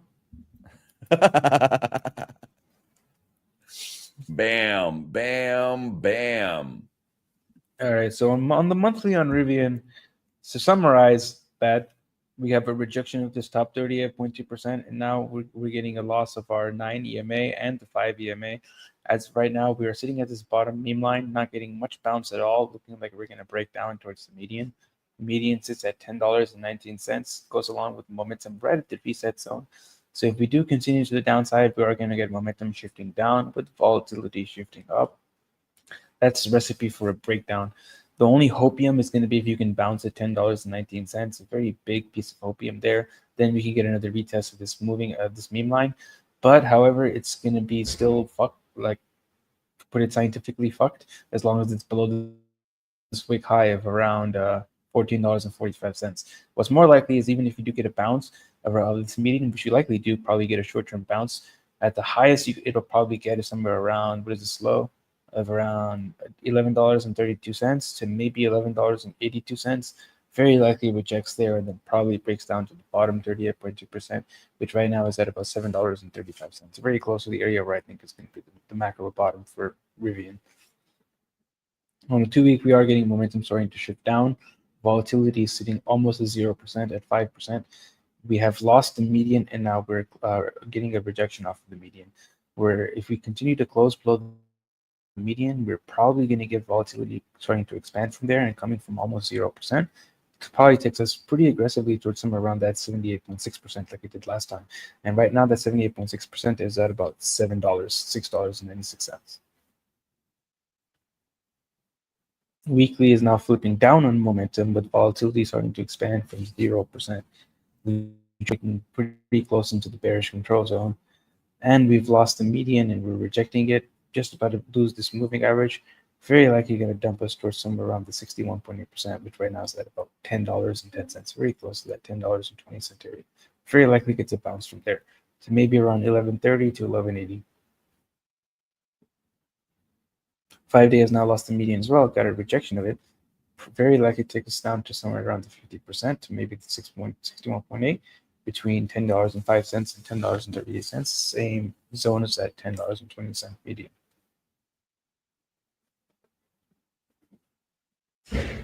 2 days as well, still flipped to the downside on momentum, with volatility approaching the extreme lows below 15%, it's at 19% right now. We are just about to get a fresh silver cross to the downside. Makes a lot of sense. If that cross does confirm, we get a slight bounce into that $12.30, $12.40 zone, get a rejection from there, and then continue to the downside. Daily is also flipping up on momentum with volatility flipping down, telling you it's very likely a corrective bounce. And what's going to happen then is the pink is going to continue to cross down, and then we're going to get a jewel into the critical zone. It's marked with a vertical line every time the jewel went into the bearish control zone. Did right here. We did right there.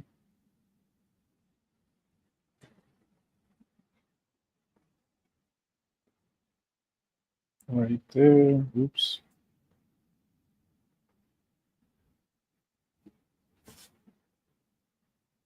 Right there.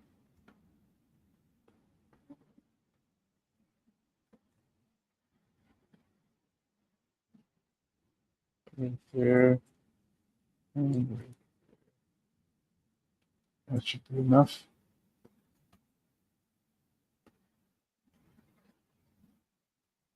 From open to close, 8%. This one, open to close, 26%.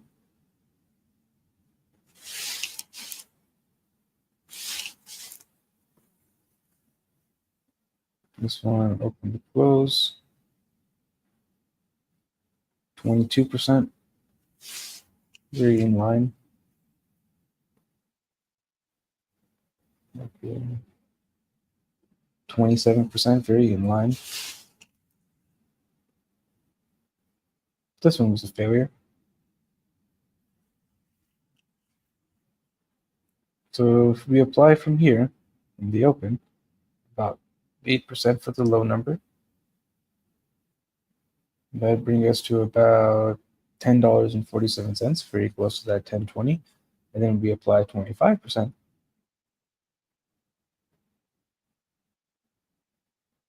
That brings us to about $8.50, very close to our current all-time lows.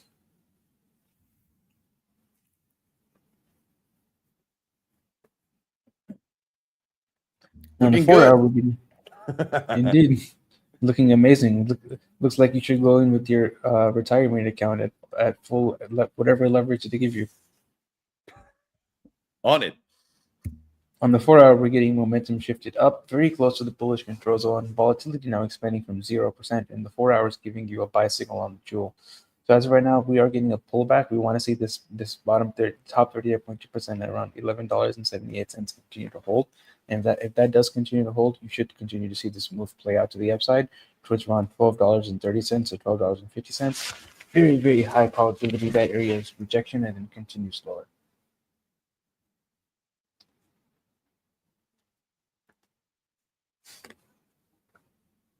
Ding!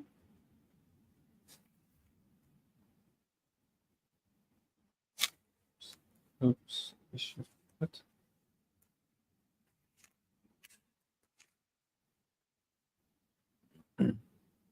Very not good.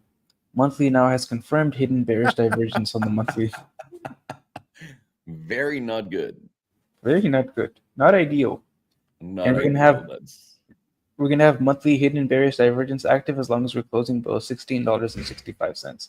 Oh, The next target off that hidden bearish divergence is going to be at a minimum of $8.50, which is a retest of our current all-time lows.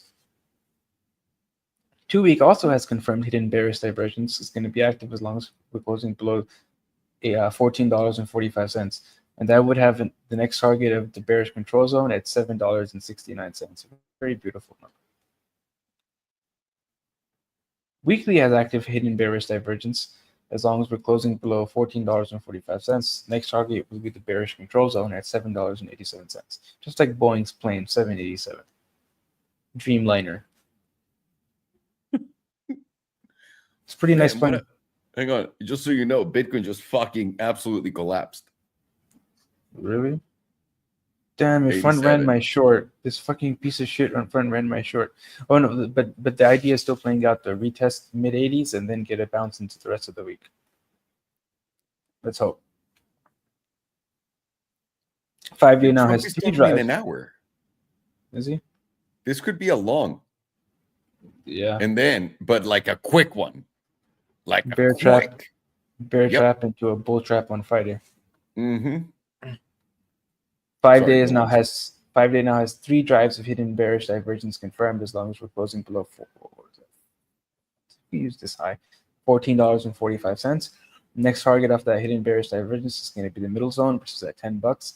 And then the next low from there is the bearish control zone, which is going to change. But right now it's $5.35.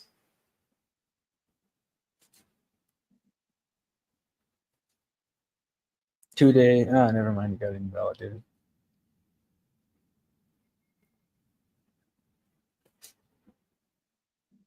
Nothing. Switch the momentum.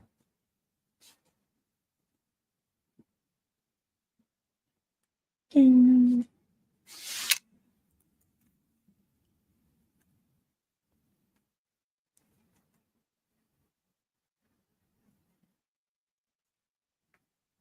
Do you know if Berlin's clothing ships to Mexico? On the monthly, we have momentum shifting up as long as its price is above $9.58, and we have volatility contraction. So it's not looking like the best signal ever. It is looking like we're going to put in a lower high, which we already have put in right now, and it is very arguable to say this is the lower high because we're down from that high about 32%. Not looking the best. Kind of difficult to argue that the lower high is not already in since we're down 32%. So if that is in and we do continue to start to flip down from here, which is not going to happen on this monthly closure, very likely it's going to be on the next one because we're going to be approaching the edge of the bearish control zone. That area it's going to be a lot more difficult to keep the momentum up. This pivot is probably going to go up significantly. Then it's likely to shift down and we're very likely to continue to make new lows. So all this is just a series of lower highs and lower lows. And that the next lower low is the one that I'm thinking is going to be the absolute low where this thing is going to be at peak value, somewhere around like low to mid $6 to maybe $7 area. Damn, that would be so fucking insane. I don't even know what the valuation of this company would be at that point. Maybe less than like $50 billion. No. Right now it's close to like 15. So once you get there, you're talking about like between $6 and $8 billion, which makes no sense. Yeah, Elon could just go and buy them himself. Yeah, I mean, chump change at that point. You just buy him with the change in between his couch cushions. On the 2 week, we have volatility expansion just above the moving average, with momentum starting to shift down, rejecting the critical bullish control zone, and it's going to be pointed down below $14.11. Not looking the best. It's kind of looking like the lower high is already in. And did we go above? No, we didn't. Very close to confirming hidden bearish divergence, but there's no higher high on the momentum. Weekly is now giving us a volatility setup with getting below 15%. Now it's starting to expand. We're pointed down below $13.65. 5 day as well is brewing that setup, just about to start expanding, pointed down below $13.98. 2 day is starting to point down with a volatility setup, and it's going to be pointed down below $12.38. Daily is now getting expansion for many periods of 0% volatility, and we're pointed down as long as we're below $11.94. Getting very close.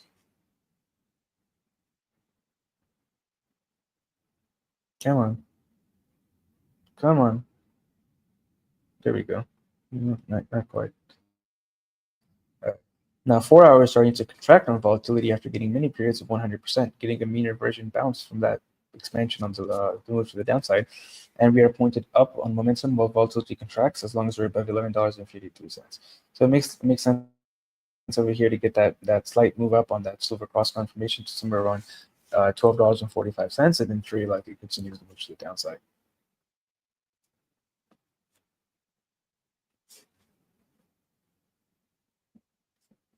Come on. All right. So the monthly is the only time frame right now on the high time frames that is still technically pointed up, and it's pointed up as long as we're above like $9, about $9 to $10. But however, if you start to shift down on the 2 week, it's starting to tell you that the monthly trend is likely going to take over because the 2-week is starting to shift down, rejecting the bullish control zone. We're just getting volatility expansion now with momentum pointed down. And if we go a little bit lower, we're starting momentum still shifting down, and then we're starting to get a silver cross to the downside.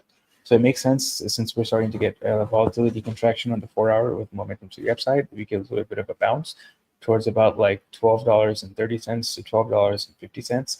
That area very likely is a rejection and a retest of the silver cross. While the 2-week setup starts to continue to play out with volatility expansion and momentum to the downside, very likely somewhere around $10 to $10.20 next for the next bounce. That bounce very likely fails and continues on towards somewhere around the current all-time lows at like $8.50. Likely gets a little bit of a bounce there, likely fails, and then eventually down towards somewhere around $6 to $7, I'd say. Absolutely brutal ingenious. Let's see what the fuck happens. But hey, you know my plan, son.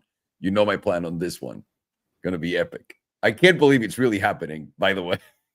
What would you put as your stop loss for your spot holdings if you had to put an emergency stop loss? Nothing. This is balls. Like this is just based on simple fundamentals that if I had the money, I'd buy the company. Like I might go to zero, right? I might go Fisker. I'm going all in. I don't give a fuck. It's gonna do the Mr. Beast method and be like looking for investors to buy Rivian. That too. I mean, when they were the first time at $8, I called my friend that was asking me to invest in Rivian. Rimac. I called him and I was like, dude, you gotta buy Rivian, and not like the stocks, like the company. And he goes, why? So I had to explain to him, and he just didn't want to do it. And then Volkswagen came in, all of that stuff, and I messaged him, and he goes, oh, man, we'll see on to the next one. But he fucked up on Rimac, too. So you should have explained to him the concept of the bull moon. He'll never fucking pick up the phone again. But, yeah, I'd love to. Anything else you'd like to add, look at, say, etc.? Bitcoin's fucking tumbling. No gracias, senor. Hopefully my bias plays out on Bitcoin. Bounce in the mid-80s towards 96K. Fingers crossed. Yeah, see, 86K seems right. All right, let's see what happens. Thank you so much, dude. Have a good one. I'll talk to you Muchas gracias. Buenas tardes, muchachos. Buenas tardes, son. Bye. Thank you. Ok, vamos a ver Rivian. No, esto es Bitcoin, perdón. Esto es Bitcoin. Vamos a Rivian. Rivian está por acá. Qué desvergue de gráfico. En la semanal se ve más fácil. Ok, ¿dónde vamos a empezar Rivian? Mensual, semanal, 2 semanas. Wow. Vamos a empezar con la mensual. ¿Por qué no? Y empezamos siempre mensual porque no hay tantos datos, ¿no? Esto empezó y salió en el 2021, en noviembre del 2021, en el tope del mercado, donde llegó a $180. Y ahora estamos cotizando en $11.78. También pueden ver, si han estado aquí un rato, altos, altos más bajos, altos más bajos, altos más bajos, altos más bajos. Y esto nos debería de llevar, aunque hayamos tenido estos bajos, bajos más altos, a probablemente testear los bajos más bajos de toda la historia. Con eso dicho y hecho, Rivian ha estado muy pocas veces por encima de su promedio del 9 mensual, que normalmente nosotros consideramos alcista o bajista. Y ahora tenemos 1, 2, 3 meses por debajo del 9, después de haber llegado a un máximo local en 16.16. Yo no jugué este pump fue el que yo jugué, solamente el que te llevó de 8 a 18, no el de 9 a 16. Entonces, ahora lo que yo estoy esperando es a que caiga esto y ver dónde puedo absolutamente llenar todo mi portafolio de esta belleza. Todavía no. Y esto es muy arriesgado. La empresa puede quebrar, etcétera. Esto es para tontos. Ninguno de ustedes es tonto. No intenten hacer esto en casa, por el amor de Dios. Rivian está creando el cero de volatilidad más potente de toda la historia. Tenemos la volatilidad contrayendo al punto más bajo de toda la historia en la mensual. Estamos en 30%, pero tenemos una divergencia bajista que sigue siendo y dándose por debajo de los $16. Estamos una vez más en 11.78, lo que probablemente nos vaya a dar continuación a la baja con esta estructura. Es bastante fácil. Rivian, honestamente, no tiene tanto, ¿cómo se dice? No sé, no tiene tanto juego. Pueden ver que ahora la de 2 semanas nos está rechazando literalmente justamente la media. De darse esto en 11 días y 2 horas, tenemos una alta probabilidad de ir a los 9.47. 9.47 nos pone ya en una zona bastante interesante, donde probablemente el 61.8% en los $8 sea algo que juegue. Faltan 11 días y 2 horas de no poder pasar los 12.42. Nuestro siguiente objetivo deberían de ser los $10, que es la línea meme, y tranquilamente los 9.45, la parte baja del canal. Ahora, por encima de los 12.41, tendríamos 11 días para ir a los 15.60, eliminar esa divergencia bajista mensual, etcétera. Pero las probabilidades de eso suenan bastante duras, sobre todo viendo la estructura que está formada. El hopium para todos es que aguanten los $10, que sea un bajo más alto y de ahí ya dar continuación, ¿no? Ese sería el hopium de toda la gente alcista en este momento. Estamos expandiendo en volatilidad, pero oficialmente no. ¿A qué me refiero? Estamos por encima del promedio, pero seguimos apuntando para abajo, así que no vamos a decir que hay una expansión de volatilidad. En la semanal estamos un poco en la misma, tenemos el BR, el bearish retest de esta zona de los $12. Eso quiere decir que una vez que lo perdimos, lo intentamos retomar y vimos que estamos cayendo. Faltan todavía 4 días y 3 horas para cerrar esta vela, pero nuestro siguiente objetivo es la parte baja en los 11.21. De llegar a los 11.21 estamos creando mínimos más bajos y eso nos debería llevar al 61.8%, que son, una vez más, los $10 planos. Bueno, $10.04. Además de eso, tienes todos tus promedios acá rechazándonos y cuando normalmente pasa esto junto con la media, la fuerza del movimiento que va a dar a continuación va a ser fuerte, a la alza o a la baja. Esto tiene más cara que va a ir a la baja. Volatilidad está a punto de expandir por encima del promedio, pero no lo ha hecho. Y por primera vez, fuertemente, no fuertemente, pero más significativamente por debajo del 15%. Vamos a ver cómo expande esta volatilidad y si va a ayudar al precio de Rivian todavía a caer más. Ok, ya está Bitcoin en los 87. Yo voy a entrar en long en los 86, huevudo. Y no le voy a poner stop loss. No hagan eso. No hagan eso en su casa.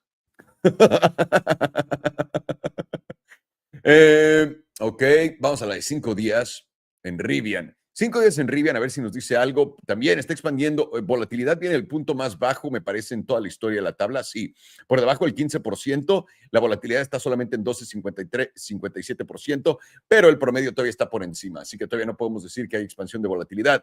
Lo que sí podemos decir es que claramente estamos teniendo un rechazo de la media junto con nuestro promedio del 9.21. Y eso nos debería llevar a la parte baja del canal. La parte baja del canal consigue con esta línea meme en diagonal, que está en los 10.74. De reventar los 10.74, yo creo que esta es la zona muy importante para todos ustedes de anotar. De reventar los 10.75 para abajo, los $10 son inminentes.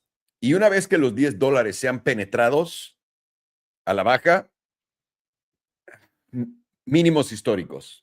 Es así de fácil. Para cambiar esto en la tabla solamente tienes que ir arriba de los $13 en teoría. Diaria.